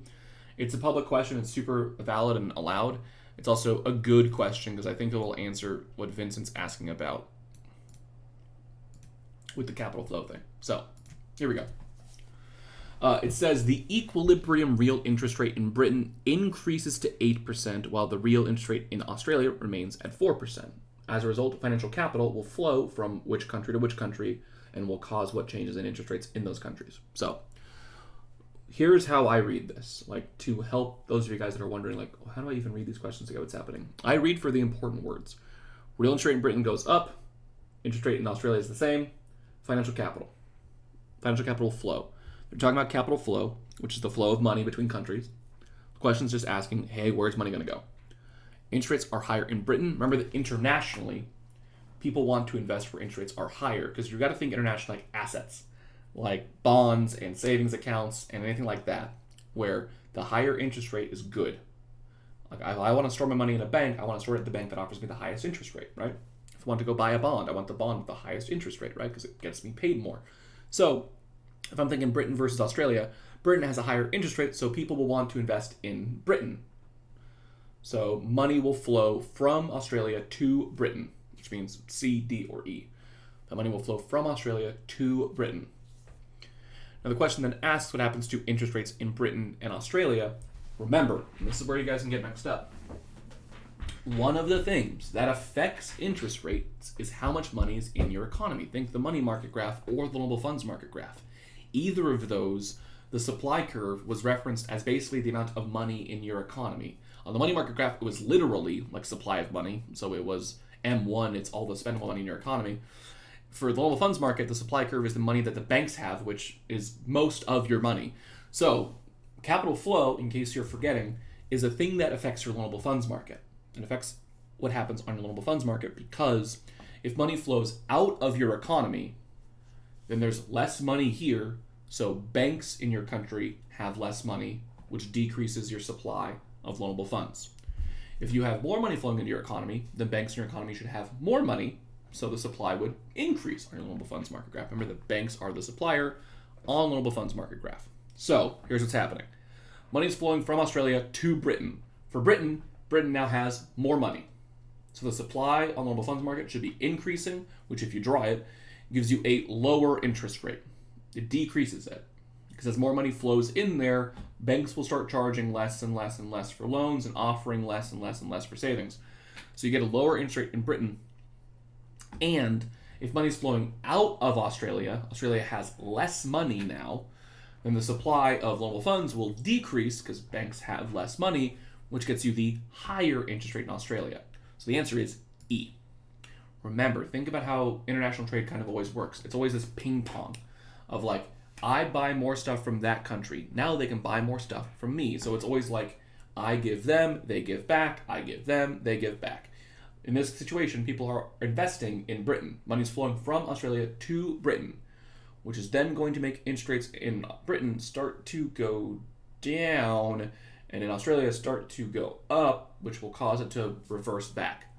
The economy is self-correcting in the long run. Given enough time, it'll always kind of balance out, equal out internationally. So money will flow from Australia to Britain, which gets you a lower interest rate and a higher interest rate in Australia.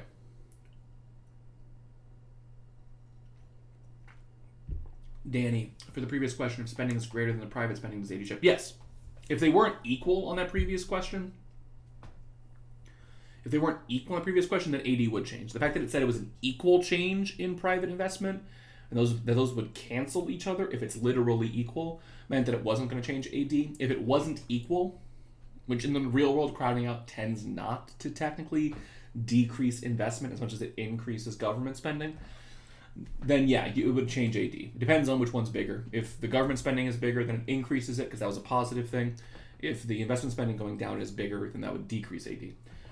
Ted, could you also think the capital flow increases money supply? You could. That technically works. Functionally, it kind of depends on if, for most countries, M1 doesn't include foreign currency, but the supply of loans can include foreign currency. So I wouldn't necessarily, but it honestly would work just fine. Like for like a logical explanation, yeah, you could think that, and it wouldn't hurt you, I don't think. You should be defaulting to capital flow as a loanable funds market graph, but it wouldn't matter to me either way. Concept question. Let's find another one that's a topic that you guys were bad at. Let me see.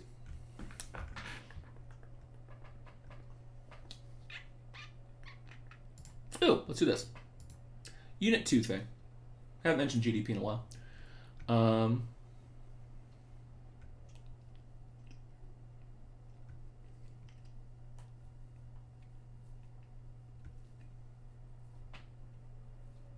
is a good one. This is public. This is available. They don't have a lot of just like GDP as a concept questions. I showed my students an FRQ where it was just like, does this count towards GDP or not? Which is a fun FRQ.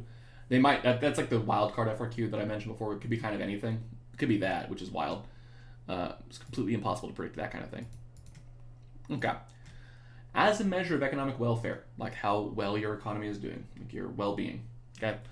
GDP underestimates an economy's production of goods and services when there is an increase in which of the following. So, underestimates means GDP is not really telling me how much production happens when there's an increase in which of these following things. So we have production of military goods, production of anti-pollution devices, it's very specific, crime prevention services, also very specific, household production, and legal services. In terms of translating, production of military goods, self-explanatory, building tanks and stuff, that's fine. Production of anti-pollution devices, things that help you not pollute stuff, which, okay, like that's a good, I guess. Crime prevention services, that's like law enforcement and stuff like that, okay? Household production is stuff made at home, like things made within your house, basically, like goods you produce at home. And legal services being like paying for a lawyer and stuff. So what you have to remember here is it's saying that these things are going up. Which one of them is not going to be, like, in which case is GDP not going to like accurately reflect that? So what I have to think of is, what does GDP not tell me, right? What does GDP not include, right? And for GDP, there's really three things that it doesn't include. It doesn't include, one, intermediate goods, which are the things used to make a final product. None of these would be intermediate goods. Two of them are services, which are fine. GDP includes goods and services. These two are both the final product, so that's not an issue. The second thing are non-production transactions, where no good is being produced, no service is being provided. Usually that's a financial transaction, like stocks and stuff, or it's a, our used goods, a previously sold good, because it's been counted in a previous year's GDP. None of these are that either, because military goods, a tank is a thing that counts. Anti-pollution devices is just a piece of tech. That's fine, that would count for GDP. Crime prevention services are a service that's also allowed. Like my salary is a part of GDP. Legal services, same thing. A lawyer's salary would be part of GDP. The answer is D, because the third category is off-market activity, basically unreported activity, when you don't tell the government that you're making something, which Patrick, of course, refers to as drug dealers, because that's the example I use for like illegal activity. I also say babysitters or anyone who like a bake sale from your house or a garage sale, things like that. That's all household production, because it's not like you're reporting that to the IRS. It's like if you, what would be a household production? Like literally like made cookies for the neighborhood and went around like knocking on doors and tried to sell your cookies to people, and I don't mean drugs, I mean actual cookies. Like you're not reporting that to the IRS, because you're probably not making enough money doing that for that to actually matter. So household production increasing, GDP would not tell me that. So D, household production, which yes, could be Breaking Bad style Heisenberg drug production technically, but could be completely innocent stuff. It's just, we don't count GDP for reasons. Rajan wants me to do GDP later practice question. Yeah, I can do that. Sure. I can find a GDP later practice question. That's a good idea. Nope. There we go. Because when we get to 9:30, I'm going to do the other FRQs. Dan's Bagels. Yeah, Dan's Bagels being sold from your house early would do it, for sure. That would count. Real versus nominal GDP, probably what the category is for that.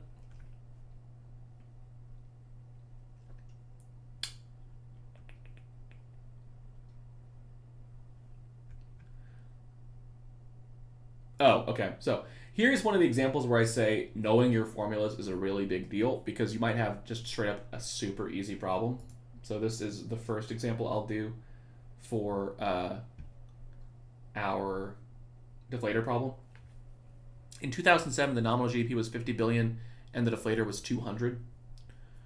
So my formula for deflator, or for real GDP here, because I can use kind of either, would be pencil. I can see it. There it is. And my marker is black.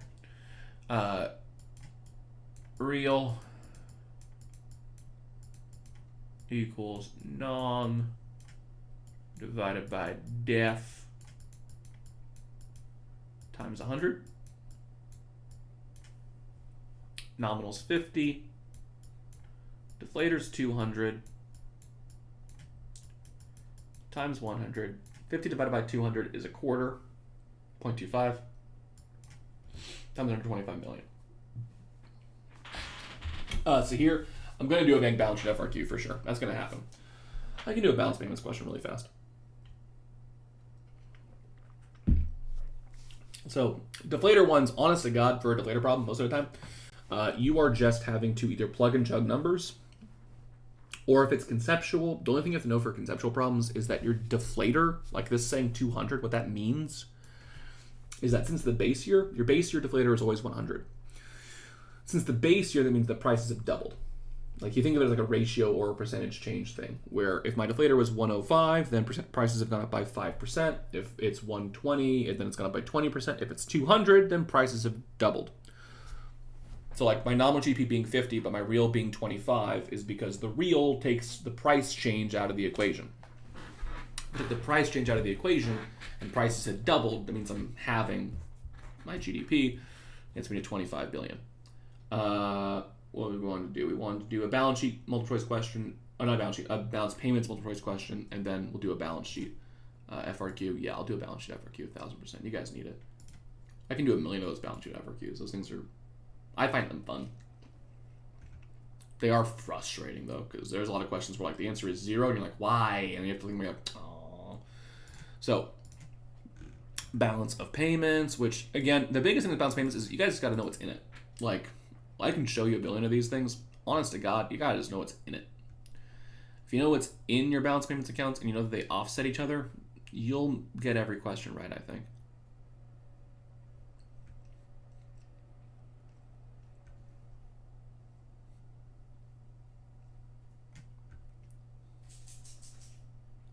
Hello, Archer. I can hear you.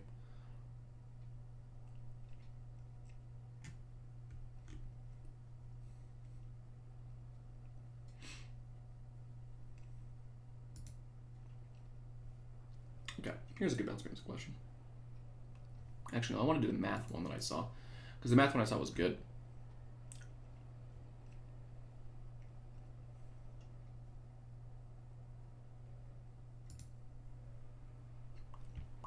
This one is from our test for unit 5 and 6.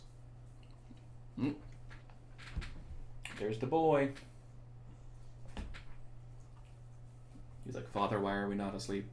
It's like, it's 9 o'clock. Give me like 45 more minutes, you big baby. Okay. This one is from our test. This one is from our test, and it was a lovely question that I want to say 80% of people missed. It is a beautiful question. I see exports. I see income. I see net foreign income, net income from abroad. Sometimes called net investment income, depending on who teaches it. And net transfers. It says unilateral. That just means one way, which is fine. I see all of these things. So here's the first thing you should say when you see these things, because you're all experts and you all know everything about the balance payments accounts, and none of you guys are wrong or stupid. All of those things are in my current account. This table is of my current account. This current account has net exports, net foreign income, net transfers.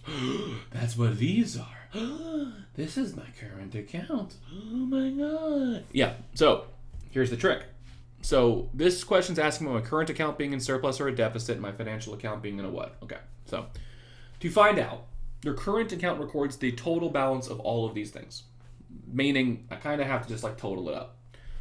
The tricky part is net exports, in case you forget, is exports minus imports. So I have to treat this, even though it's written as a positive for imports. Imports are bad, so that's actually negative 400 million. So I add all these things up. My current account would equal 500 minus 400, so 100, minus 150, so negative 50, plus 20, so negative 30. Technically, it's 30 million. Negative 30 million. Why is it negative? How does that make sense?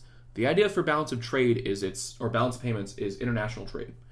If more money is going out than in, negative. If more money is coming in than out, positive.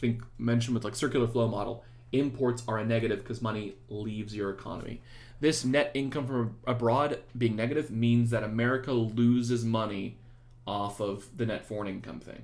That we pay out more than we receive on the net foreign income side. That's the idea here.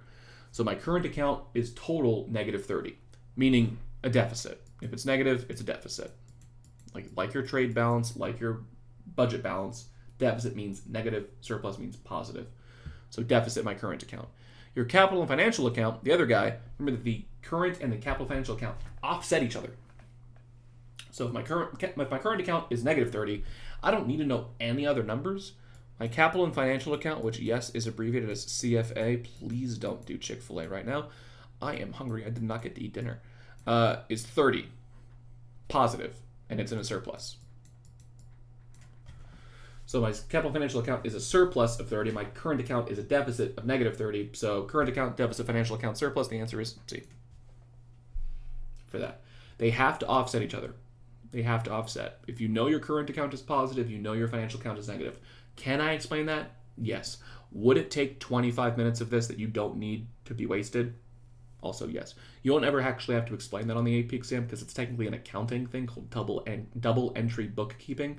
If you know accounting and you know what I'm talking about, fantastic. If you don't, it's not worth your time. It's not worth your time to learn it. It kind of low-key doesn't make sense, but don't stress it. So there's your capital financial account question. Dude, dinner is good for your health. Yeah, I'm aware, but I was waiting to get fast food and it took 12 minutes for them to help the person in front of me in the fast food line. So I was like, I'll just go home so I can start this thing. I'm not starving because I had bistro today, so I ate a lot. Why is it 30 for the CFA? Because they offset each other perfectly, Tio. Your current account and capital financial account have to net out to 0. So if I'm negative in one by 30, I'm positive in the other in 30. If I was negative in one by 1,000, I'd be positive in the other by 1,000. They have to offset. Caleb, congrats, buddy. Good to see that, man. Congrats. A and Micro finished up your sets at TCC. Hell yeah, dude. Congrats. Good stuff. Love to hear that. Love to hear a former student doing well, bud. Good stuff. That's fantastic. Congrats, man. Okay. Let's pull up some FRQs. Let's do one more bank balance sheet and one more terms of trade problem because I'm pretty confident one of those will be one of your FRQs. Both Clifford and I agree on that one. Jacob Clifford, the guy who does ACTC economics, probably the best actual macro YouTube guy. Mine are not. My videos are not concise. His videos are concise and are good for quick reviews. Mine are very long and super irritating. In terms of just like the amount of pure work you have to do for my stuff to make sense, because I don't trim it at all. What I'm looking for? Oh, bank balance sheet, right? Oh, a bank balance sheet problem. I love bank balance sheets. They're so fun. Bank balance sheets feel so good. It's like a Sudoku puzzle, but with math. Because like I hate Sudoku. It's like, well, you're gonna hate this. Let me see. Let me find one that's pretty good, not too crazy, but it's possible.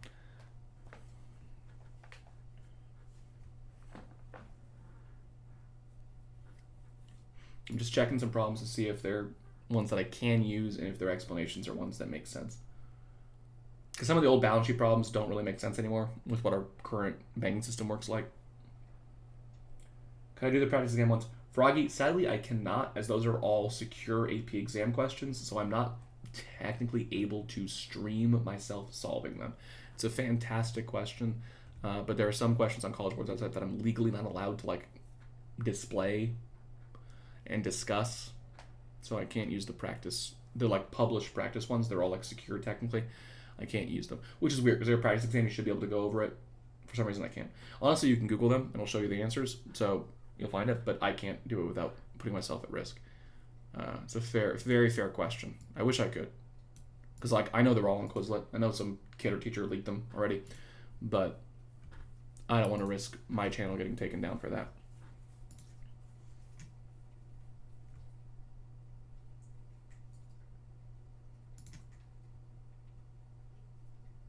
Okay, this one's good, because this one does a different thing that we have mentioned like one time. Bank of Uchenna. I've used this. I've put this on a thing. Can I show the rubrics? I can't show the rubrics. Yeah, I can't even show those. Yeah, it's a whole thing. There's some weird specific rules with College Board and like secure versus unsecure questions. Like that's why I've had to be like kind of cagey about what I'm showing on my screen with these. Archer, do not bark at me. Don't get mad. He really wants attention. Because normally I spend a lot of the night, besides playing video games, petting my dog a bunch. What a beautiful guy. Can we see him? I don't want to show you my feet, so I don't want to like angle the camera down. He freaked out, so I was going to pick him up. He knew I was going to pick him up. He could see it. He could feel it coming. Can you stand right here? Can you stand right here? Come here. No, he's running away. No. Come back. No, he wants to go eat food. Okay. Yeah, that's probably what he's honestly doing. He wants me to go sit next to him so he'll eat more. That's probably what's going on. I'll deal with that in 30 minutes. He can wait. He's strong. Yeah, exactly. I don't want College Board to like copyright strike me or like arrest me during the AP exam. I just get like, helicopter come down, Trevor Packer comes and like arrests me. It would be very funny. What am I doing? Oh, I'm supposed to show this, right? I'm trying to do an FRQ. I got distracted. This is why the dog is always helpful. Look at this bank! Okay. So we got this bank. We got their balance sheet. It's like the last one in that they don't tell me if it's required or excess, which is just super, super, super irritating. And you see why. Oh, he's back. You want some pets? Okay. So like the last one, it doesn't tell me if they're required or excess reserves. It does tell me, yet again, guys, this is why I can't talk to you guys about anything. Okay, drop the feet thing. Don't be weird. I literally told you I wasn't going to show you my feet. Reserve requirements, 20%. Cool. Calculate the dollar value of reserves that Bank of Uchenna is required to hold. They're asking what the required reserves are without saying the word required reserves because College Board.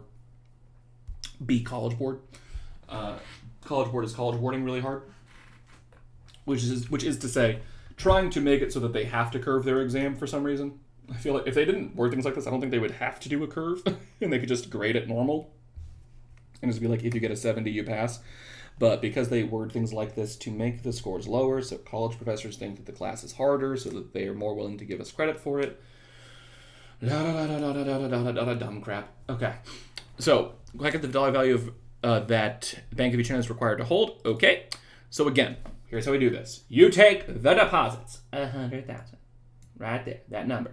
You look at that reserve requirement, 20%. That's the answer. Not 20%, but you have to do 20% of the deposits. What's 20% of 100,000? It's 20,000.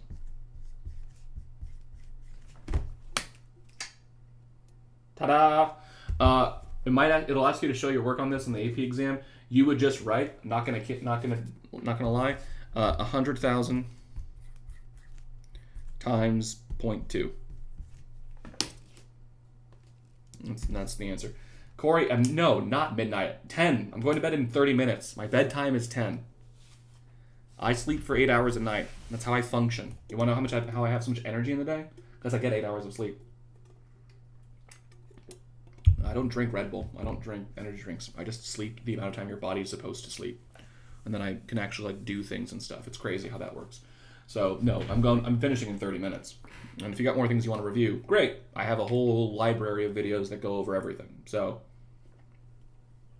go there. So A is 20,000. I'm just gonna just write this over here. 20K. Which, the moment I figured that out, which I can figure that out without doing much math because I'm good at percentages, I see this 20%, I'm already doing that math. 100,000, 20%, so 20,000 in the required reserves. I then look over here and I'm like, oh, there's 30,000 in reserves. Oh, so they've got 20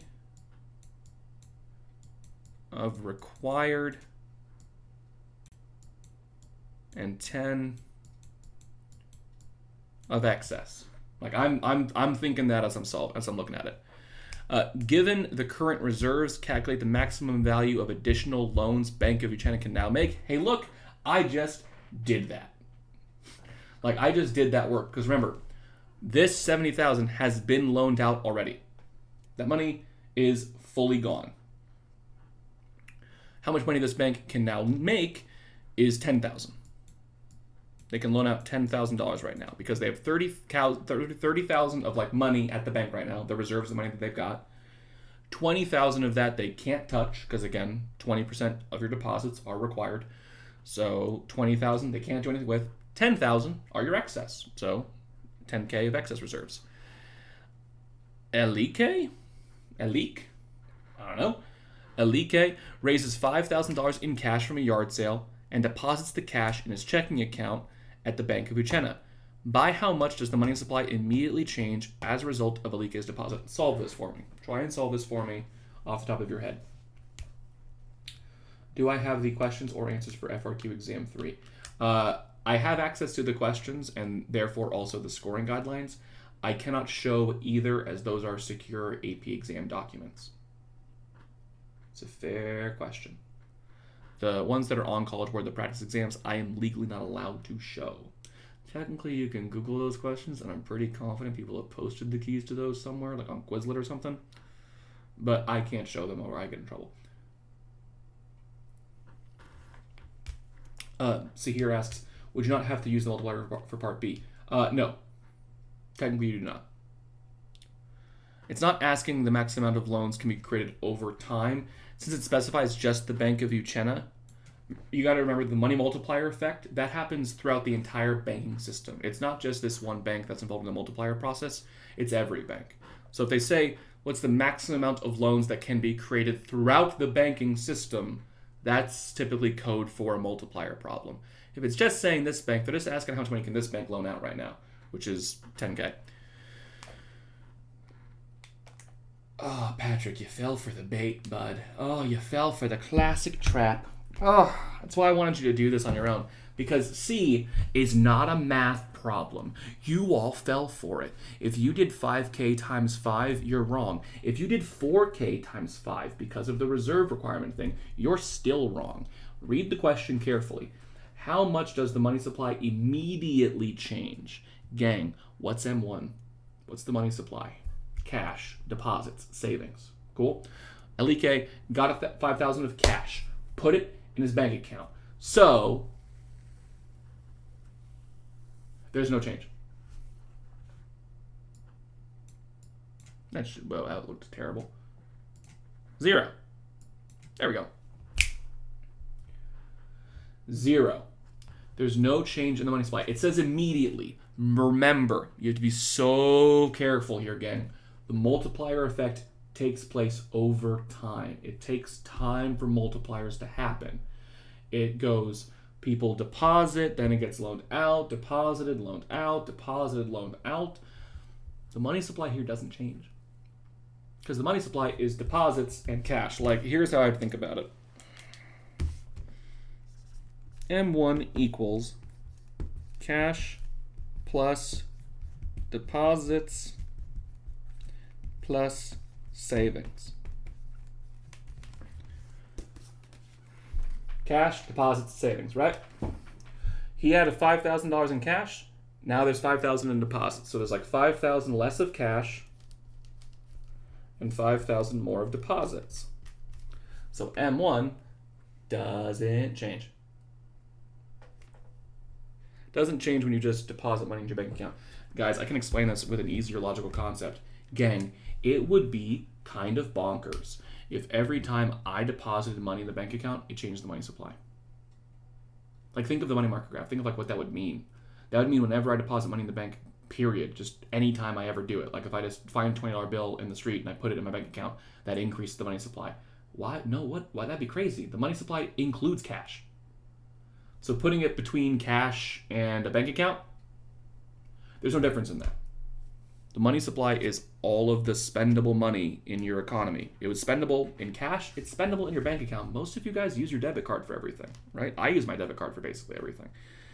So money in the checking account versus money in cash, there's no difference there. So 5,000 less of cash, 5,000 more of checking, there's no change to the money supply. They do this all the time on a balance sheet. Like, this is a super classic balance sheet question thing. They do this constantly on balance sheet questions. They ask, what's the immediate effect on the money supply? Guys, if it's money being deposited into your bank account, that doesn't change the money supply. If it said, like, the central bank buys bonds from this bank, which doesn't have any, but if they did, that would change the money supply. because bonds aren't money, right? Bonds aren't a part of the money supply, so doing stuff with those could change it. But deposits and cash are part of the money supply, so moving from one to the other doesn't change the total. D, maximum change in deposits. Patrick, if your answer was actually for D, that's correct. The maximum change in deposits in the banking system, max change banking system, we're talking multipliers. You just take the deposit, 5,000, times your multiplier. The deposit is 5K. Your multiplier is 1 over your reserve requirement, which is 1 over 0.2. 5K, 1 over 0.2 is 5. I know my camera's in the way, but you can see this is an equal sign over here. 5K times 5 is 25K.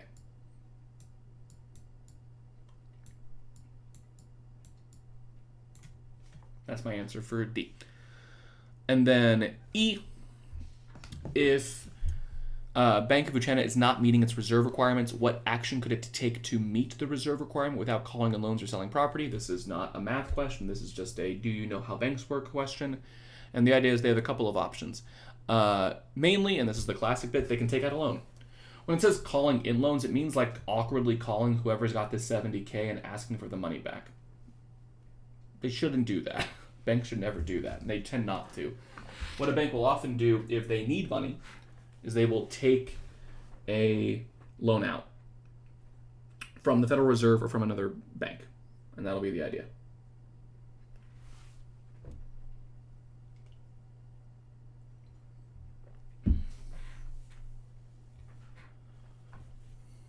I appreciate the hustle ranked. I can't do it. I do appreciate the attempt. I cannot help you there. I absolutely appreciate it. You're doing a good idea. You are. I'm not going to try. College Board is really good about lawsuits. They're almost as good about lawsuits as they are about making it hard for you to get college credit. Why don't you take the reserve requirement out from the deposit in Part D, Brooklyn? Great question. Okay, I'll show you one more time. So, Part D.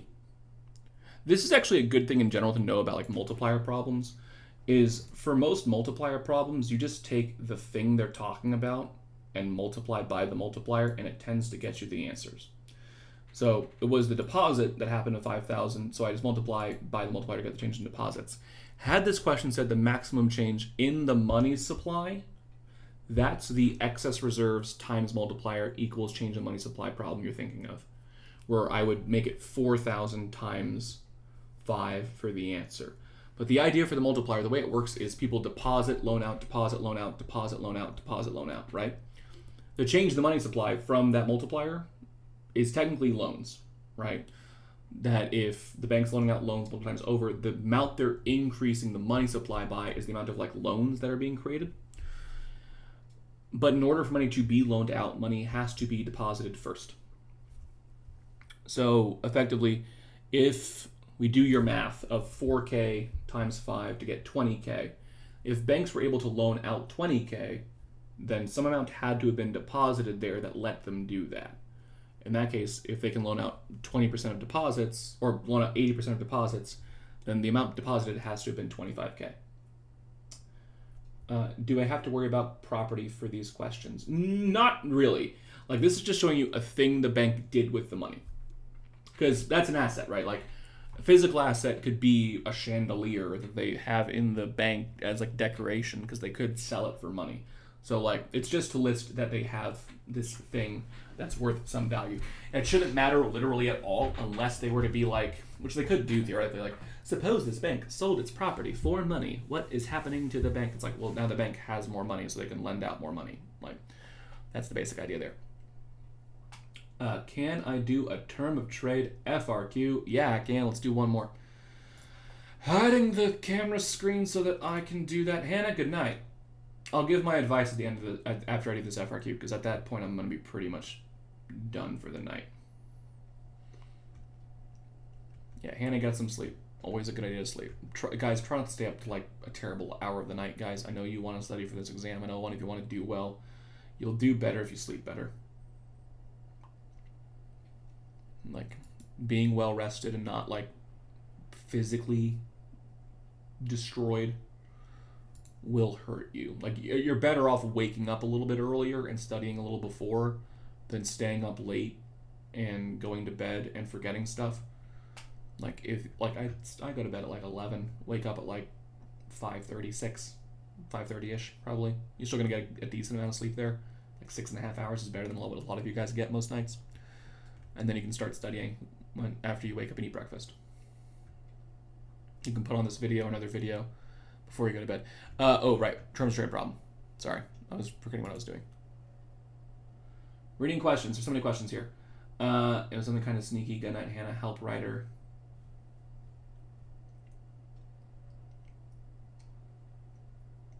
Do you happen to remember that thing I kept forgetting that Morgan got right? I don't remember.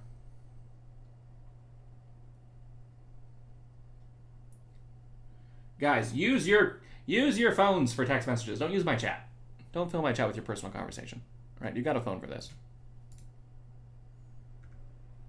We don't need to have a Stuco meeting in my chat. All right. Let me find one that's reasonable, that's not impossible, that I can show, that's pretty good. Oh, my classic one. I love this one. Is this the John and Erica one? This one has term straight in it, right? Yeah, it is. This is classic because it's very straightforward. It's not that it's not tricky. It can be tricky, but I think it's like one of the ones that's like very doable, and it combines the PPC thing that Sarah asked about a while ago. So here is the AFRQ I'm talking about.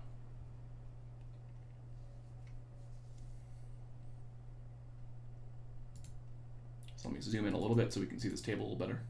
Yes, yes, yes. And I'm going to move my camera up and out of the way because I can see it. I'm so on top of it this time.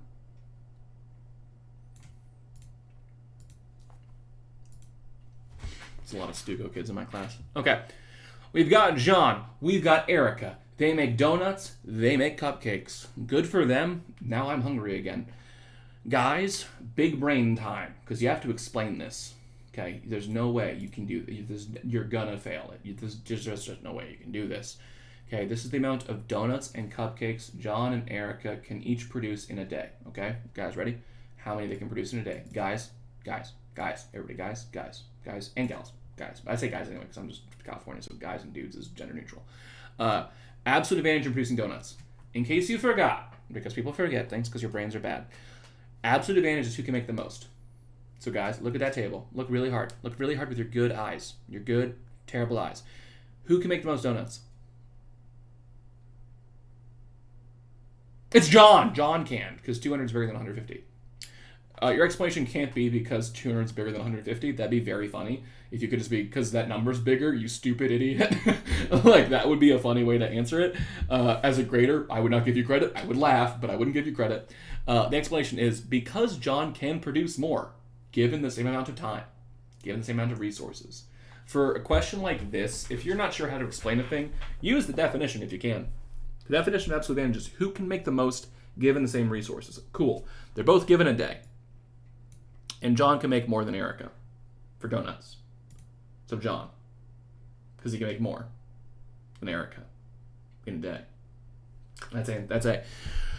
That was really hard. Boy, howdy. Now, again, you're not scared of the absolute advantage problem, but, like, get the freaking point. Don't lose this. Don't blow it on this. Comparative advantage in donuts. I'm doing a table. I'm going to make it because it's better to make it on my little terrible whiteboard. You could use theirs because, again, you'll have access to this, so you could just write all of this, like, in this table on their AP exam. John, Erica, donuts, cupcakes. John, 200 and 100. Erica, 150 and 50. This is how I set it up. That's a J. My handwriting's bad. J, E, D, C. Donuts, cupcakes, John, Erica, 200, 100, 150, 50. Cool. Checks out. Now, this is the number of the thing being produced in a day, meaning output. But again, I mentioned before, they haven't done an FRQ that's not an output problem, so I'd be shocked. Okay? So, producing donuts, the way you find this is other goes over. You take the other number, it goes over this one to find the opportunity cost of producing one of those things. So to find one donut, I like to just really spell it out for you. To find the opportunity cost of one donut for John, I take the other column's number, 100, it goes over this one. 100 over 200 is a half. Meaning, for every donut that John makes, he could have made half of a cupcake, which checks out because he can make 2 donuts for every cupcake. Does that make sense? For Erica, for one donut, the opportunity cost is 50 over 150, so a third of a cupcake, like this. And I can technically stop there for this because B just asks who has the comparative advantage in donuts, and as Phillips says, it's Erica. Erica does because, and this is the explanation, because she has a lower opportunity cost in producing donuts, because it costs her fewer cupcakes for donuts. That's like a way to phrase it. Technically, all you need for the explanation is because she has a lower opportunity cost. That's it, from an explanation standpoint. It's a good idea to have the math. It's a good idea to have the work. It is helpful as a grader to see like, oh, you did it, which is awesome. Is this an input or output problem? Meaning it's output, because of the number of things being produced. If it said the amount of minutes to make a donut or a cupcake, that'd be input. But again, for your FRQs, I have yet to see an input problem on an FRQ. Multiple choice problems for sure, but because you can't really do terms of trade with input problems, you're not probably going to see it as an FRQ. So it is Erica for comparative donuts. Okay, C. And this is what people are asking for, is the terms of trade part, right? Assume John and Erica decide to specialize according to their comparative advantage and that one cupcake is exchanged for 4 donuts. Okay, I'm going to write all of this stuff up here to help myself out. So 1 cupcake for 4 donuts. That's my, oh, you can't see it because my stupid giant head. Make it smaller. There we go. Only 3 FRQs, yeah, that's correct. So I see a trade of 1 cupcake for 4 donuts. Here's the problem. On my chart right now, I don't have any 1 cupcake things. So I'm going to find these bad boys. I'm going to find my opportunity cost of 1 cupcake, because these are trades for 1 cupcake. So it's 1 for 2 for John, and 1 cupcake for 3 donuts for Erica. So my terms of trade are 1 for 2 and 1 for 3. Give me 1 for 2, 1 for 3. And John has the comparative advantage in cupcakes, because it costs him less, right? So 1 cupcake for 2 donuts as opposed to 3. Lower opportunity cost, comparative advantage in cupcakes. Again, you can't have a comparative advantage in both goods. You cannot. You can't. You fully can't. You just can't. You can't do it. Can't. Sucks. So the trade is 1 for 4. I already know a problem, because the short version of terms of trade is, for it to be mutually beneficial, it has to fall in between their opportunity costs. Since it's a trade of 1 cupcake, I want to look at the opportunity cost of 1 cupcake, because that's like terms, basically. Cool? Well, if I do that, 1 for 4 does not fall between these opportunity costs. 4 is not a number between 2 and 3, right? You guys are good enough at math to know that, which means it's not mutually beneficial. The question doesn't ask that, though. It asks, is it beneficial for John? Is it beneficial for Erica? Crap. So I got to think about it. So here's what I do. I write out the opportunity costs that are like this. So I grab my 1 for 2 and my 1 for 3. I like to write them above and below it. Doesn't really matter which one I put where. I like the low number being on top, like personal preference, but it doesn't super matter. This top one was John's. It's important to keep track of whose is whose. This bottom one is Erica's. Okay. Now, from here, I want to know who's trading what. It's going to help me keep tabs on who's benefiting and who's losing.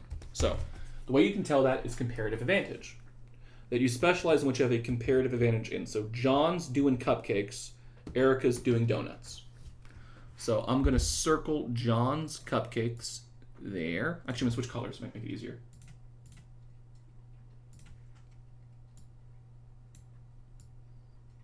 I'm going to circle John's cupcakes. I'm going to box Erica's donuts. Okay. To translate, this just means it is 1 cupcake from John for 4 of Erica's donuts. That's what the trade actually is.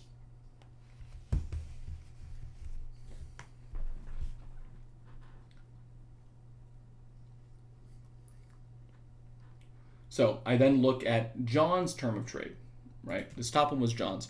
John used to give up 1 cupcake for 2 donuts. I'm going to circle John's cupcake again so I can like compare. John used to give up 1 cupcake for 2 donuts. Now he's sending 1 cupcake to Erica and getting back 4 donuts. That sounds good for John. Used to give up 1 for 2, is now giving up 1 for 4. John likes that trade. Erica.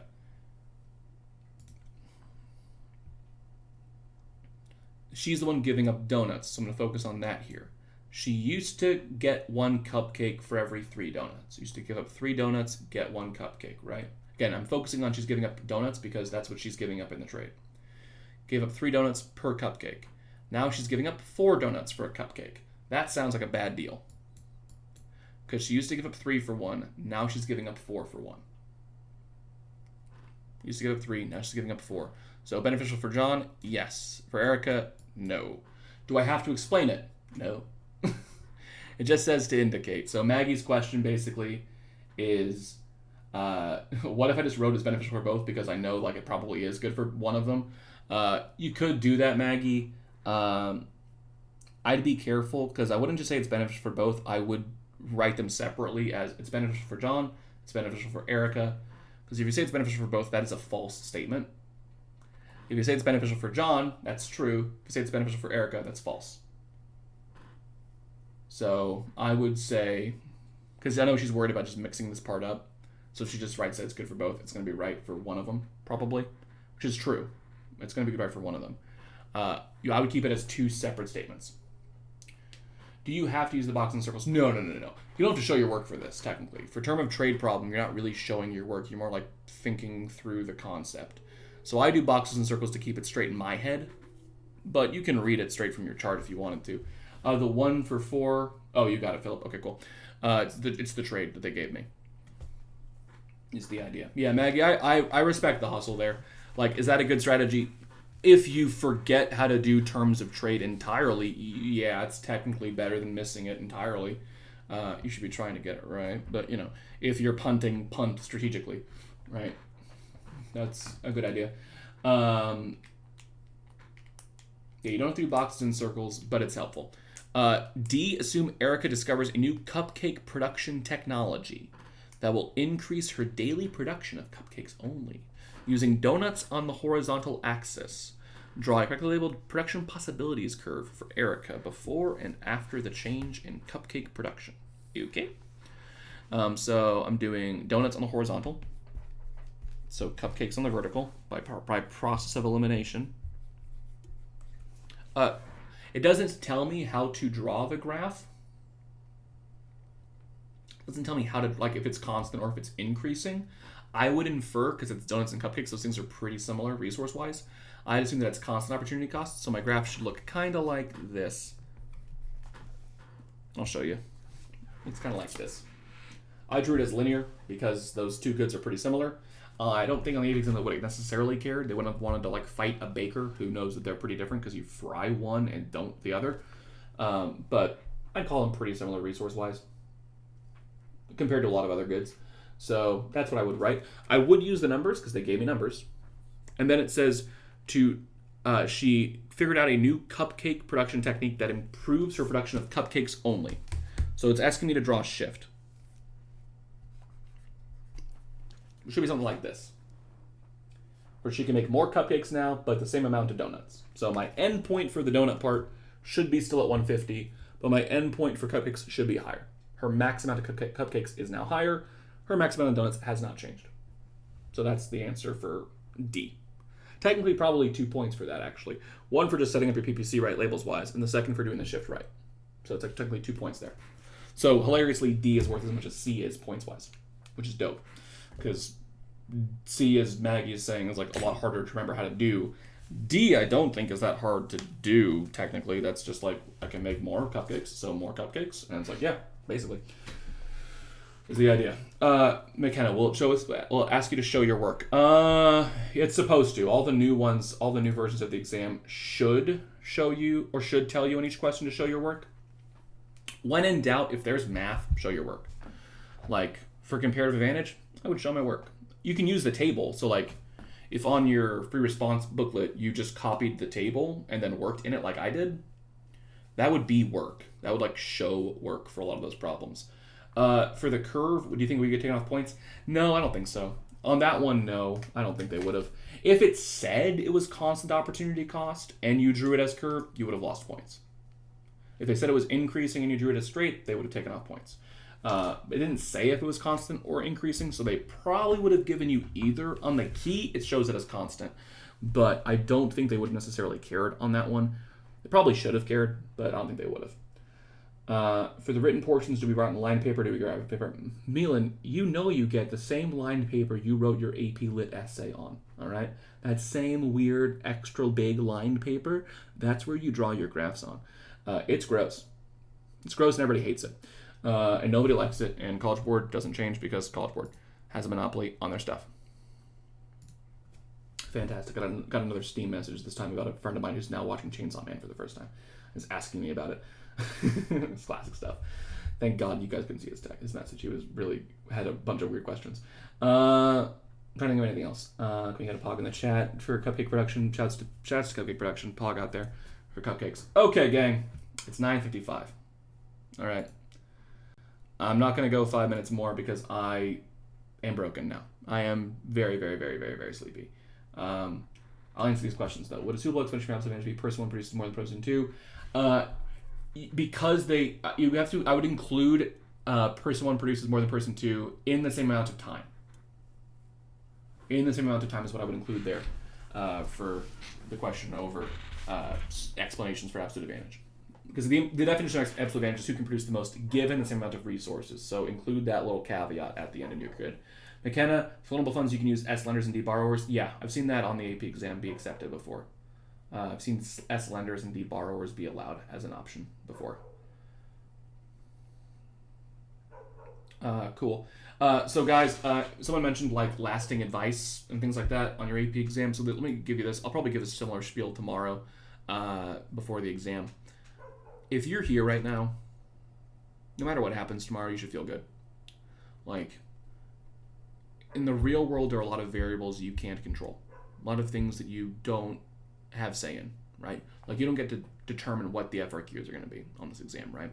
You don't get to determine if it's a thing that you're good at or if it's a thing that you're bad at, right? All you can control is what you do. And you're here reviewing with me. You're spending, some of you guys were here for 5 hours today. Just reviewing with me, watching me go through things I've already gone through with a lot of you guys before, just doing it again, right? If you're here doing that, kind of no matter what, just, you should feel good, because putting in work and getting a result, even if it's not a result that you love, you did the right thing. Like, you can't control the result or outcome of events in life. You can only control what you do, and a lot of you guys are doing the right thing here. You came and reviewed. A lot of you guys came to a lot of review sessions. A lot of you sacrificed a lot of time. And I know you're going to be pissed if you don't get a good score on this exam. Every one of you that came to Super Saturday, I'm proud of you. Every one of you that's here in this chat, I am proud of you. Every one of you that came to tutorials before school or after school or during lunch or asked me questions, I'm proud of you. You guys are doing such good work. So thank you, thank you, thank you for the work you're putting in, for making extra effort, for trying your best and doing your damnedest to get that college credit. You might not get it, but the habit you are practicing here, the good study habit, the putting in extra effort habit, that is the most important thing. You can't control how good you are at stuff. You can only control how much you're willing to put in. And you're willing to put in a lot. So genuinely, thank you guys for being here, for working. All of this stuff, the 5 hours of review, all the time that I don't get paid to do this stuff, it is worth it because I got kids that are willing to do the work. I wouldn't give this effort if I wasn't receiving effort from you guys. So thank you all very much. I really, really, really appreciate it. For all of my kids that are in this chat, it's an honor teaching you guys. You guys are great. And I'm glad I get this opportunity to work with you guys every day. Can I restart the whole video? Ibrahim, just go back. This video will post once I log it down. It'll post in previous live streams. I don't hide it. You can pull it up and restart it from the beginning and just go from there, dude. Any of you guys who are watching this who came in at various points, feel free to just pop back into the video once it finishes on the live stream, just like coding in, you should be good. But for everybody who's in my class, I will see you all tomorrow. For all of you guys that are not in my class but came to join me tonight, thank you all very, very much. Feel free to use anything else on my channel. I have review stuff over specific units. I have live streams where I go over AP exam questions for different units. So if there are things you're scared of, go through those, dig, feel free. But I recommend try to get some sleep tonight. Try to sleep, get some rest, take care of yourselves. You all deserve it. You're all great. So thank you all very much. Wish you all an absolute great rest of your night. I'll see a lot of you guys tomorrow morning, and good luck. Thank you.